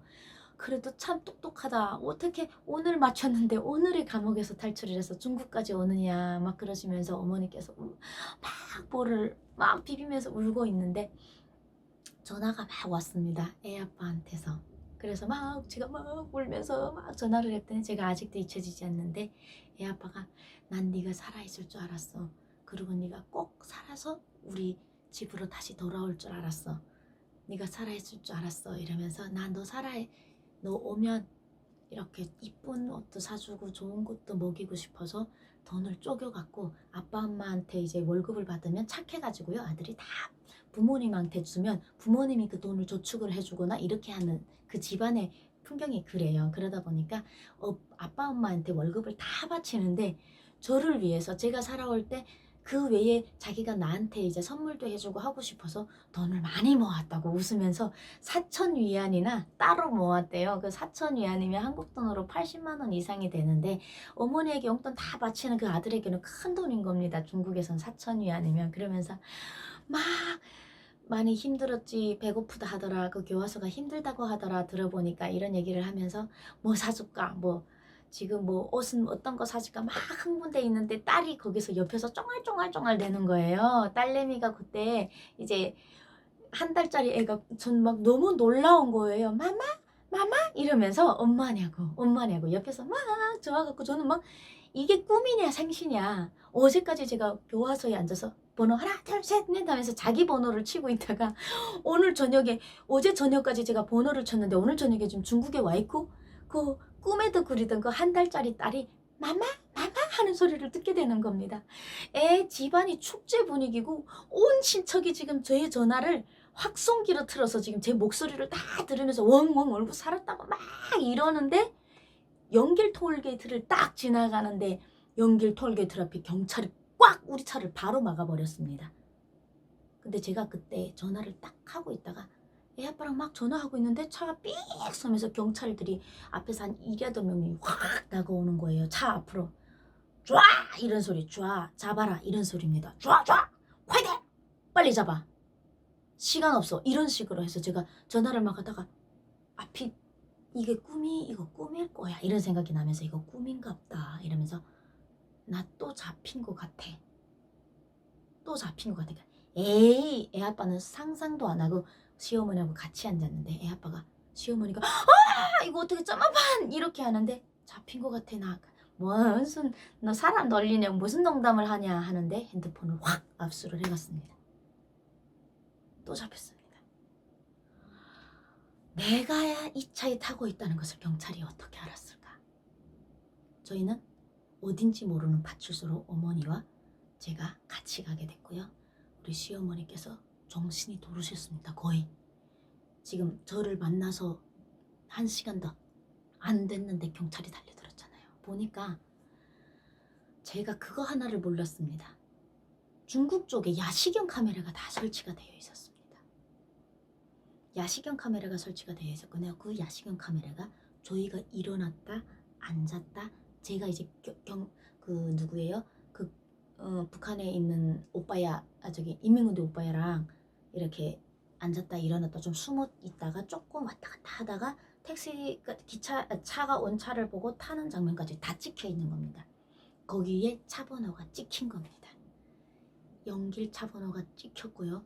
그 차 번호를 추적한 결과 저희가 이쪽으로 옮겨 탄 것까지 다 확인이 됐습니다. 그렇게 돼서 알고 봤더니 저희가 그 차 번호가 찍힌 다음에 그 차를 몰고 있는 운전기사는 벌써 경찰을 도우면 살아야 죽게 앞에 차 번호 대해서 벌써 우리가 잡혔다는 걸 알고 있으면 얘기를 안 했던 거예요. 그 사람도 자기도 범죄를 저질렀는데 그게 다 뽀록 났잖아요. 그렇게 되다 보니까 그 운전기사가 얘기를 안 해줬죠. 안 해줬전 뭐 이해를 합니다. 그 사람도 먹고 살아야 되고 그 사람의 직업이 이게 중국에서는 불법이기 때문에. 그래서 얘기 안 해준 결과 저희는 피할 수 없이 연길통을개티에서 잡히게 됐고 저희 시어머니는 거기서 왕왕 울음을 터쳤습니다. 처음에는 손과 발이 되도록 빌었어요. 얘 이제 나가면 죽으니까 절대 나가지 않게 해주세요. 막 빌고요. 저희 시아버님 전화를 이제 경찰이 받았어요. 시아버님께서 뭐라 했냐면 우리 집에 있는 양모장, 우리 집에 있는 집, 내가 가지고 있는 돈 단 한 푼도 떨구지 않고 100% 너희에게 줄 테니까 지금 당장이라도 등기부 등본 다 내와서 집 그거 서류 다 내다가 다 줄 테니까 제발 걔만은 내보내지 말아라. 제발 부탁드립니다 했더니 경찰들이 정말 그 돈을 받고 살려주고 싶으나 이거는 현장에 CCTV가 다 녹화가 된 상황이기 때문에 어떻게 못한다는 거예요. 누구도 손을 못 댄대요. 이거는 어차피 이번에는 나갔다 와야 되겠습니다 라고 얘기를 쉽게 하는 거예요. 나갔다 와야 된대요. 저 북한에. 근데 제가 그때 얼마나 울었는지 모릅니다. 이제 나가면 10년이잖아. 가형이잖아요. 그래서 제가 어머니한테 엄마 나 죽을 거야? 막 협박을 했습니다. 나 안 살리면 나 죽어버릴 거야? 엄마 무조건 나 살려야 돼? 나 살려야 돼. 나 진짜 지금 당장 죽을 거야. 나 막 죽을 거야. 막 이러고 빨리 어떻게 살려줘. 엄마 어떻게더라도 나를 살려줘. 나 이제 나가면 정말 죽어. 그 지옥 같은 생각 또 해야 되잖아요. 막 그러고 막 울고 난리 폈더니 어머니께서 막 무릎 꿇고 막 빌었는데도 안 되는 거예요. 그러더니 어머니가 야마가 도셨습니다. 막 욕을 하기 시작했습니다. 이 중국 공산당 개새끼들아 이러면서 얘가 중국 애를 낳았다고. 중국 한족의 애를 낳았다는 것으로 얘가 북한에서 교화서 만땅하고 온 애라고. 얘 중국 애를 낳았다고. 우리 족속의 애를 낳았다고. 근데 왜 북한에 내보내냐고. 야 이 바보들아. 얘 우리 너네 국민 지키는 경찰이 아니니? 네 국민의 엄마가 지금 그 엄마라는 죄로 중국의 엄마라는 죄로 북한에서는 사람 살리지도 않는데 왜 내보내냐고. 이 바보들아. 니네는 누구를 위해서? 니네 중국 공산당 새끼들은 누구를 위해서 복무를 하느냐? 북한을 위해서 하느냐? 막 그러면서 제가 듣기엔 되게 논리적으로 얘기를 해주셨는데 그래도 경찰이 말을 안 듣는 겁니다. 어떻게 안 하고 막 서류를 해서 빨리 저를 변방대로 보내버리는 겁니다. 어머니께서 야 이 중국 공산당 반대한다고 막 어머니 오열을 막 떠뜨리니까 야구방망이 같은 걸로 어머니 머리를 빵 까는 거예요. 저 진짜 그때 나 죽어버릴 거야 막 이렇게 어머니하고 하고 있다가 진짜 핑 돌더라고요. 이 어머니가 왜? 누구 때문에 이래야 되지? 어머니 잘못이 뭐가 있어요? 어머니가 쓰러져 돌아가신 줄 알았어요. 너무 큰 소리로 뽕 소리가 나갖고 막 이렇게 뛰어가서 어머니를 봤더니 어머니가 이제 의식은 있는데 눈물을 쭈르륵 흘리시는 겁니다. 너무 지금 이 상황을 옆에 어머니가 있는데도 저를 구원하지 못하니까 어머니가 눈물을 쭉 흘리는 거예요. 그래서 제가 쓰고 온 모자를 손에 꼭 쥐고 있는 거예요. 그 모자를 손에 꼭 쥐고서 저를 끌어안고 나가야 된다면 어떻게 하겠느냐. 죽을 생각하지 말고 또 와야 된다. 힘들어도 다시 오라고.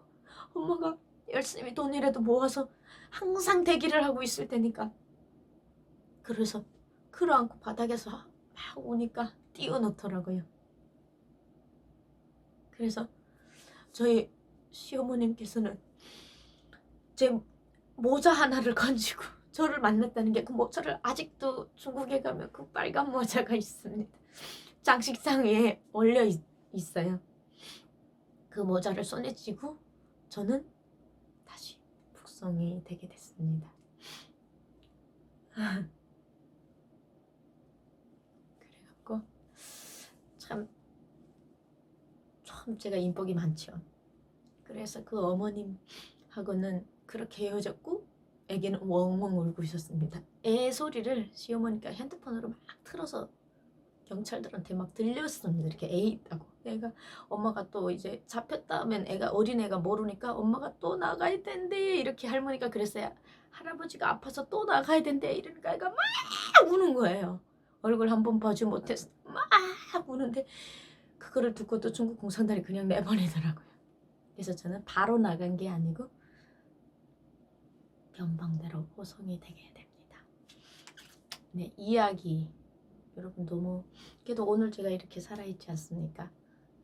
정말 오늘 저의 이야기 또 저의 스토리를 쭉 끝까지 듣다 보면 되게 슬프긴 하지만요 여러분 이겨내는 자가 승리자인 것 같습니다. 그래서 저는 제 이야기를 들으면서 좀 더 외롭고 힘들고 지쳐있는 어떠한 한 분 한 분이라도 제 이야기를 듣고 제 가슴 아픈 스토리를 들으면서 조금만 더 힘내시라고 이겨내시라고 이겨내고 이겨내는 자가 승리자입니다. 이겨낼 만한 힘은 인간에게 윤설미한테만 있는 게 아니라 모든 사람에게 있는 건데요. 보자기에 꽁꽁 싸놓고 있고 안 푸는 것 같습니다. 풀어서 제 이야기 듣고 힘과 용기를 내시고 2번, 3번 도전하는 여러분 저희 구독자님들 되셨으면 좋겠습니다. 삶의 성공자 승리하는 여러분들 됐으면 좋겠습니다. 다음 스토리는 또 다음에 들려드리겠습니다. 여러분 오늘 하루도 행복하십시오. 여러분 안녕하세요. 여러분들의 비타민 윤설미입니다. 네, 여러분 어제 슬픈 이야기 너무 슬펐죠? 슬펐지만 아름답지 않았습니까? 네, 살려고 하는 자, 살리려고 하는 자, 네, 그래도 꼭 살아라. 죽자가 아니었습니다. 꼭 살아서 돌아오라. 로 마무리된 슬프지만 아름다운 얘기인 것 같습니다. 제 입장에서는.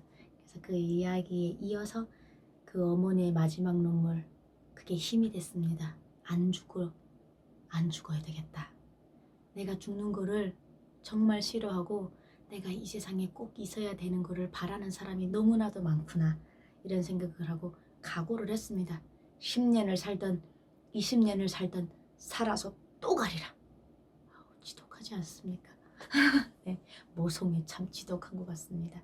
그래가지고 저는 변방대로 이송이 됐는데 참으로 아이러니하게 또 5년 전에 잡혔던 그 변방대로 떠가게 됐습니다.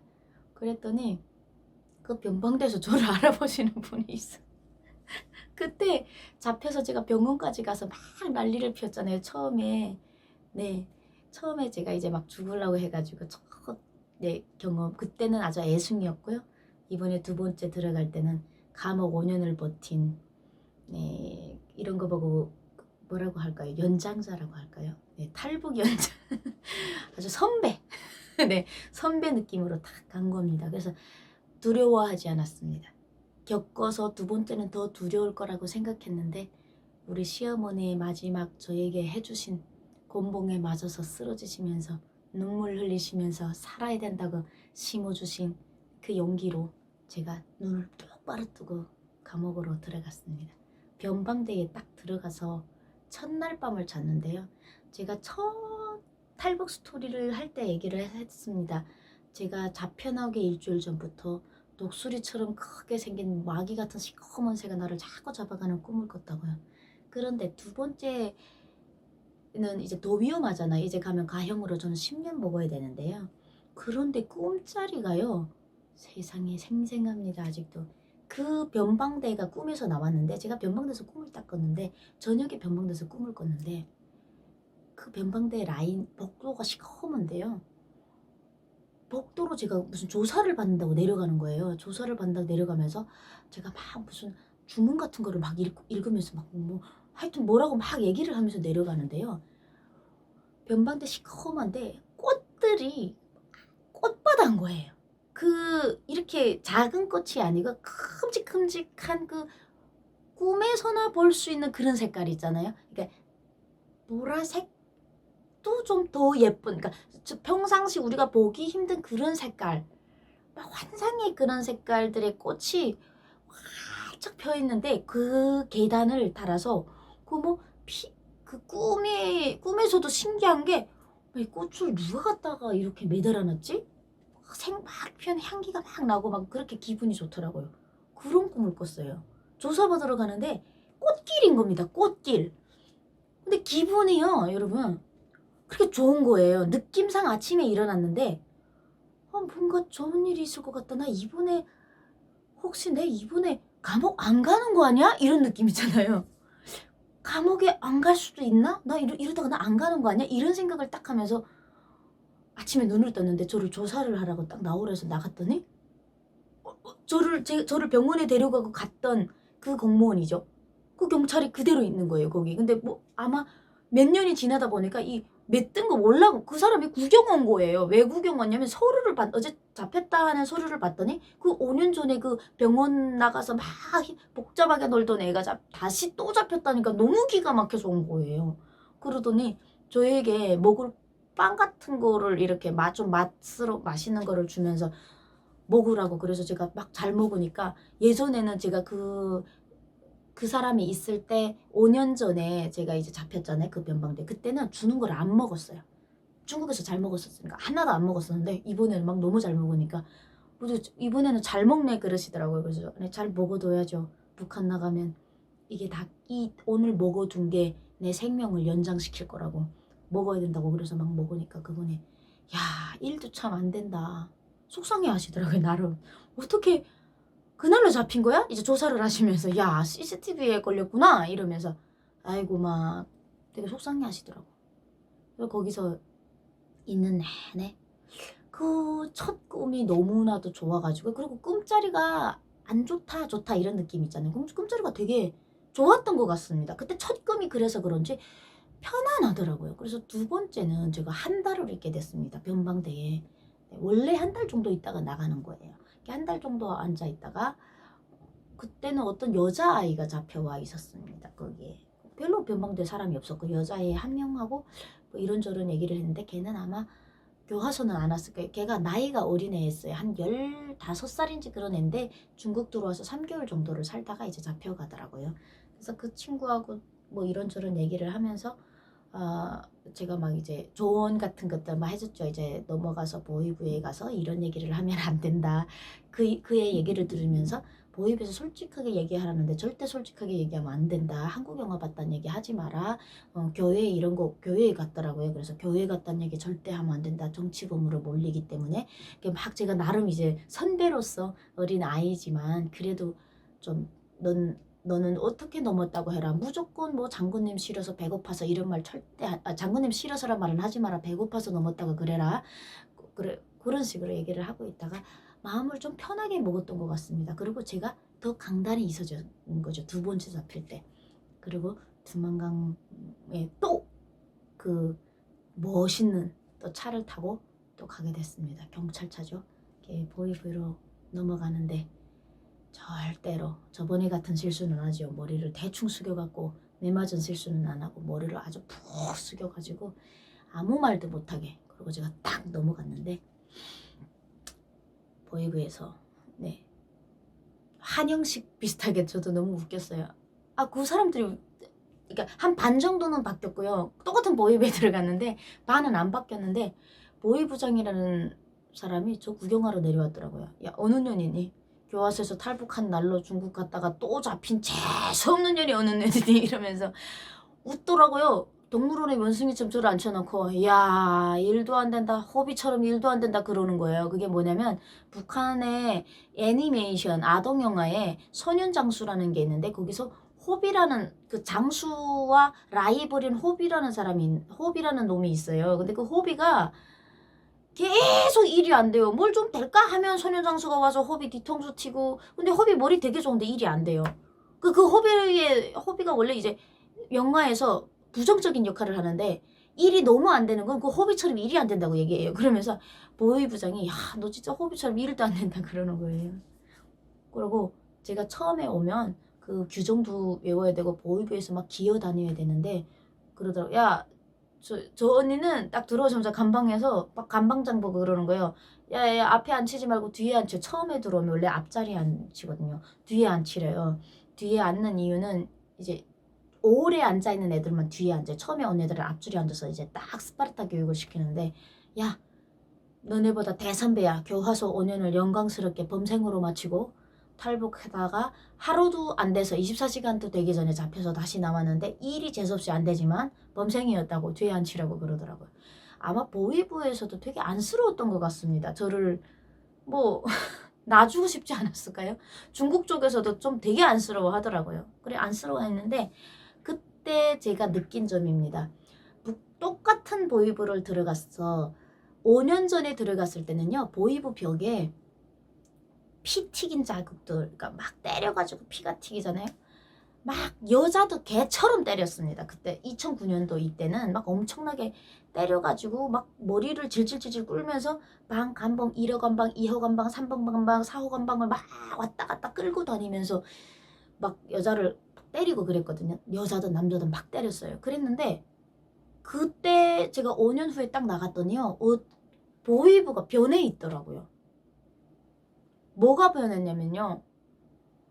사람을 때리지를 말라라는 이제 규정이 나왔어요. 그러니까 때리되 그러니까 어떤 애면 만약에 때리려면 아예 때리지 말라가 아니고 만약에 때리려면 얼굴은 다치지 말래요. 얼굴은 다치지 말라고 하고 웬만하면 때리지 말아라. 알고 봤더니 이게 왜 이렇게 달라졌냐면요. 그리고 헷갈치를 해요. 헷가루라는 거 여러분 아시는지 모르겠는데 그 한국에서는 뺑기 같은 거를 바르는데 북한에서는 아직도 뺑기가 흔하게 벽에 바를 게 못해서 헷가루라는 거를 발라요. 이 옷에 이렇게 묻어놔요. 하얀 게 막 묻어나는 헷가루 칠을 하는데 그 헷가루 칠이 하얗게 돼 있더라고. 보이부 안에. 원래는 막 핏자국 튀겨 있었는데 5년 전에. 그리고 누군가를 고문하는 소리가 5년 전에는 오 하는 소리가 일부러 막 들리게 공포감을 줬었어요. 근데 5년 후에 나갔더니 방음이 다 잘 된 데서 때리더라도 때렸다는 거예요. 안 들리고 조금 평안하고 눈에서 살기가 조금 덜 떨어졌는데 이유가 뭐냐면 그 보위부장이라는 놈이 들어와서 그 사람들에게 이제 그 뭐라고 해죠? 보위부장은 그 보위부 안에 제일 최고잖아요. 그러니까 자기 밑에 있는 직원들한테 그러더라고요. 야 조사할 때 때리지 마. 막 이러면서 얘기하는 게 그 또 어떤 년이 또 탈북을 해가지고 네. 어떤 년이 남조선에 가서 기자회견을 했대요.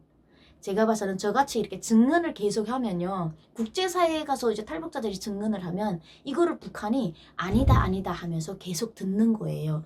이게 자기들도 나쁘다는 거를 계속 이제 국제사회에서 이런 거 나쁘다 너네 인권 없는 나라다 하는데 이게 무서운 거 봅니다. 사람이 자꾸 우리 악플에 대해서 무서워하듯이 뭐 자꾸 들으면 왠지 무서운가 봅니다. 이거를 개선하려고 하는 거를 제가 느꼈습니다. 그래서 지금도 제가 이런 생각을 합니다. 내가 얘기하는 한마디 한마디가 온전하게 내가 겪은 거를 더하지도 덜지도 망하고 생각나는 만큼 쥐어짜서 솔직하게 증언을 해야 이게 정말 지금도 고통을 받고 있는 이제 감옥에 있는 모든 사람들에게 조금이나 도움이 되지 않을까. 남조선에 가서 뛴 년이 기자회견을 해갖고 지금 국제사회에서 난리기 때문에 너네 잘 행동하지 않으면 또 여기서 어느 년이 살아나가지고 또 뭐라고 씨부린다 이겁니다. 딱이죠. 제가 그때 그 보고 왔잖아요. 보고 제가 지금 얘기를 하잖아요. 그러니까 이런 상황들을 자기들도 알고 있고요. 국제사회 목소리가 무섭다는 것을 느끼고 있다는 것을 인지하고 있다는 것을 그때 느끼게 됐습니다. 두 번째 나가서. 그래서 앉아 있는데 뒤쪽에 앉아 있고요. 그래서 나름 좀 선배 대우를 해주더라고요. 감옥에 너무 오래 있었다고. 그래서 아마 두 번째는 처음에는 너무 몰라서 부들부들 떨었다면요. 두 번째는 제가 눈에 살기를 뗐습니다. 아마도 그 감옥에 있는 모든 사람이 저하고 눈을 못 마주쳤을 겁니다. 살자고 하는 은혁이 너무 대박이었었고요. 보는 사람들이 저에게 함부로 못했어요. 아무리 막 1년 반씩 보이부에 앉아 있는 사람들이 있어요. 한국 기도 이런 한국에 오려고 하다가 잡힌 사람들 그런 사람들도 오래 앉아 있으면요. 감방의 감방장들이 되게 막 건방지잖아요. 저한테 건방지게 못했어요. 그만큼 제 눈에 살기가 뗐었던 거고요. 그리고 나오는 거 예전에는 한 40일 안 먹었잖아요. 다 먹었습니다. 안 먹는 사람 거 다 먹고 막 한마디로 이제 센 언니가 돼버린 겁니다. 두 번째 가니까. 그래서 센 언니 스타일을 유지를 했습니다. 첫 번째는 모르고 두 번째는 센 언니. 넘어가가지고 보이부에서 어디로 갑니까? 단련대라는 곳을 가게 됐는데 그 단련대라는 곳에서 이제 제가 처음하고 똑같은 방식으로 제 구역 담당 보안서에서 경찰서에서 저를 데려가서 검찰을 지나서 재판을 해서 교화소로 가는 게 길이고 원칙입니다. 그래서 단련대라는 곳을 딱 가게 됐는데 도집결소라 악명 높은 곳입니다. 그 도집결소가 제가 이제 도집결소, 구역, 보안소, 교화소를 다 거쳤잖아요. 그리고 제가 이제 탈북을 하면서 제일 처음 들어오는 감옥이 모의부 감옥입니다. 이 네 가지 중에서 가장 악명 높은 데를 찝어라 하면 교도소도 아니고요. 도집결소를 제가 찍고 싶습니다. 도집결소에서 참으로 미친 짓이 일어나고 있습니다.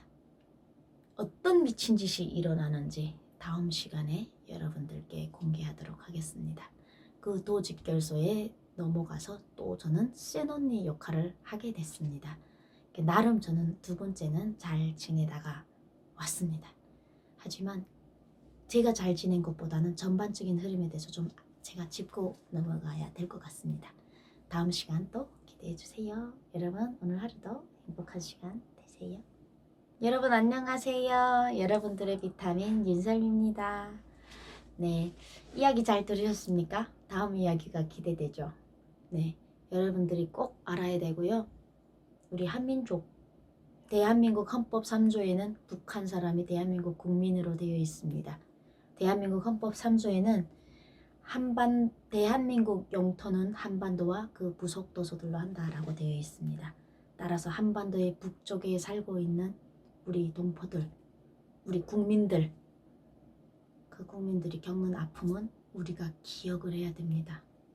위안부 문제 3,009년부터 시작해서 우리 동포, 우리 국민이 겪었던 가슴 아픈 역사는 치욕스럽지만 우리가 기억을 해야 될 것 같아서 힘든 이야기지만 제가 풀어드리는 겁니다. 이번 이야기는 아주 악명 높은, 지금도 미국의 인권단체에서 알고 있는 도집결소, 함경북도 청진시 라남구역에 위치하고 있는 악명 높은 도집결소입니다. 제가 도집결소에 가서 있었던 미친 짓들을 얘기를 한다고 했죠. 정말 정신이 하나도 없을 겁니다. 어떻게 정리를 제가 해야 될지도 잘 모르겠는데요. 일단은 집결소에 가기 전에 제가 집결소까지 갔다는 것이 저에게 큰 행운입니다. 여러분 이게 무슨 소리냐면 저는 보위부에서 벌써 다른 분류로 갔어야 됩니다. 그게 뭐냐면 제가 두 번째 탈북이잖아요. 두 번째 탈북이기 때문에 저는 사실 한국에 가려고 했단 말이죠.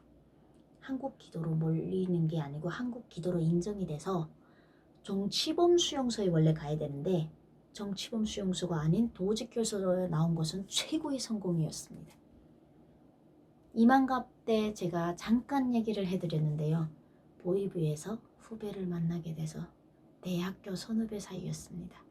그분의 도움으로 제가 도집결소로 나오게 됐습니다. 구체적인 이야기는 신변 때문에 제가 못 해드리겠지만 그분께서 여러 가지 방법이 다 있습니다. 사람이 하는 일이 안 되는 게 있겠습니까? 사람이 하는 일로 그분께서 저를 정치범으로 몰릴 뻔한, 정치범으로 몰아야 됩니다. 다음 날로 탈북을 했고요. 코에 걸면 코골이, 귀에 걸면 귀걸입니다. 이제 저를 좋게 생각해서 감옥에 보내거나 이제 뭐 정치범에 보내거나 교화소로 보내거나 이러면 전 또 살아서 갈 사람이기 때문에 분명 정치범에 넣어야 되는데 그분의 서류 작전으로 저는 감옥도 가는 걸 면하게 됐고요. 네, 참 이 이야기를 할 수 있는 날이 꼭 있었으면 좋겠습니다.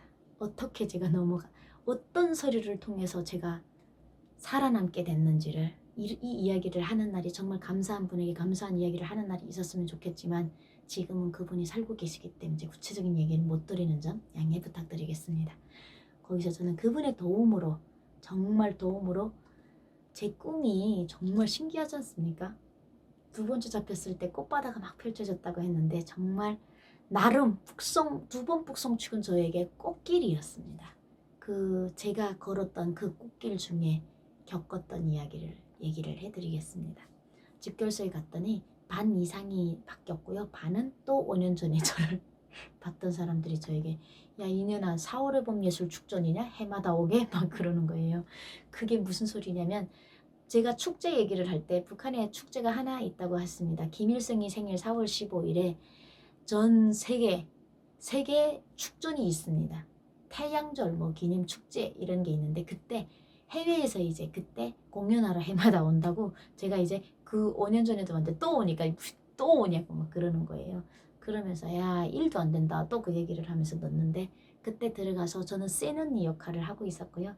저의 나이가 같은 네, 이제 친구들께 좀 친한 애들이 있었습니다. 그래 그런 애들끼리 그냥 진짜 도둑질을 저는 감옥에 있을 때 도둑질을 못 해봤습니다. 제 범생이라고 얘기했잖아요. 하지 말라면 변만하게 안 했고요. 떨어진 거 주워 먹으면 주워 먹었지 도둑질 같은 거는 한 번도 해본 적이 없습니다. 제가 한 번도 도둑질을 안 했다는 것은 제가 성실하고 착하다는 것보다는 어머니가 열심히 면회를 들여와서 제가 먹고 살만했다는 걸 의미하고요.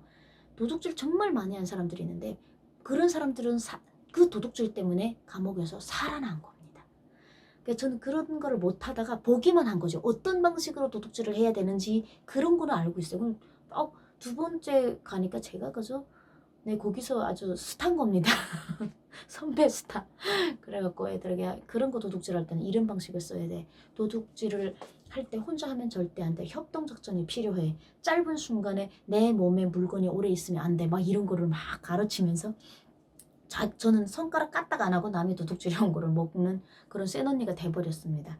근데 제가 이제 저번에도 얘기를 했지만 제가 5년 전에 갔을 때랑 모의부 구류소가 바뀌어졌다고 얘기했었잖아요. 근데 이 도직결소는 안 바뀌어진 겁니다. 더 심해지면 심해졌지 안 바뀌어졌더라고요. 5년 전에도 저는 익은 쌀밥을 못 먹어봤습니다. 밥을 주는데 옥수수를 그냥 기계에다가 뚝뚝뚝뚝 기계가 없으면 절구지를 이렇게 해가지고요. 물에다 푹 불궈 넣습니다. 온밤 불궜다가 나무불 호로록 떼가지고 이제 이만한 새감에다 삶아주면요. 설어서 나와요. 설어요. 반이 설어 있는데 그 선거를 먹고도 설사하는 사람이 없어요. 참 아무리 생각해도 지금 생각해봐도 너무 이해가 안 되는데 그런 거를 먹고 있는데 5년 후에도 똑같이 그렇게 먹이더라고요. 그런데 그 도 집교소 소장이라는 사람은 중자를 맡고 있는데 거의 이제 애들이 무서워하지 않습니다. 중자에 대해서. 거의 아버지 같더라고요. 왜냐면 돈 많은 그냥 돈이 있는 애들을 되게 잘 봐주더라고요. 그 짬에 돈을 또 숨겨오는 애들이 있어요. 우리가 알몸수색을 하잖아요. 모의부에서 알몸수색을 합니다.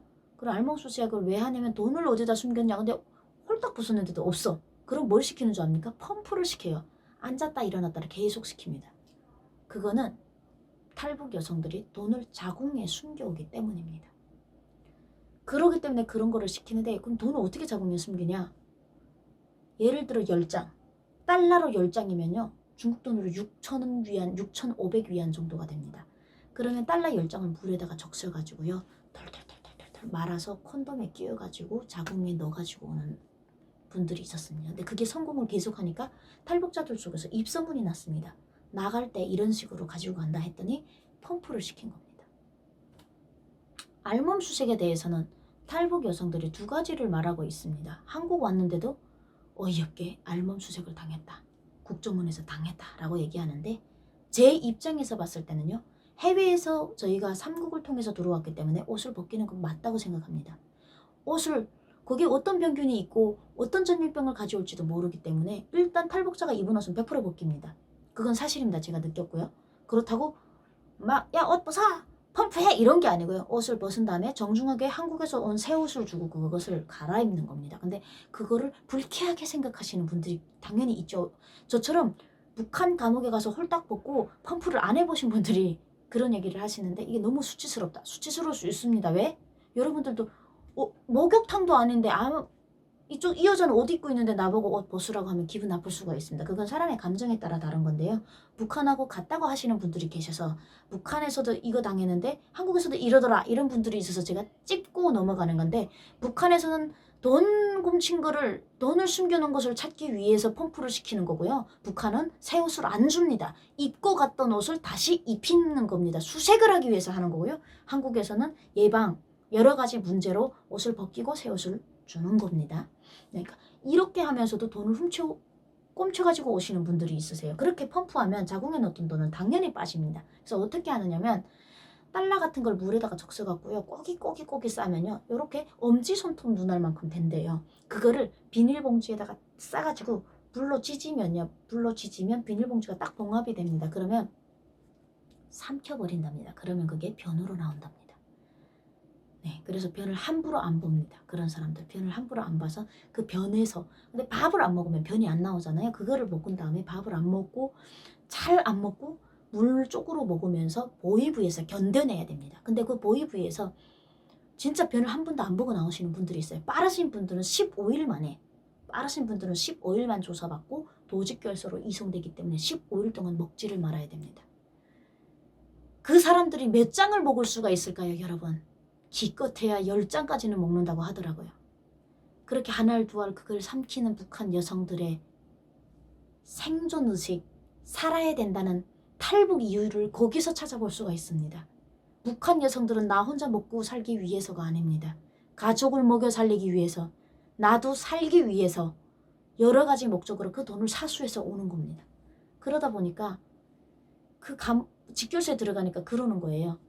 저보고 돈이 없냐고. 대놓고 얘기해요. 들어가자마자 대놓고 야 돈 뭐 잘 숨겨왔지? 이러는 거예요. 아니 없습니다. 보이브 새끼들 또 이제 다 벗겨서 다 뺏었어?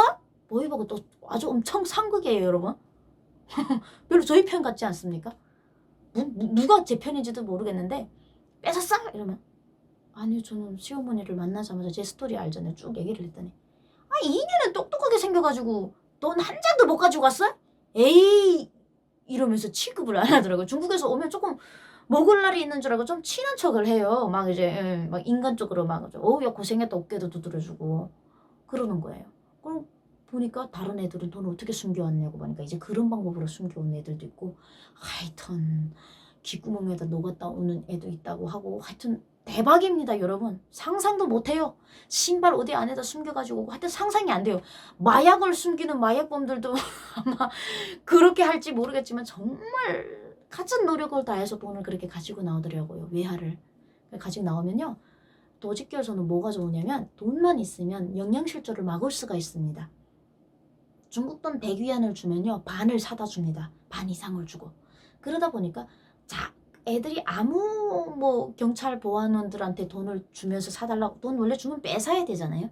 근데 뺏지 않고 사달라고 할 수 있는 사람은 조금 자기한테 관심이 있거나 인정이 있는 교도관들이 있어요. 그럼 그분들에게 부탁하는데 그분들은 되게 인자합니다. 얼굴들이. 그래서 모든 애들이 그 사람들은 생계형으로 우리 고객인 거예요. 그런 식으로 이제 이어지는 거예요. 그래서 그분들께 이제 부탁하면 그분들이 자기가 이제 이뻐하는 애들이 있어요. 돈으로 사주기도 하다가 인간적으로 가까워져서 되게 이뻐하고 이런 애가 있는데 하루는 제가 그 직결소에 있던 이야기를 다는 얘기할 수 없지만 딱 이거 얘 하나 들고 여러분들이 거기가 어떤 미친 짓을 하는 곳인지 알 수 있을 겁니다. 하루는 일하러 나갔는데요. 도직결소가요. 정말 일이 힘듭니다. 저는 교화소에서도 힘든 일을 했지만 도직결소처럼 힘들진 않았습니다. 일이 힘들다 끝도 없습니다. 농사철엔 농사해야 되고요. 겨울에는 또 저처럼 나무 화목하러 다녀야 되는데 아주 가관이 아닙니다. 사람이 힘이 없어서 일을 못 나면요. 모리채를 끌고 갑니다. 모리채. 사람이 산에 올라가야 되는데 이제 애들이 영양실조가 다 와갖고 막 6개월씩 거기 있다 보면 영양실조가 와요. 그러면 올라가지만 또 기어다니잖아요. 그러면 사람이 머리를 끌면 아파서 따라갑니다. 그렇게 데리고 다니면서 감옥에서도 교화소에서도 그렇게 나갑니다. 북한 교화소에서는요. 최소한 영양실조가 걸리면 병방이라는 데 엮고 일은 안 내보내요. 근데 이 도직교서는 사람이 영양실조가 뼈밖에 안 남았는데 죽기 전날까지 머리를 끌고 올라가더라고요. 거기서 사람이 죽는 그 직교소에서도 사람이 죽더라고요. 그런 상황인데 더 끔찍한 게 성폭행입니다.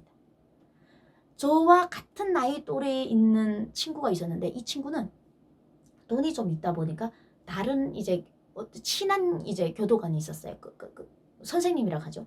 그 선생님에게 돈을 주면 그것은 뭘 사다 주고 얘가 원하지 않아도 또 어떤 때는 얘 영양 상태를 계속 체크를 하면서 자꾸 이렇게 사다 주고 소근소근 이야기도 하고 얼핏 보면 연예인 같아 보이는 나이 또래가 그러니까 제가 갔을 때 제 친구 뻘이 몇 명이 있었어요. 그러니까 나이 또래가 같으면요 이제 야 정답게 불러요. 그 교도관들도 야 아무개야 설미야 뭐 이러면서 야 중국에 이번에 가서 딸 목소리는 들었니? 막 이렇게 막 울면서 얘기를 하면 에이 막 같이 두드려주고 이렇게 조금 친근하게 좀 지내는 편인데 한 친구는 거기서 그런 젊은 애가 되게 이제 이뻐해줬어요.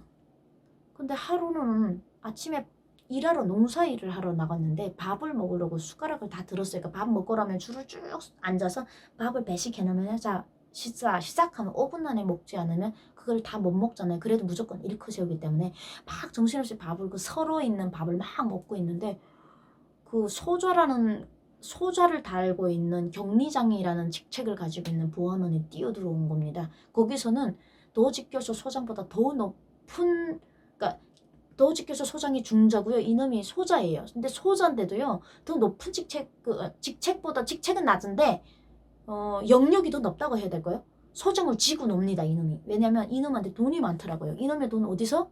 탈북자들 들어온 데서 그 돈을 약탈한 돈들입니다. 어떤 방법으로 다 내놓고 있잖아. 오늘 어떻게까지 유혹을 하냐면 돈을 안 내놓으니까 돈 있어 보이잖아요. 안단 말이죠. 얘가 다른 보안원에게 돈을 주고 뭘 사먹는 걸 아는데 그 돈을 뺏고 싶어. 그러면 나 너 이번에 살아나면 돈만 얼마만 내 그러면 중국까지 내가 데려다 줄게. 뭐 이러면 핵가닥 넘어가지고 돈 다 내놓으면 다 뺏고 그런 놈이 하나 있었어요. 그런데 들어오더니 그 제 친구의 애가 나름 이제 이뻤어요.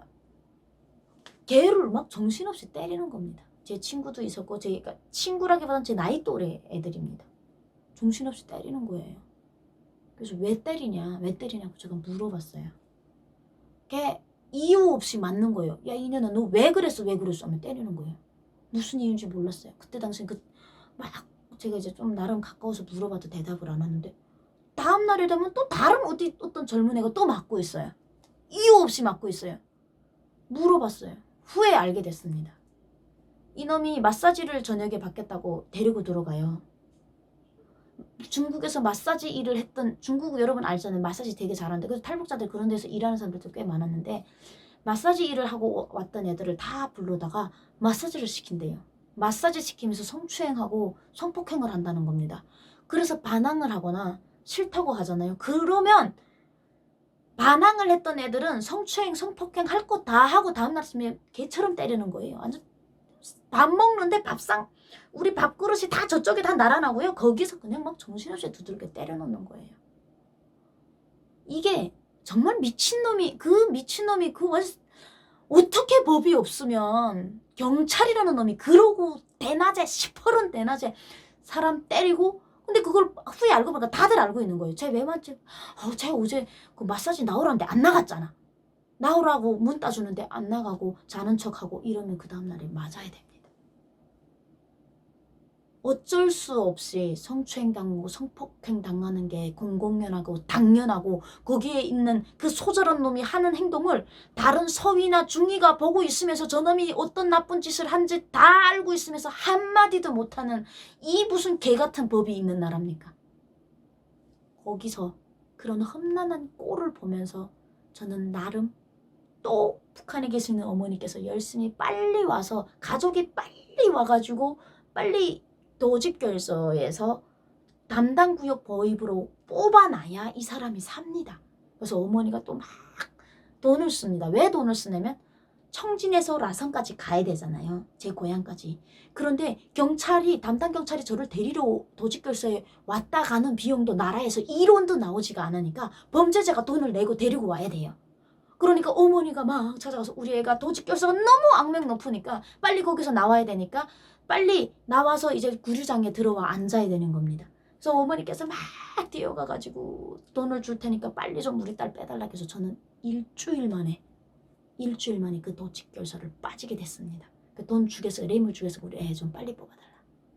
그래서 저는 나왔지만 그 전에는 한 달이 있었습니다. 첫 번째 탈 때는 한 달 동안 개고생했고 두 번째는 일주일 있었는데 그 기간에 제가 봤던 것들 그 짧은 기간에 거기서 사람이 죽어가고 있고 영양실조도 일시키고 아픈 사람도 머리를 잡아다 일시키고 자기 성추행 성폭행 할 거 다 하면서 거부했다고 때리고 그저 막 무참하게 사람에게 못쓸 짓을 하는 21세기에 이거는 우리가 잊지 말고 알아야 되고요. 알려야 되고요. 북한도 알아야 됩니다. 설마 북한에도 법이 있겠는데 경찰들에게 그렇게 하라는 법은 없습니다.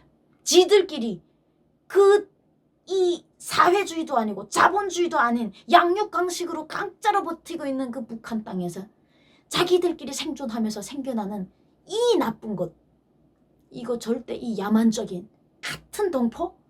저 어떤 때 동포라는 말에 웃음이 픽 나갑니다. 같은 동포끼리 어떻게 이런 행동을, 같은 민족끼리, 같은 나라 사람들끼리, 같은 이념으로 살았던 사람들끼리 중국 한번 갔다가 그렇게 사람을 짐승 취급하는 것은 절대로 있어서는 안 되는 일이기 때문에 꼭 북한도 알아야 되고 이 문제를 해결해야 된다고 생각해서 이 부분을 제가 좀 깊이 다뤄봤습니다. 도집결서를 떠나서 구역안전부로 가서, 구역보안서로 가서 저는 다행히 좋은 제 선배, 후배 때문에 교도소에 가지 않고요. 단련대라는 곳을 가서 한 몇 달을 살다가 모범, 또 거기서도 모범 출소가 있습니다. 단련대는 되더라고요. 모범 출소로 자유롭게 밖에 세상에 나오게 됐고요. 그 다 뇌물입니다, 여러분. 뇌물이면 다 되더라고요. 두 번째 가봤더니 나오게 됐고, 저를 이 세상에서 가장 사랑하고 너무 저를 아파해 주셨던 사랑하는 저희 아버님의 산소 묘지에도 그래서 가보게 됐습니다. 다음 시간에는 제가 탈북, 대한민국, 자유대한민국의 품에 안기기 위해서 선택을 가장 잘했던 세 번째 탈북 성공 스토리에 대해서 여러분들께 알려드리도록 하겠습니다. 여러분 오늘 하루도 행복하십시오. 여러분 안녕하세요. 여러분들의 비타민 윤설입니다.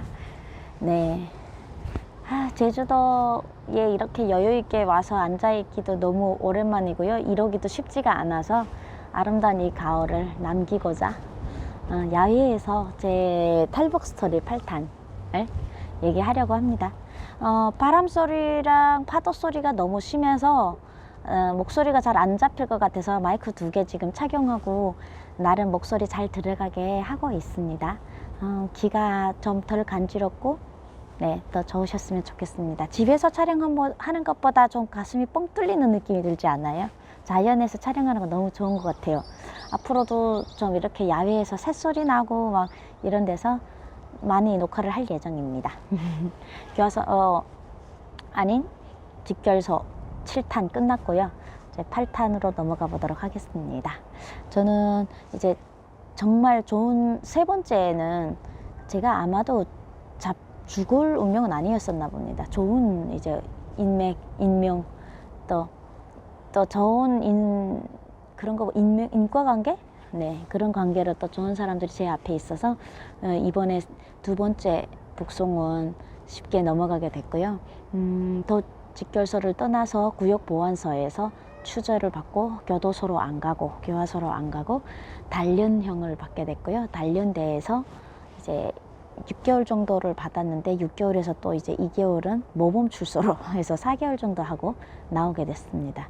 나왔을 때 도저히 한국으로 갈 수 없다, 중국을 넘을 수 없다는 절망이 저에게 이제 막 들어온 거예요. 왜냐하면 사람들이 저를 너무나도 감시를 많이 하는 거예요. 제가 감시 어느 정도 하냐면요, 아침에 제가 문을 열고 밖을 나가면요, 문소리 저희 집 물소리가 들리는 가장 가까운 집에서부터 이제 체크를 합니다. 몇 시 몇 분에 설미가 일어나서 문을 열고 뭐 변속하늘을 향했다 이렇게, 그러고 기지개를 몇 번 했다 막 이런 것까지요. 근데 그것도 제가 몰랐죠. 그 사람들 그렇게 적으면서 하는지. 일단 저는 엄청난 감시 속에 있을 거라고 생각은 했지만 그 정도로 심할 줄 몰랐는데, 저희와 가장 가깝게 지내던 분이 이제 고백을 한 겁니다. 설미야, 너 조심해야 된다. 함부로 행동하지도 말고 말도 함부로 하지 말고 지금 너는 엄청난 사람의 감시를 받고 있다. 나도 너를 감시하고 있다. 그 순간에 그때 제가 죽으려고 했던 계기입니다. 어머 앞에서 이제 전통병 50알 먹고 죽고 싶다고 했을 때가, 이제는 내가 더는 못 가겠구나. 이제는 더 이상 나가 딸을 만난다는 거는 꿈이구나. 꿈 깨야 되겠다. 이렇게 살 바에는 애 때문에 여태까지 살아왔는데 애를 못 본다는데 굳이 여기서 살아야 될 이유가 있을까? 이래서 죽으려고 했던 거죠. 근데 또 어머니께서 또 살려주셔가지고 또 살아나서 어머니가 계속 아기 사진을 보여주면서 저한테 용기를 줬죠. 그래서 조그만 아기 사진, 금방 났을 때 그 아기 사진을 이제 확대를 해서 크게 만들어 놓고 그 사진을 보면서 다시 꿈을 꾸게 됐습니다. 한국에 갈 꿈을. 그래서 한 며칠 정도 이게 잘 지내고 있다가 운둔하고 있다가 집으로 왔다 갔다 하는 사람들 다 핸드폰 가지고 다니잖아요. 그래서 저희 집 전화기가 아닌 다른 사람의 핸드폰으로 교화소 출소해서 제일 먼저 찾아갔던 그 집이요. 중학생 애가 있었다는 그 집 연락처가 저에게 있었습니다. 왜냐면 두 번째 올 때 그 사람을 제가 그 사람을 살려둔 거죠. 어떻게 살려뒀냐면 탈북을 어떻게 했냐 했을 때 제대로 얘기를 했으면 그 집도 다 잡혀 들어가야 되잖아요. 근데 앞으로 그 집을 그 집을 이제 이용도 해야 되고 또 더 이상 또 그 집이 잡혀가면 안 되잖아요. 나 하나뿐만 아니라 수많은 사람들이 브로커 일을 하고 있기 때문에 살려둬야 된단 말이죠. 그래서 그 집에게 연락을 했더니 그 여자가 깜짝 놀라더라고요. 중국 가서 잘 먹고 잘 사는 줄 알았대요. 근데 너 왜 북한에서 전화하냐고 지금 북한 핸드폰으로 전화하니까 깜짝 놀라더라고요. 근데 제가 뭐 이런 사정 얘기를 했습니다. 이렇게 그날로 잡혔다 그러니까 야, 운도 안 좋다 막 그러면서 왜 그렇게 잡히냐 막 그러더라고요. 그래서 제가 아주머니 제가 딱 한 번만 제 생애 정말 마지막 탈북일 거다 이번에는 나 진짜 내가 조심해서 성공을 할 테니까 마지막으로 저한테 이제 저를 데리러 와달라라고 얘기를 했습니다. 왜냐하면 제가 사는 고향에서 이제 회령까지 들어가려면요 보이부 초소 4개를 통과를 해야 돼요. 근데 4개를 통과하려니까 그 4개 최소에 윤설미 얼굴이 다 나붙어 있는 거예요. 제가 너무나도 위험 대상자라 2번이나 탈북했기 때문에 이제 제 얼굴은 뇌물을 써도 안 되는 거예요. 제 얼굴은. 그리고 제 주민등록증 번호가 전 그 국경연선 보이부 초소에 다 공개가 되어 있는 상황이라 어떻게 빼드박도 못할 상황이에요. 그러니까 그분들이 아예 손을 안 대더라고요. 너는 어떻게 할 수가 없다. 만약에 정말 탈북하고 싶으면 해령까지만 들어오너라. 그래서 제가 그랬습니다. 해령까지 들어가면 좋다. 내가 해령까지 만약에 내가 수단과 방법을 다해서 들어가면 나 살려주겠. 그날 중으로 나 탈북시켜 줄 수 있느냐. 그렇게 해줄 수 있대요. 그래서 돈은 미리 받는 걸로. 네, 그래서 돈은 미리 시댁에다가 전화를 했습니다. 이 집에서. 왜냐면 그때 제 녹음을 해가지고 중국에 이렇게 제가 직접 해령에 들어갈 수가 없잖아요. 그래서 제가 그 북한 핸드폰으로 이제 중국말로 녹음을 했던 거죠. 중국말로 녹음을 해서 그 중국말 녹음한 거를 이분들이 이제 저희 중국 시댁 전화번호에 해서 설미가 지금 살아있다 이렇게 오려고 하니까 얼마 필요하다. 그러니까 제 녹음인 거죠. 그래서 또 이제 그분들이 10,000위안을 이제 요청을 하셨습니다. 그래서 시댁에서 10,000위안을 보내놓고 그 집에서는 대기를 하고 항상 대기를 하고 기다려 있고요. 저는 회령으로 안전하게 들어가기 위한 작전을 시작한 거죠. 근데 누구도 도움을 줄 수도 없고요. 그 누구에게 제가 말을 할 수 있는 상황이 아닌 거예요. 그래서 머리를 계속 낮이나 밤이나 계속 머리를 굴렸습니다.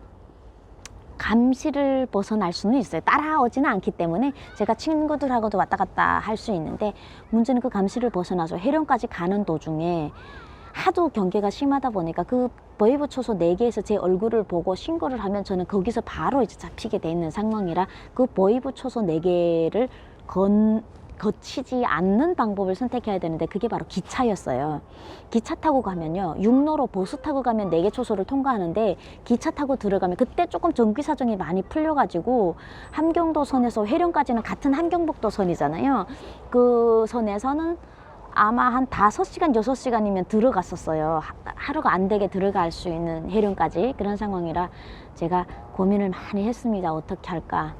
범을 잡으려면 범의 굴에 들어가야 되잖아요. 정신 바짝 차리고 나 무서워하지 말고 범의 굴에 찾아 들어가야 되겠다.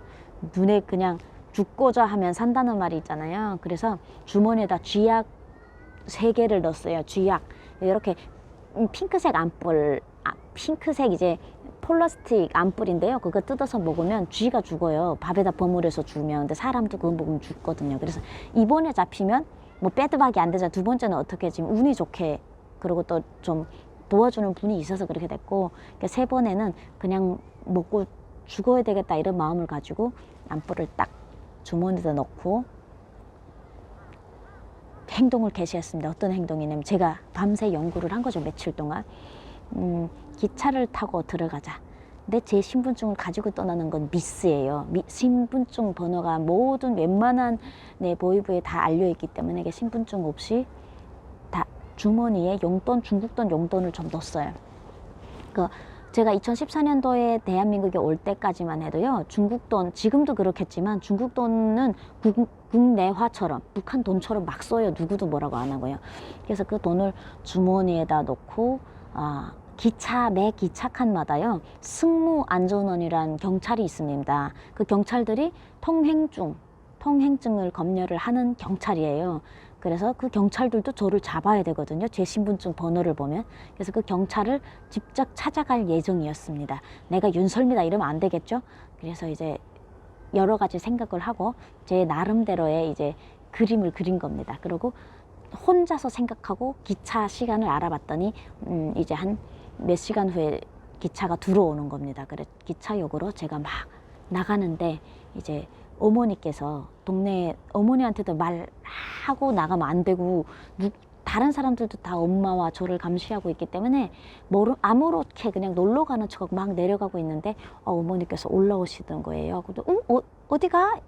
제가 지금 차려입고 나왔는데 주머니 하나를 들었어요. 낡은 소못 같은 거. 그게 이제 탈북에 필요한 거거든요. 어디에 필요한지는 이제 후에 얘기를 해드리겠는데 그거를 이제 쇼핑백 같은 데다 담아가지고 내려오는데 어머니께서 어디 가냐고 물어보더라고요. 그래서 중국 갑니다 할 수 없잖아요. 그 상황은 누구와 다 동네 사람들 다 나를 감시한다고 생각하고 있는 상황이라 그래. 엄마고 친구가 피아니스트 친구가 있는데 이제 어린 유치원 애들 이제 막 강습하고 있거든요. 애기들 보고 싶어서 애기 구경 가려고. 그러니까 제가 애 보고 싶어가지고 그 유치원 애들 그 길을 자주 찾아갔어요. 너무 보고 싶어갖고 간식도 사가지고 반정신이 미친 거예요. 그래서 애 보고 싶어가지고 그러니까 아이고 그래 갔다 와라. 거기 갔다 오는 게 차라리 마음이 편하다. 다녀오라고. 그래서 어머니하고 중국 간다는 얘기를 못하고 유치원에 갑니다 하고 저는 이제 나온 거죠. 그래서 나와서 눈물을 혼자 동네에서는 눈물도 못 흘렸어요. 누군가 또 그거 보고 신고할 것 같아서. 한참 동네를 내려와서 걸어가면서 눈물이 줄줄줄줄 나오더라고요. 얘기도 못하고 이렇게 떠나는데 이번에는 내가 잡혀서도 못 나와요. 이번엔 죽어야 되거든요. 이번에 잡히면. 그러니까 이제는 생을 그때가 정말 제가 목숨을 버린 탈북이었습니다. 목숨 거의 아예 버려서 죽을 독약까지 준비를 하고 떠났으니까. 그래서 주머니에 그냥 꼭 그 독약을 그냥 꼭 따뜻하게 손에다가 꼭 쥐고 이렇게 목숨 걸고 떠났어요. 근데 기차가 딱 들어오더라고요. 기차 들어와서 이제 허름한 그 동복 있잖아요. 거지 같은 동복을 위에다가 턱 걸치고 쌩얼이잖아요. 그리고 승무안전원이라는 사람들이 타는 칸이 이제 침대 칸이에요. 거기를 가서 문을 두드렸어요. 그랬더니 승무안전원이 딱 문을 뚝 뜨더니 뭐야? 그러는 거예요. 막 제가 눈물이 글썽해가지고 막 어떡해요. 저 여기 장사 왔다가 짐 다 잃어버리고 지금 가방 다 잃어버리고 아무것도 지금 주머니에 돈 200 위안이면 큰 돈이거든요. 중국 돈 200 위안이면 북한 돈으로 그때 26만 원 정도가 됐어요. 근데 한 달 경찰을 그 승무안전원의 월급이 4,000원에서 5,000원인데 그게 26만 원이었어요. 저한테는 200위안이. 그러니까 200위안을 내놨어요. 근데 저한테는 또 다른데 깜천원 중국 돈이 좀 있었죠. 일단은 200위안을 내놓고 나 이거밖에 주머니에 있는 게 없는데 이렇게 하고 돈을 딱 내놨더니 애들이 그냥 돈에 눈이 탁 뒤집히는 거예요. 나 지금 짐 다 잃어버려갖고 신분증 하나도 없습니다. 어떻게 하죠? 야, 야, 안 됐다. 막 이러면 처음에는 야, 뭐야? 이렇게 막 티껍게 막 하더니 돈 보더니 막 되게 막 미소를 막 지으면서 인간성이 막 살아나는 거예요, 걔들이. 그러더니 일단은 앉아서 얘기를 하래요. 침대 칸에. 그래서 저를 앉히더라고요. 그래서 제가 앉았어요. 무슨 장사를 하라고 왔냐고 이러더라고요. 그래서 약초 장사를 제 집이 시골인데 근데 해령이란 얘기를 안 했어요. 해령에서 또 차가 서고요. 해령을 또 지나서 다른 역을 가는데 해령이 탈북을 가장 많이 하는 곳이라 예민한 곳이거든요. 그래서 해령 쏙 지나서 저쪽에 있는 다른 지역 얘기를 했어요. 그래서 제가 그 뭐 예를 들어 배감이면 배감 쪽에, 무산이면 무산 쪽에 이렇게 거짓말을 하는 거예요.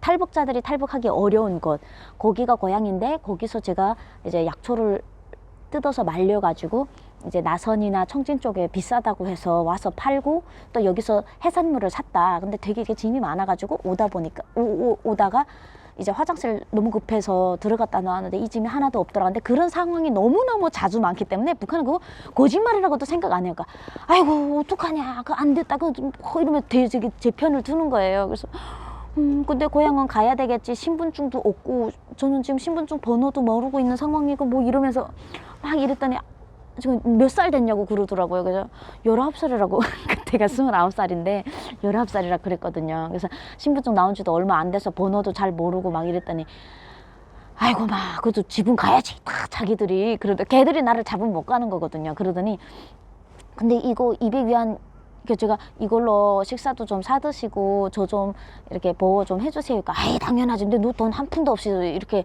가도 되겠냐 이래서 아유 그냥 그래도 승무안전원 동지들이 저 이렇게 보호해 주시니까 그냥 밥 먹을 때 밥이라도 조금 사주시면 제가 저 욕심이 없다고 그랬어요. 그랬더니 그래 밥 사주는 건 뭐 일도 아니지. 그래봤자 한 끼밖에 안 먹는 거거든요. 그래갖고 앉았어요. 그랬더니 얘들이 제가 탈북할지도 모르고 저를 다 아주 좋은 아주 그 뭐죠?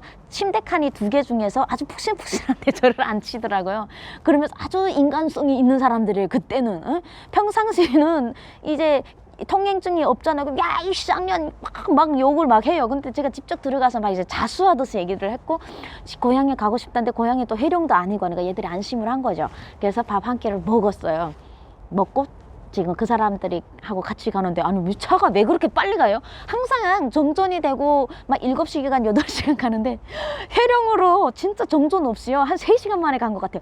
빨리 가는 거예요. 막 거의 해령역전이 다가오는데 막 다리가 막 떨리는 거예요. 해령역전에 도착해서 제가 내리면 어떤 상황이 생기냐면요. 그 사람들은 기차칸에서는 저를 살려서 내려보내요. 그러면 해령역전에 또 역전 부두에 역전 홈이라는 데 경찰이 또 있어요. 걔들이 줄을 서서 개미 한 마리 얼씬하지 않게 줄을 딱 세워가지고 통행증 검열하고 신분증 검열해요. 걔네한테 제가 걸려도 똑같이 걸리는 거예요. 잡히는 거예요. 그러니까 해령역에 들어가지 말고 빠져야 되는 게 제 임무거든요. 제가 허름한 동복을 입었다 그랬잖아요. 기차에서 뛰어내릴 예정을 그 전부터 하고 이 기차를 탄 겁니다. TV에서 봤죠. 막 007이나 막 영화에서 나올 때 보면 다 멋있게 기차에서 막 뛰어내리잖아요. 그거를 보고 아 사람이 할 수 있는 거니까 다들 저렇게 했겠지 싶더라고요. 그래서 설미다 한번 해보자. 훈련 받은 적은 없지만 그래서 해령역에 거의 도착하기 전에 제가 배 아파 막 그랬어요. 그 침대칸에서 이 중간에서 이 사람들이 기차역에서 이제 점심을 사서 이제 같이 먹었거든요. 그러니까 이 나다니면서 이제 음식 조심해야 된다 이러면서 좀 화장지 좀 달라고 그래갖고 북한에 화장지 따로 없어요. 그냥 신문지가 화장지거든요. 그 신문지를 막 이렇게 구겨가지고 주더라고요. 그래서 그거 지고 막 화장실 가는 척하고 나갔는데 해령역으로 막 도착하고 있는 거예요. 차가 거의 도착할 때면 역 홈에서 호각 소리가 빽빽 나요. 호각 소리가 빽빽 나는데 막 온 몸이 지어드는 거예요. 지금 제 마지막 탈북 한쪽 손에는 휴지정이가 있고 한쪽 손에는 독약 쥐약이 있었습니다. 그래갖고 어떡하지 거의 도착하는데 북한 기차가 여러분 한국 KTX처럼 다니면 절대 못 떨어지고요. KTX는 차가 달릴 때 문이 안 열려져 있잖아요. 근데 북한 차는 하도 허름해가지고 문이 열려 있었어요. 이제 문짝이 다 나가가지고 그래서 제가 그 짝에 서가지고 두리번 거리는데 원래 시속이 60km인데다가 해령역에 거의 도착하면서 막 호각 소리가 나면서 차가 브레이크를 잡아요.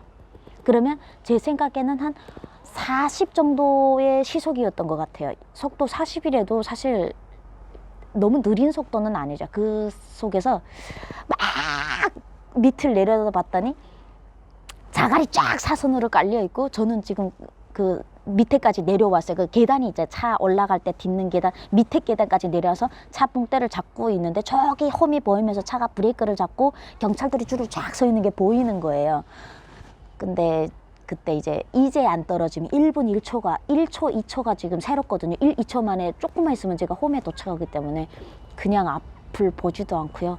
한 발을 딱 내딛으니까 그냥 바로 이제 엎어지더라고. 몸이 디글디글 굴러서 앞쪽으로 막 굴러가는데 하나도 안 아픈 성공한 거죠. 해령역에 안 도착했습니다. 그날 저녁. 그러고 저는 그 홈으로 아니고 그 바깥에 차들이 이제 홈 들어오기 전에 거기서는 사람이 내리지 않으니까 거긴 단속원이 한 명도 없는 거예요. 그래서 그쪽으로 막 뛰어가갖고 철길 내로를 한 10개 정도 건너갖고 담장이 있더라고요. 담장을 넘어서 역전 밖을 나가게 됐습니다. 혈원까지 도착하는 거 성공했으니까 오늘 저녁 중에 탈북을 하겠죠? 그러면 내일에는 시어머니를 만날 수 있을 겁니다.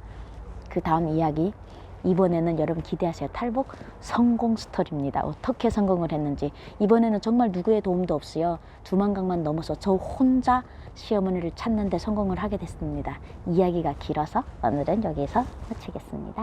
네, 궁금하시죠? 구독, 좋아요 부탁드립니다. 네, 여러분 사랑합니다. 여러분 안녕하세요. 여러분들의 비타민 윤설입니다. 네, 엄청 기다리셨죠? 설미의 성공 탈북 스토리. 네, 아마 북한에서 다음 생에 다시 태어나도 10번, 20번 북송을 시켜도 목숨만 살아있다면 제가 선택한 사랑하는 자유 대한민국에 꼭 다시 올 겁니다. 그 제가 태어나서 가장 잘한 선택 중에 너무너무 잘한 세 번째 탈북 스토리, 성공 스토리 오늘 이어가도록 하겠습니다.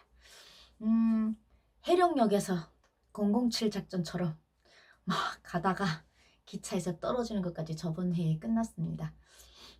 지금 생각해도 영화의 한 장면이죠. 근데 그거를 마치고 저는 이제 저 해령까지 들어오라고 했던 그 브로커 그분의 집으로 향하게 됐고요.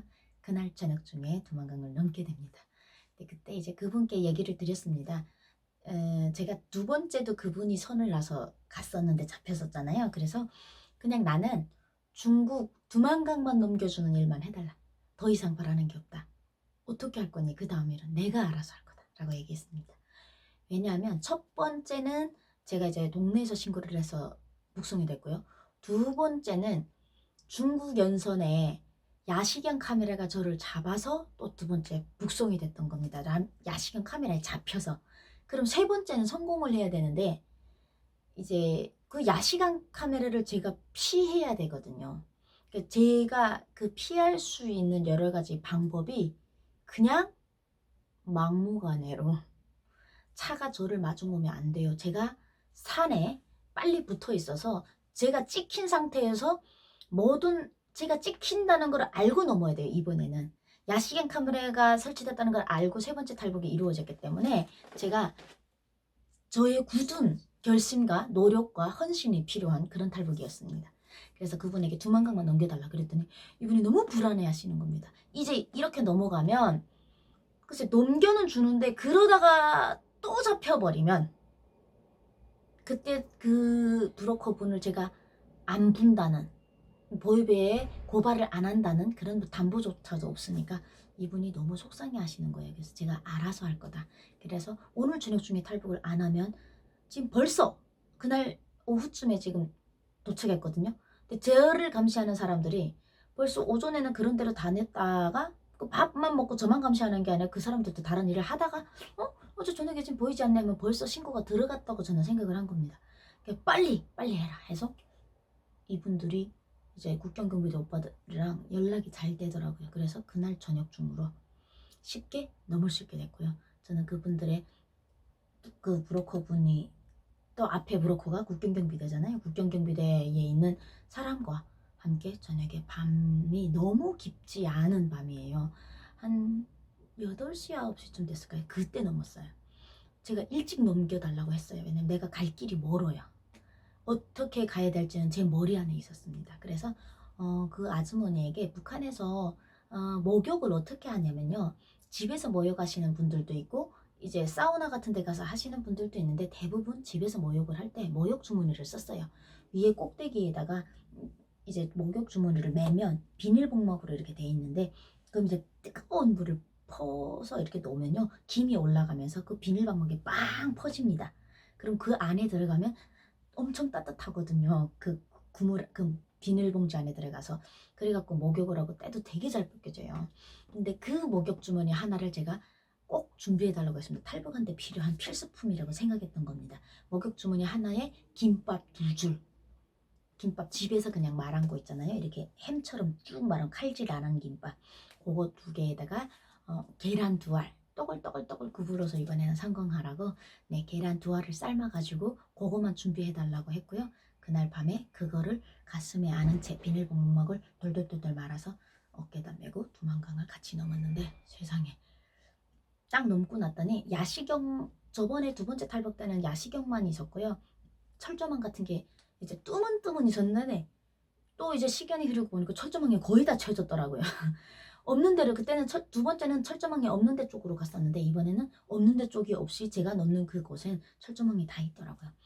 철조망 그 앞에까지 딱 넘겨주고 국경경비대는 돌아섰습니다. 그 길까지 국경경비대가 할 일이었습니다.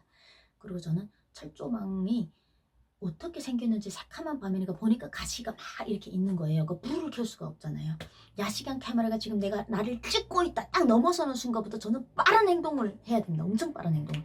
지금 찍었겠구나. 지금 어딘가 가까운 곳의 변방대에서 경찰차가 출동했겠구나 라를 이렇게 저 혼자서 생각을 하면서 넘는 거예요. 그래서 그분이 딱 넘자마자 제가 그랬습니다. 빨리 빠지라고. 야시경 카메라에 국경경비대가 찍혀도 큰일 나거든요. 찍히지 않게 얼굴 가리고 빨리 빠지라서 그 사람은 빠지고 저는 아주 빠른 속도로 막 타고 올라갔습니다. 그 설조망을 막 어떻게 타고 꼭대기 올라가서 그냥 뚝 떨어졌어요.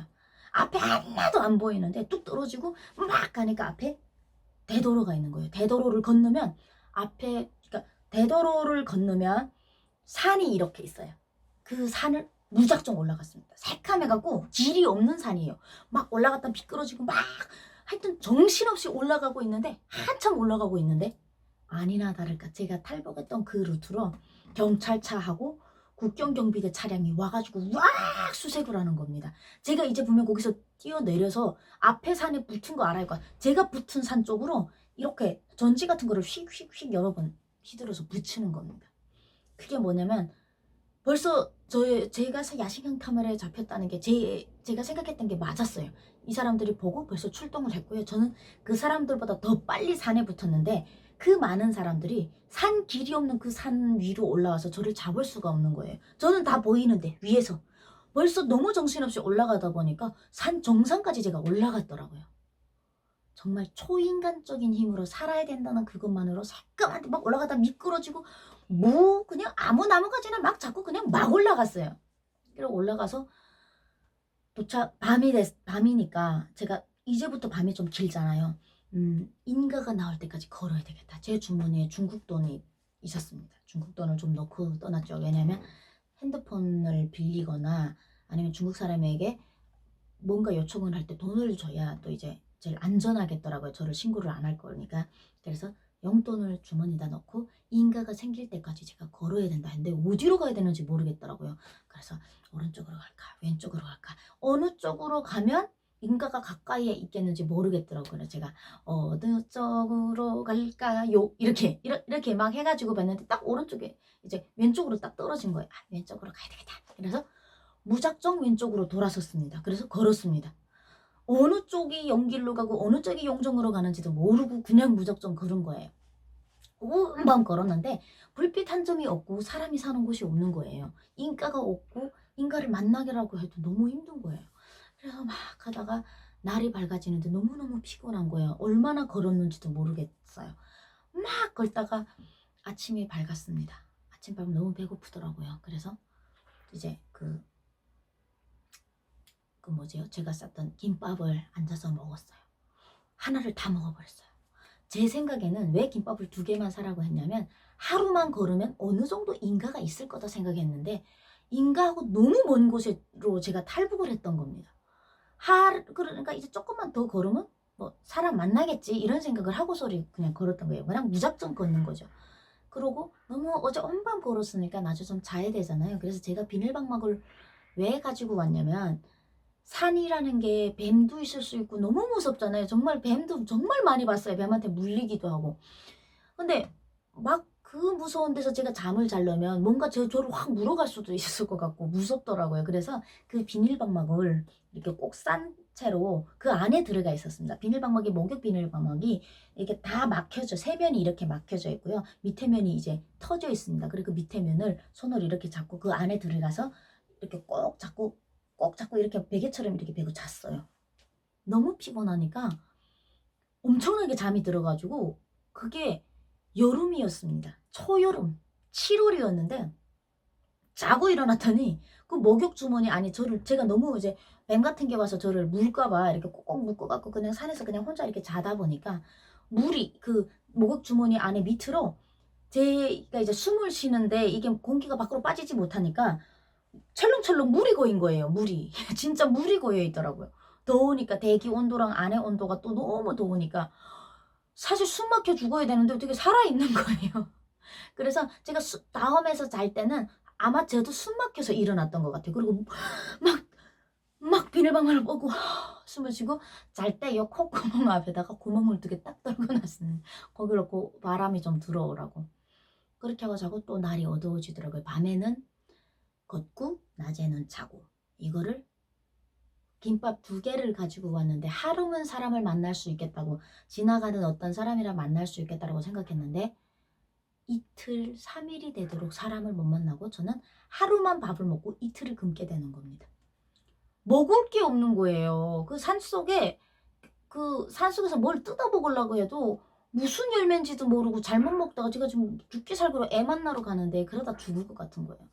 그래서 막 3일째 되는 날에는 걷지를 못하겠더라고요. 혼자서 그렇게 거기서 막 헤매고 있는데 3일째 되는 날 저녁에 사람을 만났어요. 왜냐면 산으로만 걸어 다니니까 당연히 사람을 못 만나겠다는 생각이 들더라고요. 그래서 조금 저는 산으로 걸어 다니다가 불빛이 있으면 그쪽을 기준에서 내려오자라는 생각을 했었는데 도저히 사람을 만날 수 없어서 이제 산에서 조금 내려오니까 지금 논밭 같은 게 옥수수밭이 있더라고요. 이게 이제 밭 쪽으로 걸자고 걷고 있는데 세상에 어떤 남자분을 만난 거예요. 근데 이분이 대번에 뭐라고 했냐면 혹시 저기 북한에서 오지 않소? 이렇게 얘기를 한 거예요.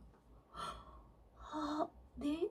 아닙니다. 할 수도 없고 지금 꼬라지도 말이 아니고 얼굴도 안 보여요. 새까만데. 네 맞습니다. 이랬더니 따라오시오. 교회 사람이라는 겁니다. 그쪽에서 이제 아마 교회에서 탈북자 구출 작전을 연길 쪽에서 많이 하시는 걸로 제가 후에 와서 알았어요. 그러니까 그 전에 그런 사람이 있는 줄 몰랐는데 무슨 교회래요. 그러면서 저를 데리고 안전한 곳으로 이제 데리고 간다고, 고생 많이 했다고 데리고 가는 거예요. 따라가다가 혹시 이 사람이 저를 그렇게 저를 유혹해서 데려가다가 경찰에 데려가면 어떡해요? 갑자기 무서운 생각이 딱 들더라고요. 그래서 제가 막 정말 이제는 누구라도 집어레게도 잡아야 될 심정이긴 하지만 너무 배도 고프고 걸어다닐 힘도 없지만 도대체 이 사람을 못 믿겠는 거예요. 그리고 교회에서 있는 이제 신도들이나 성도님들이 이런 일을 도와준다는 것 자체도 제가 그때 당시는 모르고 있었어요. 그러니까 절대로 안 믿어야 된다라는 생각이 있어서 가다가 배가 너무 아픕니다 막 그랬어요. 그러니까 이 사람은 남자니까 그러면 제가 조금 그 사람 앞에서 어떻게 볼 수는 없잖아요. 그래서 제가 이쪽에 가서 이제 볼일 보고 올 테니까 그래서 좀 기다려주세요. 그럼 빨리 갔다 오래요. 그래서 그 산에 내려왔던 산으로 다시 올라갔습니다. 참 그분이 정말 좋은 분이셨을 수도 있고요. 나쁜 사람일 수도 있었는데 정말 좋은 분이셨다면 그분이 참 속상했을 겁니다. 이게 사람을 믿지 못하고 끝내 도망쳤는데 후에 저기요 찾는 소리가 들리다가 안 들리더라고요. 제가 많이 떨어져서 그냥 정신없이 나를 잡으러 온 사람이다 라고 생각하고 그저 정신없이 뛰었던 겁니다. 그리고 산 꼭대기로 올라가서 걷다가 후회했습니다. 이번에 3번째 탈북은 제가 제 운에다가 운을 믿고 떠난 거거든요. 저 혼자 탈북을 했던 거라 앞에 브로커가 없어서 어차피 누구도 믿을 사람이 아닌 사람을 내가 만나야 되는 건 사실인데 내가 또 이제 산 꼭대기에 올라오니까 이젠 더는 더 이제 이러다가 내가 산에서 걸어가다가 굶어서 뒤지거나 독사에게 물려 죽겠구나라는 생각이 들더라고요. 너무너무 힘들었습니다. 그 꼭대기를 막 이제는 더는 더 나 왜 그 사람을 왜 그랬지? 라고 생각하고 있으면 제가 제일 의심이 됐던 부분은 그 사람이 그 밤에 거기 있었다는 게 의심이 됐던 거예요. 내려왔는데 정말 그쪽에서 근데 여기 왜 계셨어요? 이랬더니 탈북자를 구출하기 위해서 거기서 밤에 망을 마셨다는데 내가 오는 줄 알고 있은 것 같은 그런 느낌이니까 되게 더 무서웠던 거죠. 그래서 제가 일단은 가는 데까지 가보고 이번에 만나는 사람이 있으면 무조건 도움을 요청해야지. 지금 제가 이제 몸 상태가 말이 아니었어요. 이틀을 굶고 계속 걷다 보니까 계속 그냥 그 할 수 있는 일이 걷는 거밖에 없었어요. 발에 물집 다 생기고 신발이 다 찢어서 나갔어요. 산길을 타니까 북한에서 신고 온 신발이 그냥 다 찢어져 나가가지고 제가 가져왔던 그 비닐방막 있잖아요. 그 비닐방막으로 발을 몇 번씩 동여매고 너무 발이 아픈 거예요. 발이 너무너무 아파가지고 그 뭐예요? 산에 있는 풀들 있잖아요. 좀 푹신푹신해 보이는 풀들을 막 뜯어서 발 밑에다가 풀을 이따만큼 깔고 비닐방망으로 또 막 동이고 또 걸다 보면 비닐방망이 다 찢어져요. 그래서 그 마지막 비닐방망 오늘은 다 써버리는 거. 조금씩 조금씩 잘라서 발을 묶다 보니까 큰 비닐방망이었는데 어쩔 수 없이 막 가고 있는데 죽었다. 내가 정말 이제 실수를 했거나 그 사람 따라갔어야 되는데 라고 막 가고 있는데 불빛이 보이는 거예요. 그래서 딱 봤더니 인가가 한 15채 정도 되는 집이 15채가 이렇게 작은 개인주택들이 있는 인가를 발견한 거예요. 살았다. 그리고 걸어가는데요. 제 생각에는 한 서너 시간 걸은 것 같아요. 그 불빛을 보고 딱 코앞인 것 같은데 가려니까 너무너무 멀고 어디로 가야 될지 뭐 가다 보면 길이 막혀서 또 돌아 나오고 뭐 어떻게 가다 보니까 그 집 앞에 어떤 집 앞에 제 눈에서 제일 가까운 집 앞에 가서 제가 훅 쓰러졌어요. 너무 피곤해서. 쓰러지는데 바람이 싹 부는 거예요. 바람이 싹 부는데 얼굴이 갑자기 시원해져요. 자다가 보니까 비가 내리는 거예요. 장마철이어서 7월 초장마. 비가 내리는데 처음에는 차분하게 내리는데 그 비가 그렇게 이렇게 담요 같은 느낌? 따뜻하면서도 시원하고 잠을 잘 들게 하는 비더라고요.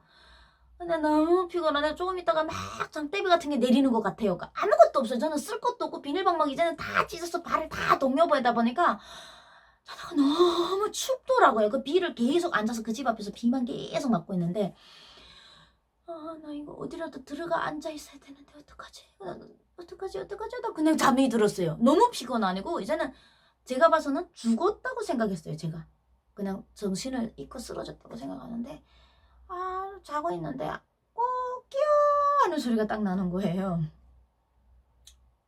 그래서 눈을 떠야 돼. 눈이 안 떠지더라고. 꼬끼소리 들으면서 날이 밝았구나. 내가 빨리 일어나서 지금 내가 아직 살아있으니까 꼬끼 소리가 들리니까 이 집에 도움을 요청해서 이 집에 중국 전화가 있을 테니까 빨리 제가 시댁이랑 연결을 해야 시댁에서 거기로 데리러 오면 끝나는 거예요. 그래서 나 빨리 일어나야 되겠다 근데 몸이 안 일커지는 거예요. 너무 피곤하니까 완전 몸이 막 난리도 아닌 거예요. 그래갖고 어떡할까 이 집에 들어갈까 말까 하다가 앞에서 무슨 뭐 차렷! 한국말로 말하면 군대 구호 같은 소리가 들리는 거예요. 뭐 앞으로 갓! 이런 소리 같은 뭐 중국말로 막 군대 구령이 막 들리는 거예요. 그래서 눈을 참 무섭다라는 생각이 들어서 눈을 탁 떴어요. 근데 그 집 앞에서 눈을 딱 떴는데 그게 어디서 제가 잠이 들렸냐면요. 제가 탈북을 해서 3일째 걸었다고 했잖아요. 왼쪽으로 가라 이렇게 해서 어디로 갈까요? 이렇게 해서 이쪽으로 걸었어요. 3일 만에 걸어서 간 게 화령 변방대 앞에서 잠이 들은 거예요. 제가. 변방대라는 것은 북한 사람들을 잡는 일을 하는 거예요. 두만강으로 불법으로 넘어오는 사람들을 잡아서 북한에 내가는 일을 하는 북한의 국경경비대가 있다면 중국에는 변방대가 바로 국경경비대 역할을 하는 중국인민해방군이 거기 있는 거예요. 눈을 떴는데 얘들이 줄을 서서 무슨 제식훈련도 막 하고요. 저를 뻔히 보는 거예요. 눈을 뜨고 보고. 왜냐면 그런 쪽으로는 탈북자가 없는 거예요. 그리고 장마가 쪄서 장마비가 막 그때 내렸는데 장마할 때는 위험하기 때문에 사람이 많이 안 건너는 데다가 변방대 앞으로 탈북을 시키는 일은 절대 없어요. 변방대 애들이 눈 빨갛게 뜨고 탈북자 잡자고 하는데 근데 제가 3일 동안 걸어갖고 저를 잡는 일을 하는 변방대 앞에 와서 떡 자고 있은 거예요. 이야, 뭐 하라는 거지? 그리고 뒤로 돌아봤어요. 시골집들이 쭉 있더라고요. 일어나야 되겠는데 변방대들이 저를 쳐다보고 있어요. 잡아갈 거 아니에요. 제 생각엔 제가 지금 북한 사람이라고 얘들이 날 잡으러 와야 되겠는데 얘들은 설마 북한 여자가 거기 앞에서 앉아 있는다고는 생각 못하고 그냥 쑥 보고 지나가는데 그 거리가 도로 하나 이렇게 자그마한 도로 하나 두고 한 40m 정도 될까요? 변방대하고 제가 마주 서 있는 거리가 허롱 빙방뚜이라고 썼어요. 하룡 변방대라고 썼는데 그 앞에서 잠이 들어서 그랬어. 너무 기가 막히더라고요. 이제는 잡혔구나. 안 잡아가고 있어요. 등잔불 밑이 어둡다. 이제 어떻게 해야 될까? 막 마음을 조이고 있는데 정말 저에게 천사같이 다가온 집이었습니다. 그 15채 중에 한 채, 제가 지금 앉아서 잠을 자고 있던 집이 중국 한족이었습니다. 그리고 14채가 조선족들이 살고 있는데 제가 딱 한족 집 앞에 가서 잠이 드는 거예요. 근데 이게 서로의 이제 민족성이라는 게 서로 있잖아요. 제가 왜 집을 잘 선택해서 앉았다고 얘기를 하냐면요. 다음 회에 보시면 여러분들이 아실 겁니다. 동족간염. 그분의 마음을 제가 움직일 수 있었던 말이 있었습니다. 그분이 바로 저를 보호할 수 있게 했던 말이 있었는데 두 번째 성공 스토리 네, 너무 길기 때문에 제가 오늘에는 요걸로 마치도록 하겠고요. 이제 설미가고 변방대에게 잡히지 않고 어떻게 시어미를 만나는지 다음 회에 공개하도록 하겠습니다. 여러분 안녕하세요. 여러분들의 비타민 썰미 윤썰미입니다. 네, 궁금하죠? 네, 이렇게 궁금증을 유발하는 법도 배웠습니다. 다음 스토리 이어가도록 하겠습니다. 변방도 앞에서 너무너무 무서워서 떨고 있던 썰매한테 기인이 찾아왔죠. 딱 보니까 문소리가 나는 거예요. 누군가 나오더라. 그 집에서 그 아주머니. 아마 제가 이만갑 첫 285회 할 때도 그 얘기를 했었는데 그땐 잠깐 얘기를 했는데 오늘은 아주 구체적으로 그분에게 어떤 얘기를 했던지를 제가 들려드리겠습니다.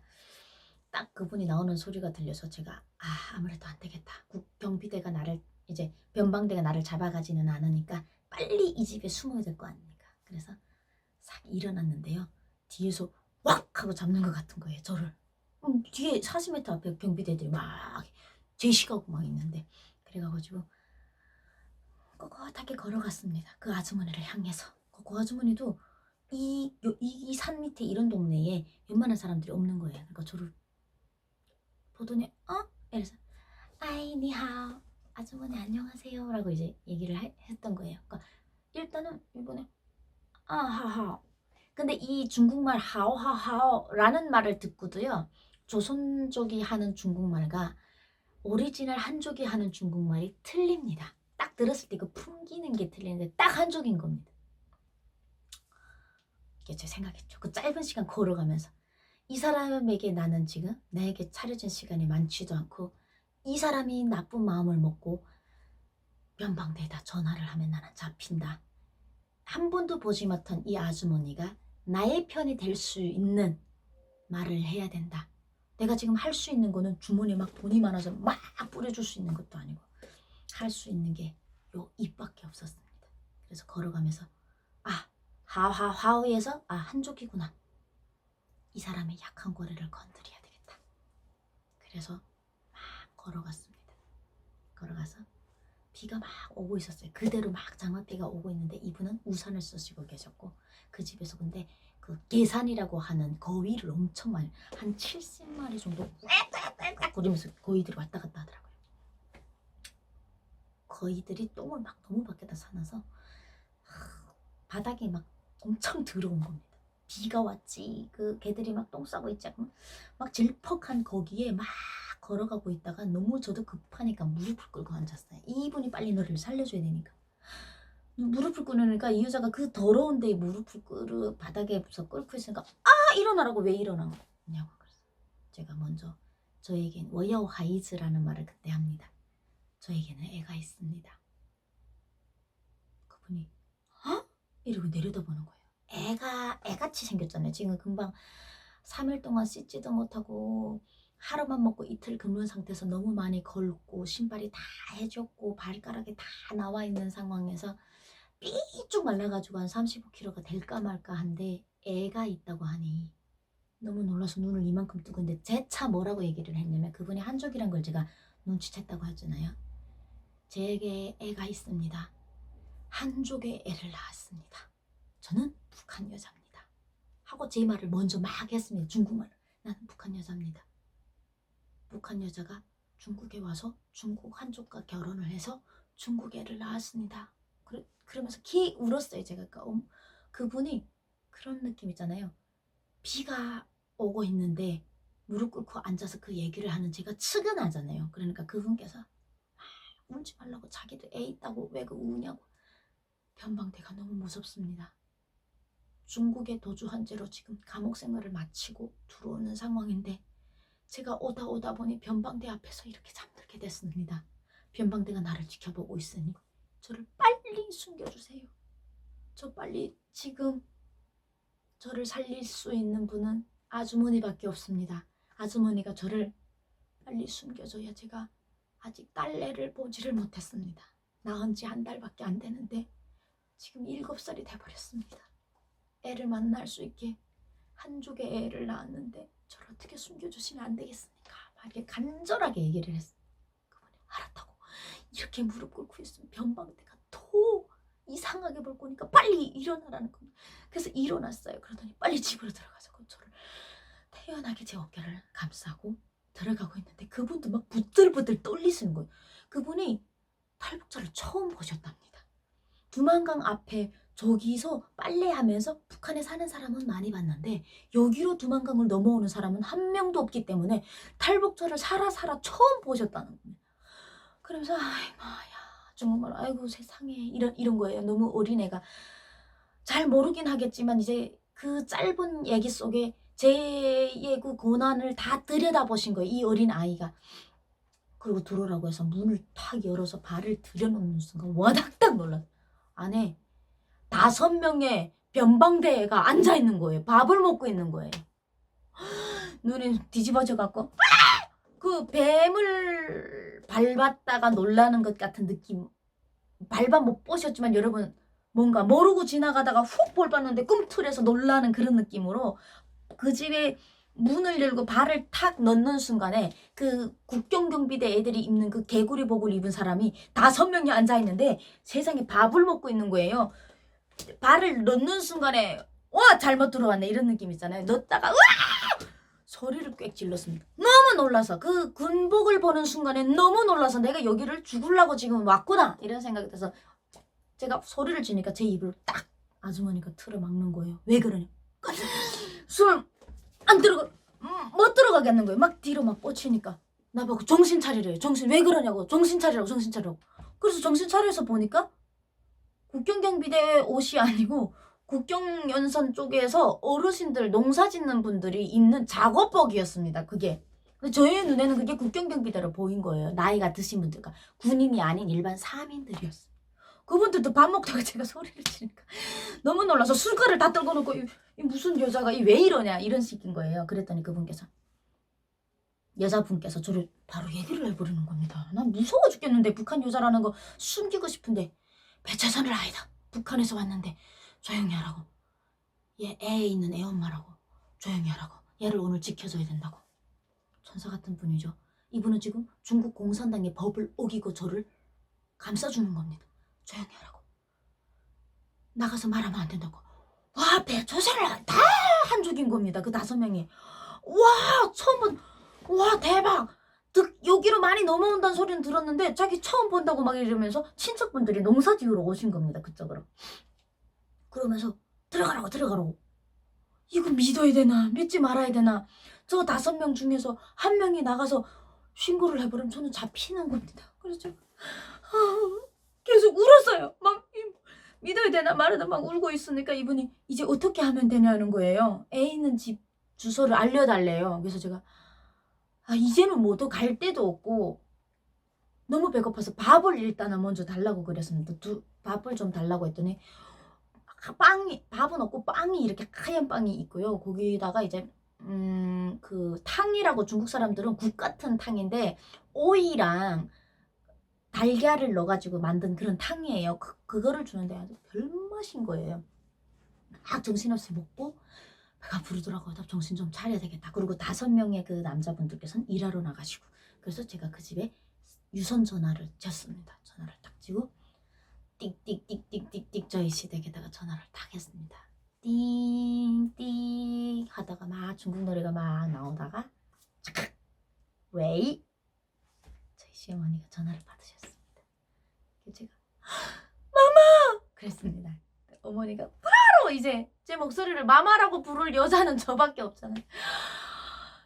어머니가 막 너무 놀라시는 겁니다. 이번에 나가면 교도소 10년이라고 그랬거든요. 제가 그 두 번째 어머니하고 잡힐 때 나 무조건 살리라고. 교도소 갔다고 생각했고 10년이라도 20년이라도 기다릴 테니까 목숨만 살아서 그랬던 거예요. 근데 어머니께서 제가 살린 건 알았었어요. 왜냐면 감옥에서 나와서 살아서 제가 녹음을 해서 보냈잖아요. 돈을 10,000원만 보내달라. 기회를 봐서 넘어가겠다 이랬는데 지금 당장 이렇게 급하게 넘어올 줄을 몰랐던 거예요. 돈을 넘겨서 3일 만에 제가 도착을 한 겁니다. 그 어머니가 전화를 받더니 너 지금 거기 어디야? 그러는 거예요. 왜냐면 핸드폰으로 전화를 하면 북한일 수도 있는데 유선 전화는 중국 땅에 와야만 전화가 되잖아요. 유선으로 달려있는 전화. 마, 니 가가! 내가 막 엄마 그 전화기에 찍힌 전화번호를 봐. 그랬더니 전화번호에 0433 앞에 0433은 중국 길림성에 있는 연길 쪽에 있는 유선 전화번호입니다. 앞에 0 뭐라고 나가는 거는 중국 핸드폰은 앞에 다 숫자 1부터 시작돼요. 대한민국은 010이잖아요. 중국 거는 뭐 135, 133, 131 뭐 이렇게 1부터 시작돼요. 근데 보니까 0으로 시작된 거예요. 어머니가 네가 중국에 왔구나. 어떻게 왔어? 소식도 없이 어떻게 왔어? 막 그래서 엄마 나 지금 혼자 저번에 너무 혼나가지고 나 지금 브로커 없이 엄마한테도 연락 안 하고 지금 나 막무가내로 넘어왔는데 엄마가 빨리 차를 타고 심양에서 연길까지 온 다음에 연령성에서 연용성 차를 갈아타고 연길차를 타고 연선으로 들어와서 나를 실어야 된다. 심양차를 타고 들어오면 의심이 돼서 잡힐 수가 있으니 엄마 빨리 심양차를 타고 연길까지 와서 차를 바꿔 타고 나를 데리고 택시를 타고 연길까지 들어간 다음에 심양에서 온 차를 대기시켰다가 그 차를 갈아타고 심양으로 들어가는 거로 하자. 누구도 모르게 우리만 알게. 그랬더니 어머니께서 알았다는 거예요. 알았다고. 그래서 저희 친척분이 그러니까 저희 아버님의 동생분께서 제가 왔다는 소식을 듣고 이제 어머님의 우리 시어머님의 남동생이랑 시아버님의 남동생 두 분이 운전기사를 차 한 대로 심양에서 제가 있는 곳까지 들어오는데 9시간이 걸리는 거예요. 9시간. 근데 9시간 동안 한 사람이 운전을 못하니까 두 사람이 타고 왔고요. 한 1분 1초라도 빨리 지금 제가 하령 변방대 앞에 있다고 하니까 빨리 저를 구출을 해야 되는데 그러려면 쉴 수가 없으니까 기사 2명이 그냥 계속 2시간에 한 번씩 교대제로 자면서 운전을 하며 올라오는 거예요. 그래서 엄마 이렇게 해달라고 하니까 어머니께서 알았다고 하면서 근데 그 집은 믿을만 하냐? 우리가 가기 전까지 너를 신고를 안 해야 되겠는데 전화번호를 좀 바꾸래요. 그래서 전화를 바꿨어요. 그래서 그 중국에 저를 넣고 있는 그 아주머니께서 내가 너희 며느리를 이렇게 오늘 아침에 우리 집에 이런 상황이 있어서 눈 뜨고 나갔더니 어떤 조그만 애가 와가지고 이런 상황이더라. 그래서 내가 너무 불쌍해서 들여놨고 신고는 안 하고 있으니까 니네 와서 안전하게 데리고만 가라 라고 이제 얘기를 하니까 시어머니 쎄 깐세니 정말 감사하다고 그러면서 너희가 원하는 대로 돈을 다 줄 테니까 절대로 그 애를 신고를 하거나 외면하면 안 된다 라고 어머니께서 전화를 넣으시고 지금 당장 떠나겠다 이렇게 되니까 이분들이 돈 같은 거 필요 없다 빨리 와서 데리고 가라 얘가 지금 너무 떨고 있고 너무 무서워하고 있는데 우리는 좋은 사람이다 울지 말라고 해라 그래서 시어머니가 해서 좋은 사람인 것 같다 조금만 기다려라 엄마 지금 당장 떠날게 이래서 어머니께서 막 친척 두 분하고 떠나셨고 저는 그때로부터 9시간 동안 어머니를 기다려야 했습니다. 근데 시아버님이 5분에 한 번씩 전화가 오는 겁니다. 시아버님은 아직 안 떠나고 집에 계시니까 5분에 한 번씩 우리 예나와 같이 전화를 하는 옆에서 얘네가 청청청청 마마 이러고 있고 그러니까 아버님이 전화하면서 우리 며느리 5분에 한 번씩 저를 검사하는 거예요. 제대로 있나 계속 전화를 하면서 달라는 대로 다 줄 테니까 돈 달라는 대로 다 줄 테니까 제발 걔를 안전하게 해달라. 정말 불쌍한 애다. 우리 애가 아직도 걔 엄마 얼굴을 모르고 있으니까 니들이 사람 하나 살린 거다. 정말 생명이 어리니까 걔 절대로 막 간절하게 아버님이 막 울면서 전화를 하는 겁니다. 제발 걔를 어떻게 하면 안 된다. 그분께서 근데 5분에 한 번씩 계속 그 전화가 오니까 그분이 막 짜증내시는 거예요. 알겠다고요. 그만하라고.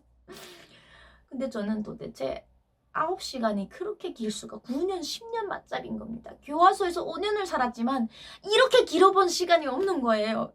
이 9시간 안에 변방대가 들어올 것 같아서 그래서 제가 비가 막 내리고 있는데 밖을 나갔습니다. 집에 있는 게 불안한 거예요. 보니까 이제 그 집에서 거위를 기른다고 했는데 거위 집이 2개가 있는 거예요. 거위가 한 3, 40마리씩 들어갈 수 있는 그런 조금 크더라고요. 좀 그만하면 근데 그런 거위 집 2개가 널레덩 비를 맞으면서 이렇게 온전하게도 안에 왔다 갔다 하면서 허접해 보이더라고. 그걸 딱 보니까 저기가 가장 안전하겠는 거예요. 그래서 제가 딱 보고서 그 아줌마 보고 저요. 지금 그 집에 들어간 지 1시간도 안 됐어요. 저 아직도 9시간을 기다려야 되니까 저 거위 집에 저 들어가 있게 해주세요. 그랬어요. 그랬더니 그분께서 거기 나무로만 그냥 이렇게 뚝뚝 짜놔가지고 짬이 이따먹게 짬이 나고 그 안으로 비가 다 스며들고 그 안은 또 이제 거위가 들어가 똥 싸놓고 해갖고 그 사람이 들어갈 수 있는 상황은 아니에요. 아니 거기 어떻게 들어가 있냐고 막 그러는 거예요. 그래서 제가 아니다 나는 이게 너무 불안해서 못 있겠습니다. 혹시 당신들은 신고를 안 했는데 내가 아침에 거기 앞에 앉아있는 게 의심스러워서 혹시 누군가가 이 집에 이제 들어와서 혹시 집 좀 한번 검문하자 이렇게 하면 어떡하냐 내가 잡힐 거가 내가 무서워서 그런다. 그리고 내가 잡히면 당신들도 벌금을 내야 되니까 나 저기 들어가 있게 좀 해달라 이래서 거의 다 내쫓고 그 집에서 내쫓고 들어가려고 보니까 고의가 들어갈 수 있게 문이 이렇게 자그마한 거예요. 이렇게 좀 저의 머리는 들어가겠더라고. 이렇게 좁은 문이 있고 그 안 밑에는 이제 듬성듬성 널판 자로 이렇게 툭툭툭툭 대놓고 그 밑으로 이제 고의의 이제 대변 같은 게 막 깔려 있는데 거기에 지함 박스 같은 거 있잖아요. 박스 같은 걸 그분들이 막 내와가지고 그 밑에다 박스를 깔고 비닐방막을 감았어요. 왜 그러냐면 이제 비가 지금 계속 떨어지고 있으니까. 그래서 이게 어떻게 들어가 있냐고 왜 이 안에 들어가겠다고 하니 너무 무서우니까 도대체 집안에 앉아 뭐 있겠는 거예요. 그래서 그 안에 고의를 다 뽑아내고 제가 그 안에 기어 들어갔습니다. 자 거기 그 안에 들어가 있는데 비가 뚝뚝뚝뚝 다 떨어지는 겁니다. 그 비 오는 상태에서 근데 그 비를 9시간을 맞았습니다. 그 안에 들어가서. 그래도 마음이 너무 편안한 거예요. 이제 설마 국경경비대가 이 집에 문을 열고 들어왔는데 사람이 없다. 거의 집에 저기 사람이 들어가 있을 리라고는 생각을 안 할 거다. 그렇잖아요. 누가 생각하겠어요. 그 조그만 아무리 뭐 거의 집을 크게 만들어도 크지가 사람이 들어가게는 안 생긴 거예요. 그래서 막 너무 행복한 거예요. 그리고 막 기다리고 노래도 불러보고 별 생각도 안 돼. 9시간이 그렇게 힘들게 가는 거예요. 근데 드디어 잠도 안 와요. 잠이라도 자고 싶은데 잠이 안 오는데 조금 있다가 이제 한 몇 시간이 흘렀을까요? 그 아줌마가 또 이제 먹을 거를 가져다가 또 이렇게 넣어주더라고요.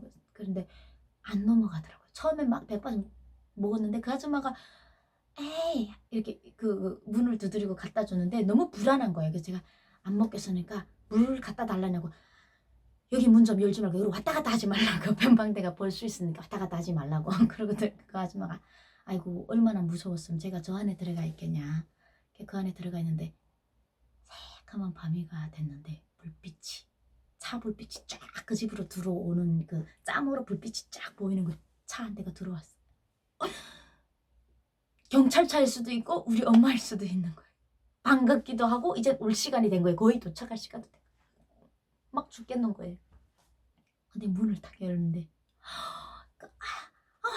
전화를 막 서로 이제 통화를 하고 딱 마침에 우리 시어머니 목소리가 딱 들리는 거예요. 아이고 살았구나 이번엔 성공이다. 그래서 거기를 딱 들어갔는데 그 시어머니께서 막 들어오셔가지고 우리 애기가 우리 며느라기 우리 딸내미가 어디 있냐고 말인가. 이게 집안에 있으라는데 무섭다고 제가 저기 들어가 있으니까 지금 막 다 들리는 거예요. 이 길을 막 축축축축 걸어가고 아무리 그래도 어떻게 저기다가 넣고 있냐고 어머니가 막 보기도 전부터 울고 계시는 거예요. 그래서 저는 이제 어머니가 왔다고 하니까 손하고 팔하고 맥이 다 풀린 거예요. 이젠 성공한 것 같다는 그런 느낌 있잖아요. 이젠 잡힐 일이 없겠구나. 야시경 카메라에 제가 안 찍혔잖아요. 그 야시경 카메라에 찍힌 것도 이제 3일 전 일이고 지금 비가 막 완전 하늘이 준 기회예요. 비가 엄청나게 내렸고 장마가 불어서 두만강물이 이따만게 불어서 누구도 탈북을 안 해요. 경비대들이 자고 있어요 다. 그런 상황에서 어머니가 들어왔기 때문에 누구도 그리고 차도 바꿔 타고 왔잖아요. 심양에 있는 차가 아니고 그러니까 삼촌들이 차를 연길에다 세워놨어요. 그리고 택시를 타고 들어왔어요. 거기까지 들어왔는데 이젠 살았구나. 근데 제가 나가야 되잖아요. 그 기사님 집에서, 그 거위 집에서 나가야 되는데, 곧 어머니가 오시면서 걸어오는 순간에 제가 고생했던 그 6년간의 그 고생, 2번의 북송, 3회에 걸치는 탈북, 3일 동안 고생했고 여기까지 지금 호흡얼판에서 개고생했던 생각이 그냥 주마등처럼 지나가면서 성공이 왠지 이렇게 딱 오면서 손발이 다 풀리더라고요. 이제는 전 죽을 일이 없겠지, 이런 생각이요. 그리고 어머니께서 문을 여셨습니다. 기어 나가야 되는데 제가 기어 나갈 힘이 없는 거예요. 그래서 그게 지금 이렇게 엄청 이렇게 좁아요. 이렇게 머리 조금만 떨면 이렇게 뱉는 집이에요. 요 정도? 내 하나가 겨우 들어갈 만한. 제가 뒤쪽으로 숨어 조금 긴데 뒤에 들어가면 안 잡힙니까? 문 열었을 때 앞에 있으면 잡힐 것 같아서 뒤에 이렇게 하고서 완전 네 정말 초라한 모습으로 있는데 어머니가 문을 열더니 우시는 겁니다. 아이고, 나오라고 손을, 빨리 나오라고, 빨리 나, 거기 좀 무서워하지 마, 빨리 나와, 빨리 나왔는데 뭐 가지를 못하겠는 거예요. 막 이러고 막 울었어요. 그랬더니 어머니께서 기어들어서 그 짬으로, 근데 들어가다 어머니가 뚱뚱해가지고 뚝 허리가 걸렸어요. 배가 거가 더 못 들어가고, 이거 어떻게 나가지도 못하겠다 그러고 보니까 지금 저는 여기가 거의 집인지 까먹은 거예요. 그냥 어머니가 오는 순간에 엄마가 나 데리고 나가겠지 엄마 이러고 울었던 거예요. 그러고 보니까 이게 거의 집인데 괜히 엄마도 못 나가고 나도 못 나가게 생기고 엄마가 엄청나게 고구거든요 제가. 그래서 제가 같이 기어 나가갖고 둘이 안고 막 울었어요. 그러니까 그 아줌마가 조용히 하라고 40m 앞에 변방된데 빨리 빠져나와야지. 거기서 뭐 하는데 어머니의 배가 걸려갖고 못 나가시는 거예요. 그 구멍을 둘이서 막 이러고 나를 좀 꺼내달라고 해서 그 아줌마가 우리 어머니 다리 삼촌하고 둘이서 어머니를 막 강짜로 뺐어요. 여기 다 그때 보니까 여기 다 긁혀지셨더라고. 집에 가보니까 막 깡짜로 빼가지고 어머니가 겨우 빠져나가고 제가 나가서 이렇게 안겼는데 어머니가 엄청 우시는 겁니다. 얼굴에 여기가 다 찢어지고요. 팔 여기가 다 찢어졌더라고요. 거울도 못 보니까 내가 몰랐어요. 그 3일 전에 두만강 넘을 때 그 철조망이 있다고 했잖아요. 그 철조망을 막 이렇게 잡고 올라오다 보니까 얼굴이 싹 찢겨지고 행편없었던 거죠. 어머니하고 감격적인 상봉을 하고 우리 빨리 여기를 빠져야 된다 이래서 빠지게 됐습니다.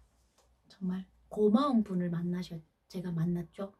그 15명의 집 중에서 정말 그렇게 좋은 분, 마음을 가진 분이 딱 한 집이었다고 저는 생각합니다. 정말 최고의 선택이었고요. 그래서 저는 참 고마운 분의 도움으로 3번째 탈북을 성공하게 됐습니다.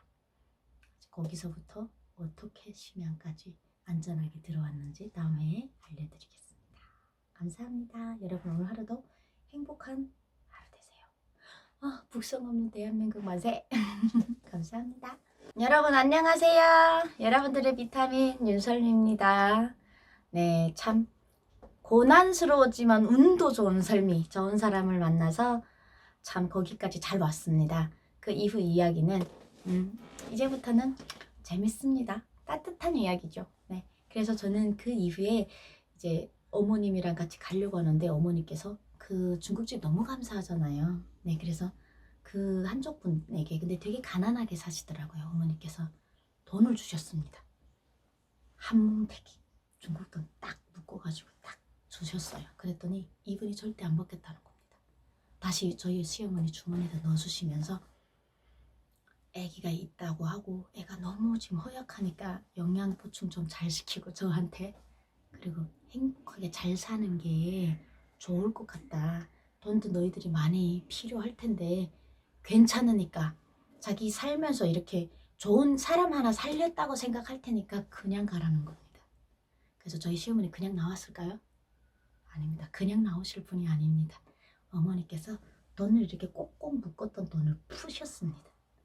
푸셔가지고 주머니에서 알겠다고 감사합니다 하고 다시 문을 딱 열고 그 집 집안에 이제 부엌 같은 데 있는데 거기다 돈을 꽃뿌러처럼 확 뿌려버렸습니다. 뭉치로 이렇게 딱 묶어서 주니까 어머니 주머니에다가 돈을 넣잖아요. 그러니까 어떻게 하나 그분들께 너무 감사한 마음을 전해주고 싶어서 어머니께서 돈을 풀어갖고 바닥에 쫙 뿌렸어요. 돈이 확 날아가고 그분들이 괜찮다는 데서 어머니 내 손 잡고 빨리 뛰자 그러더라고요. 감사하니까. 그래서 둘이 막 웃으면서 뛰어가지고 차에 탔습니다. 택시를 탔어요.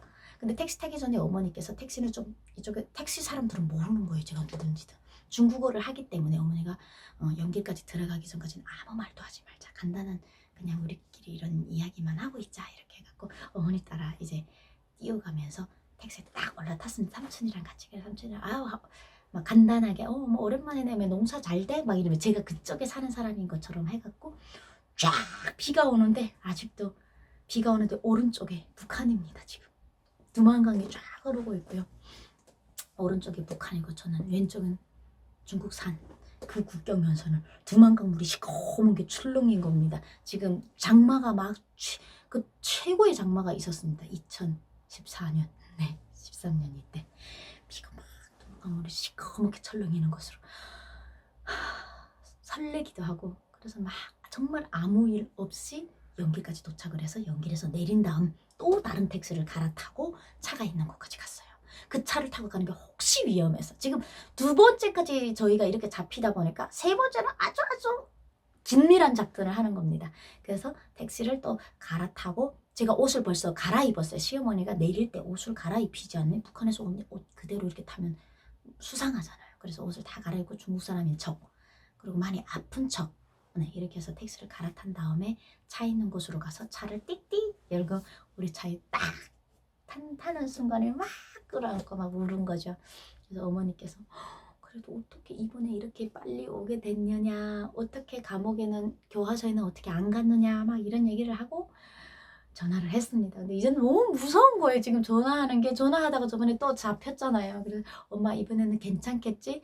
그래서 이제 톨게이트를 연길 톨게이트를 안전하게 이제 넘어가고 아무 문제 없이 지금 막 또 9시간을 달리는 거죠. 막 얼마쯤 달렸을까 계속 전화통화만 제가 하고 있다가 쓰러져서 권에서 자고 한참 잤습니다. 마음이 편안해지더라고요. 자고 눈을 딱 떴는데 어머니가 집에 왔대요. 집에 와서 들어가니까 그때 새벽 6시가 됐습니다. 새벽 6시인데 아기가 엄마를 기다리다가 우리 예나가 잠이 들은 거예요. 그래서 아기가 어떻게 생겼는지 너무 궁금한 거예요. 이제 한 달짜리를 이제 넣고 갔으니까. 그리고 막 뛰어들어갔는데 아버지가 막 저를 막 끌어안고 막 덩실덩실 막 춤을 추고 있는 거예요.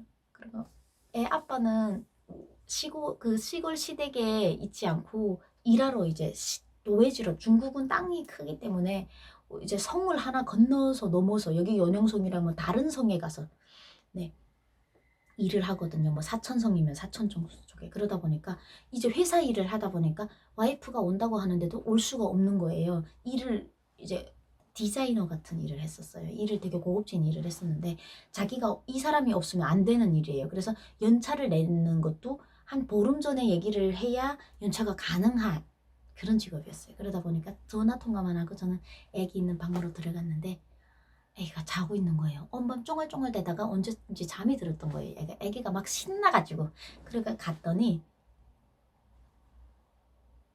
제가 살다 갔던 그 방에 뭐 아이 마마 그러니까 애가 보지 못한 엄마의 얼굴을 그림으로 막 이렇게 항상 원피스를 입고 엄마가 엄청 예쁜 거예요. 눈썹이 이만큼 올라가고 그 엄마 그림을 그렇게 많이 그려가지고 벽에다가 다 이렇게 붙여놨는데 그렇게 눈물이 나더라고요.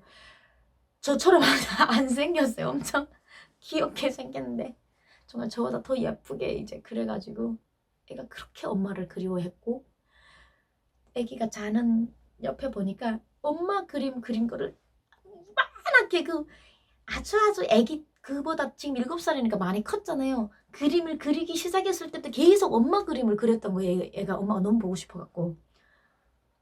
그 엄마는 안 변했어요. 애기 때도 엄마 얼굴 요만하고 원피스 이따만 이렇게 그려놓고 발 조그맣고 빨간 네 이제 힐 신고 있고 그 엄마가 조금씩 클수록 더 이뻐지더라고요. 그 엄마 스타일은 안 변했어. 그러니까 자기가 사진에서 본 엄마, 제가 사진 이제 결혼식 드레스 같은 거를 드레스를 입고 찍은 사진이 있으니까 애가 그걸 보고 엄마라고 그림을 그렸던 거예요. 그거를 지금 엄마 오면 보여준다고 자기 나름 이쁘게 그렸다고 그걸 옆에다 넣고 있다가 애가 잠이 들었는데 뽀뽀를 하고 싶은데 입술이 부들부들 떨려갖고 애하고 맞추지를 입을 못 맞추겠는 거예요. 이러고 너무 커가지고 봤는데 지금은 저번에 여러분 보셨죠? 살도 찌고 있는데 그때는 날씬했어요. 근데 요즘 살 너무 찐. 허리가 날씬한 게 애기가 너무 쭉 빠진 거예요. 다리도 길고. 너무 예쁜 거예요. 애기를 내려다봤는데. 그러고 있는데 애가 잠결에 깼어요. 그러니까 아빠, 마마, 빠빠 이런 소리를 들으니까 아 엄마가 왔구나 했는데 애가 너무 권해가지고 너무 권해서 웃고 있는 거예요. 그냥 참 더 신기해갖고 야 얘네야 엄마가 왔어. 할아버지가 깨우는 거예요. 그러니까 애가 하면서 눈을 감고 막 웃고 있더라고요. 그런데 저는 빨리 깨우고 싶어갖고 막 한참 옆에서 이랬더니 애가 잠이 잘 깨지자 한참 있다가 눈을 버떡 떴는데 뜨고 애가 너무 놀라서 구석 가서 딱 숨는 거예요. 저를 보자마자. 애기가 봤던 그림의 사진의 엄마는 웨딩드레스를 입고 예쁜 드레스를 이렇게 사진 찍었던 그 엄마인데 지금 제가 머리가 막 요만큼 짧아졌고 막 애기 같고 얼굴에 막 이렇게 흠집 막 뭐예요?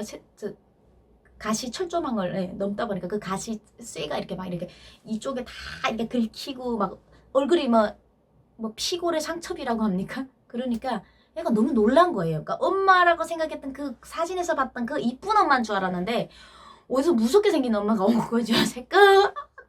새까맣게 죽어 있었어요. 제가 그 탈북을 해서 대한민국에 와서도요 한 1년 동안 이 얼굴이 아니었어요. 얼굴이 바뀝니다, 여러분. 이게 상황에 따라서 사람 얼굴 바뀌어요. 제가 이만감 나갈 때 하고 지금 얼굴 저 성형 하나도 안 했습니다, 여러분. 근데 사람들이 왜 이렇게 이뻐졌어요? 이렇게 얘기를 하는데 성형 안 해도 돼요. 그냥 편안하고 행복하고 자주 웃으면 예뻐져요, 사람이. 그때는요, 계속 이제 절망감, 자그마한 희망, 그 희망을 붙잡고 살다 보니까 계속 이렇게 살다 보니까 사람이 이상해진 거예요. 그때 제가 중국 가서 거울을 보면서 얼굴이 너무 못생겨졌고 사람의 얼굴상이 아니고 여자 얼굴상이 아닌 걸 느꼈어요. 그때까지 몰랐는데 중국 와서 중국 사람하고 비해보니까 제가 막 얼굴 새까맣고 말도 아닌 거예요. 그러니까 애가 너무 무서우니까. 뒤에 가서 이거 숨어있고 새벽에 친척들이 막 전화를 해서 다 모였어요. 친척들이 앉아갖고 저를 보고 다 울었어요. 그냥 얘기도 안 했어요. 제가 어떻게 살았다는 얘기도 안 했는데 제 이 얼굴 상황을 보고 울고 어머니가 막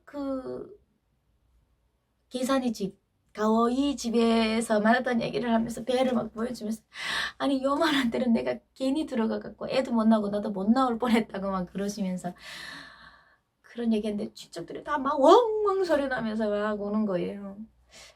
그리고 이틀이 지났을까요? 애 아빠가 온 겁니다. 연차 어렵게. 원래는 그렇게 빨리 연차를 내서 못 오는데 애 아빠가 사장한테 막 항의를 했대요. 그냥 회사 안 다니겠다고. 이번에 집에 안 보내면 와이프가 목숨 걸고 왔으니까 빨리 보러 가겠다. 이래가지고 날라온 겁니다. 딱 날라왔는데 그때부터 몸이 안 좋았습니다. 애 아빠가. 근데 저는 몰랐죠. 와서 넘어왔는데 자꾸 이제 기침하고 열이 자꾸 오른다고 하더라고요. 저를 만나서 막 얼싸안고 너무 고생했다고 너무 미안하다 계속 오는 거예요. 그래갖고 예전에 살집이 좀 있었는데 막 말라있더라고요. 그래서 밥을 제대로 못 먹었다. 특히 두 번째 네가 엄마하고 잡혀서 나간 다음에 야 이번에는 죽을 것 같다라는 왠지 살 것 같지 않다는 희망이 없더래요. 이번에는. 그래서 그다음부터 밥을 더 못 먹어와서 살이 다 빠진 거예요. 밥을 못 먹었는데 나 오늘은 밥을 먹어야 되겠다 이러면서 직접 만두를 되게 잘 빚어요. 얘네 아빠가 막 해갖고 고기 넣고 해서 만두를 직접 예쁘게 빚어가지고 그리고 저희 딸내미는 이제는 조금 저하고 좀 근데 그때까지도 엄마라는 얘기를 안 해서 우리 딸이 엄마라고 부른 게 같이 있어서 일주일 만에 엄마라고 불렀어요.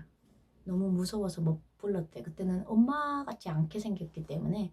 그래서 애가 그래도 지금 다 집 사람들이 엄마라 하니까 엄마는 맞는 것 같고 그래서 딸도 만두를 되게 잘 빚어요. 7살 때부터도 잘 빚었고 지금도 되게 잘 빚어요. 뭔가 손 이런 거 잘하거든요. 그래서 딸이랑 둘이서 막 만두를 빚어주고 막 너무 맛있게 잘 먹고 있는데 잠을 제가 못 자겠는 거예요. 무서워서. 밤이 되면 계속 무서운 거예요. 제가 밤에 잡히다 보니까 밤에 되면 무서우니까 계속 친척집을 제가 돌아다니며 잤습니다. 그 시댁에 있다가 또 잡힐 것 같아서 거기에 낮 시간에 왔다 갔다 시댁으로 왔다 갔다 했습니다. 친척들이 하도 많이 살고 있으니까 잠잘 땐 계속 이 친척집을 누구도 뭐라고 하지 않는데 혼자 무서워서 계속 그렇게 살고 있으니까 애 아빠가 전화를 한 겁니다. 회사에다가 한 달 쉬겠다. 그죠? 한 달씩 왜 한 달을 쉬냐고 그랬더니 한국 가자 그러더라고요. 너 이렇게 불안하게 사는데 이게 어디 사람이 사는 생활이냐고. 애 데리고 이쪽 집 갔다가 저쪽 집 갔다가 하니까 애 아빠가 아무래도 너 한국 데리고 내가 가야 될 것 같다. 위험하니까 내가 내 손으로 너를 데려가지는 안 되겠다. 그래서 가족 회의가 열린 거예요. 제 몰래 회의가 열렸으니까 저는 왔다 갔다 하면서 지금 지내고 있는 상황이고 애 아빠가 이제 친척들 다 모여라. 그래갖고 회사에서 한 달 쉰다고 사장이 괜찮다고 한 달 쉬고 오라고 한국 간 데려다 준다 이런 얘기는 안 하고 와이프 몸 상태가 너무 안 좋아서 내가 지금 와이프 좀 이제 몸 상태 회복될 때까지 이제 해줘야 되겠다라고 얘기를 했대요. 그래서 회의 같은 거를 했는데 다 반대를 한 거예요. 처음에 그 이모님들이랑 친척들이랑 야 그리고 아빠 엄마도 그렇게 완전 찬성은 아니었어요. 왜냐면 그 위험하다며 거기 갖다 잡혀도 북송되면 한국 가다 잡히면 더 큰일이라며 정치범 수용소 무기징역 간다는데 그것도 위험하고 차라리 이 동네가 아닌 다른 동네에다가 설미가 지금 불안해하니까 집을 차라리 다른 데다 사주자. 그래서 어젠 설미는 그러니까 중국어를 하니까 애랑 같이 그냥 이곳이 아닌 아주 먼 곳으로 이사를 가서 설미 불안해하니까 돈을 모아서 자그마한 집을 하나 사주자. 그러면 걔가 거기서 애 키우면서 이렇게 살면 되지 않겠느냐 이런 의견이 계속 가는 게 위험하기도 하고 첫 번째는 위험 두 번째는 뭐냐면 북한 여자들이 가면 안 온다 이겁니다. 한국 가면 먹고 살기 편해가지고 좋은 남자 만난다고 한국이 더 잘 사는 나라이기 때문에 중국 남편 데려가는 게 많지가 않다. 근데 지금 현재도 이제 한국에 와서 살고 있는 탈북 여성분들이 남편을 데려다 사시는 분들이 10% 정도밖에 안 됩니다. 전 33,000명 중에 한 33,000명 중에 3,000명 정도가 남편이랑 같이 산다고 해도 아마 그보다 적으면 적지 많지는 않을 겁니다. 대부분 이제 또 다 이제 팔려가서 결혼을 한 상황이고 그러고 또 이제 중국 분들이 오셨다가도 가시더라고요. 이 문화가 틀려가지고 남성분들이 어쩔 수 없이 결혼을 해서 오셨다가 아무래도 나는 여기서 못 살겠다 가시는 분들이 되게 많아요. 데리고 왔는데 또 가시는 분들이. 그러다 보니까 야 그 설미가 저 젊은 애가 이제 가면 한국 남자하고 눈 맞아갖고 안 오면 어쩌냐 막 이런 게 이제 막 친척들의 찬반이 이제 했는데 그때 이제 애 아빠가 한마디 했답니다. 내가 얘나 엄마가 그러니까 내가 와이프라기보다는 내 딸의 엄마가 북송이 될 때 니들은 무슨 일을 했느냐. 우리는 북송을 우리 엄마까지도 두 번째 나가는 그 북송을 막지 못했는데 우리가 지금 중국 체제 아래에서 살면서 내 딸의 엄마를 지켜줄 수 있는 능력도 없는데 지금 무작정 한국 가서 안 온다는 생각 아래 중국의 다른 지역에다가 집을 사준다고 해서 설미가 위험하지 않는다는 담보는 없다. 북한 사람이기 때문에 언제든 잡혀갈 수 있다. 호구도 없는데 중국 국적을 가질 수가 없었어요. 어떻게 또 예전엔 돈 주고 샀는데 후에 프로그램들이 다 깔려갖고 제가 어떻게 돈을 1,000만 줘도 중국 호적을 살 수도 없는데 불법으로 살아가야 되는데 그러다가 잡히면 어떡하겠느냐. 설미를 북송시키지 않을 자격이 있는 사람, 자신이 있는 사람은 손들어라. 그러면 나는 북송 안 시키겠다 하면 내가 왜 쟤를 한국 땅에 보내고 싶겠냐. 올지 안 올지도 모를 애를. 근데 그거를 못하면 막지를 말아라. 설미 북송을 막을 자신이 있으면 가지 말라고 해라. 설미가 얼마나 고생을 했을지 우리가 어떻게 알겠느냐. 걔가 그 힘든 세월을 버티고 살아난 것만 해도 감사하다고 해야지. 갔다 안 올 거를 생각하고 안 보내는 건 아닌데서 막 엄청나게 싸웠답니다. 그래 애 아빠가. 그러면서 막 친척들이 아니 우리는 너를 생각해서 그러는 거지. 그래 걔가 갔다가 안 하면 어쩔 거야. 이렇게 된 거예요. 안 하면 어째서. 북한 나가서 죽었는지 살았는지 모르는 것보다 훨씬 낫지. 다른 남자 만나면 어때서. 나보다 좋은 남자를 만나서 더 잘 사는 나라 가서 산다는데 어때서. 내 딸의 엄마가 죽는지 살는지도 모르는 북한 땅에서 감옥 생활하는 것보다 훨씬 낫지. 그래서 다들 거기서 그냥 두 손을 다 들은 겁니다.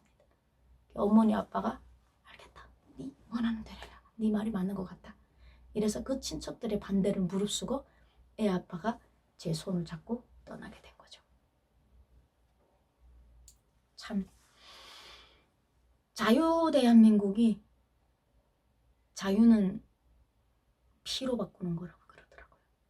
엄청난 이제 우리 국민들께서 만들어 주셨고 오늘에까지 이렇게 설미가 이런 얘기도 할 수 있게 이런 자유 세상을 만들어 주셨는데 이 현란하고 아름답고 자유로운 세상에 보내준 건 제 애 아빠 우리 예나 아빠의 가장 큰 선물이었습니다.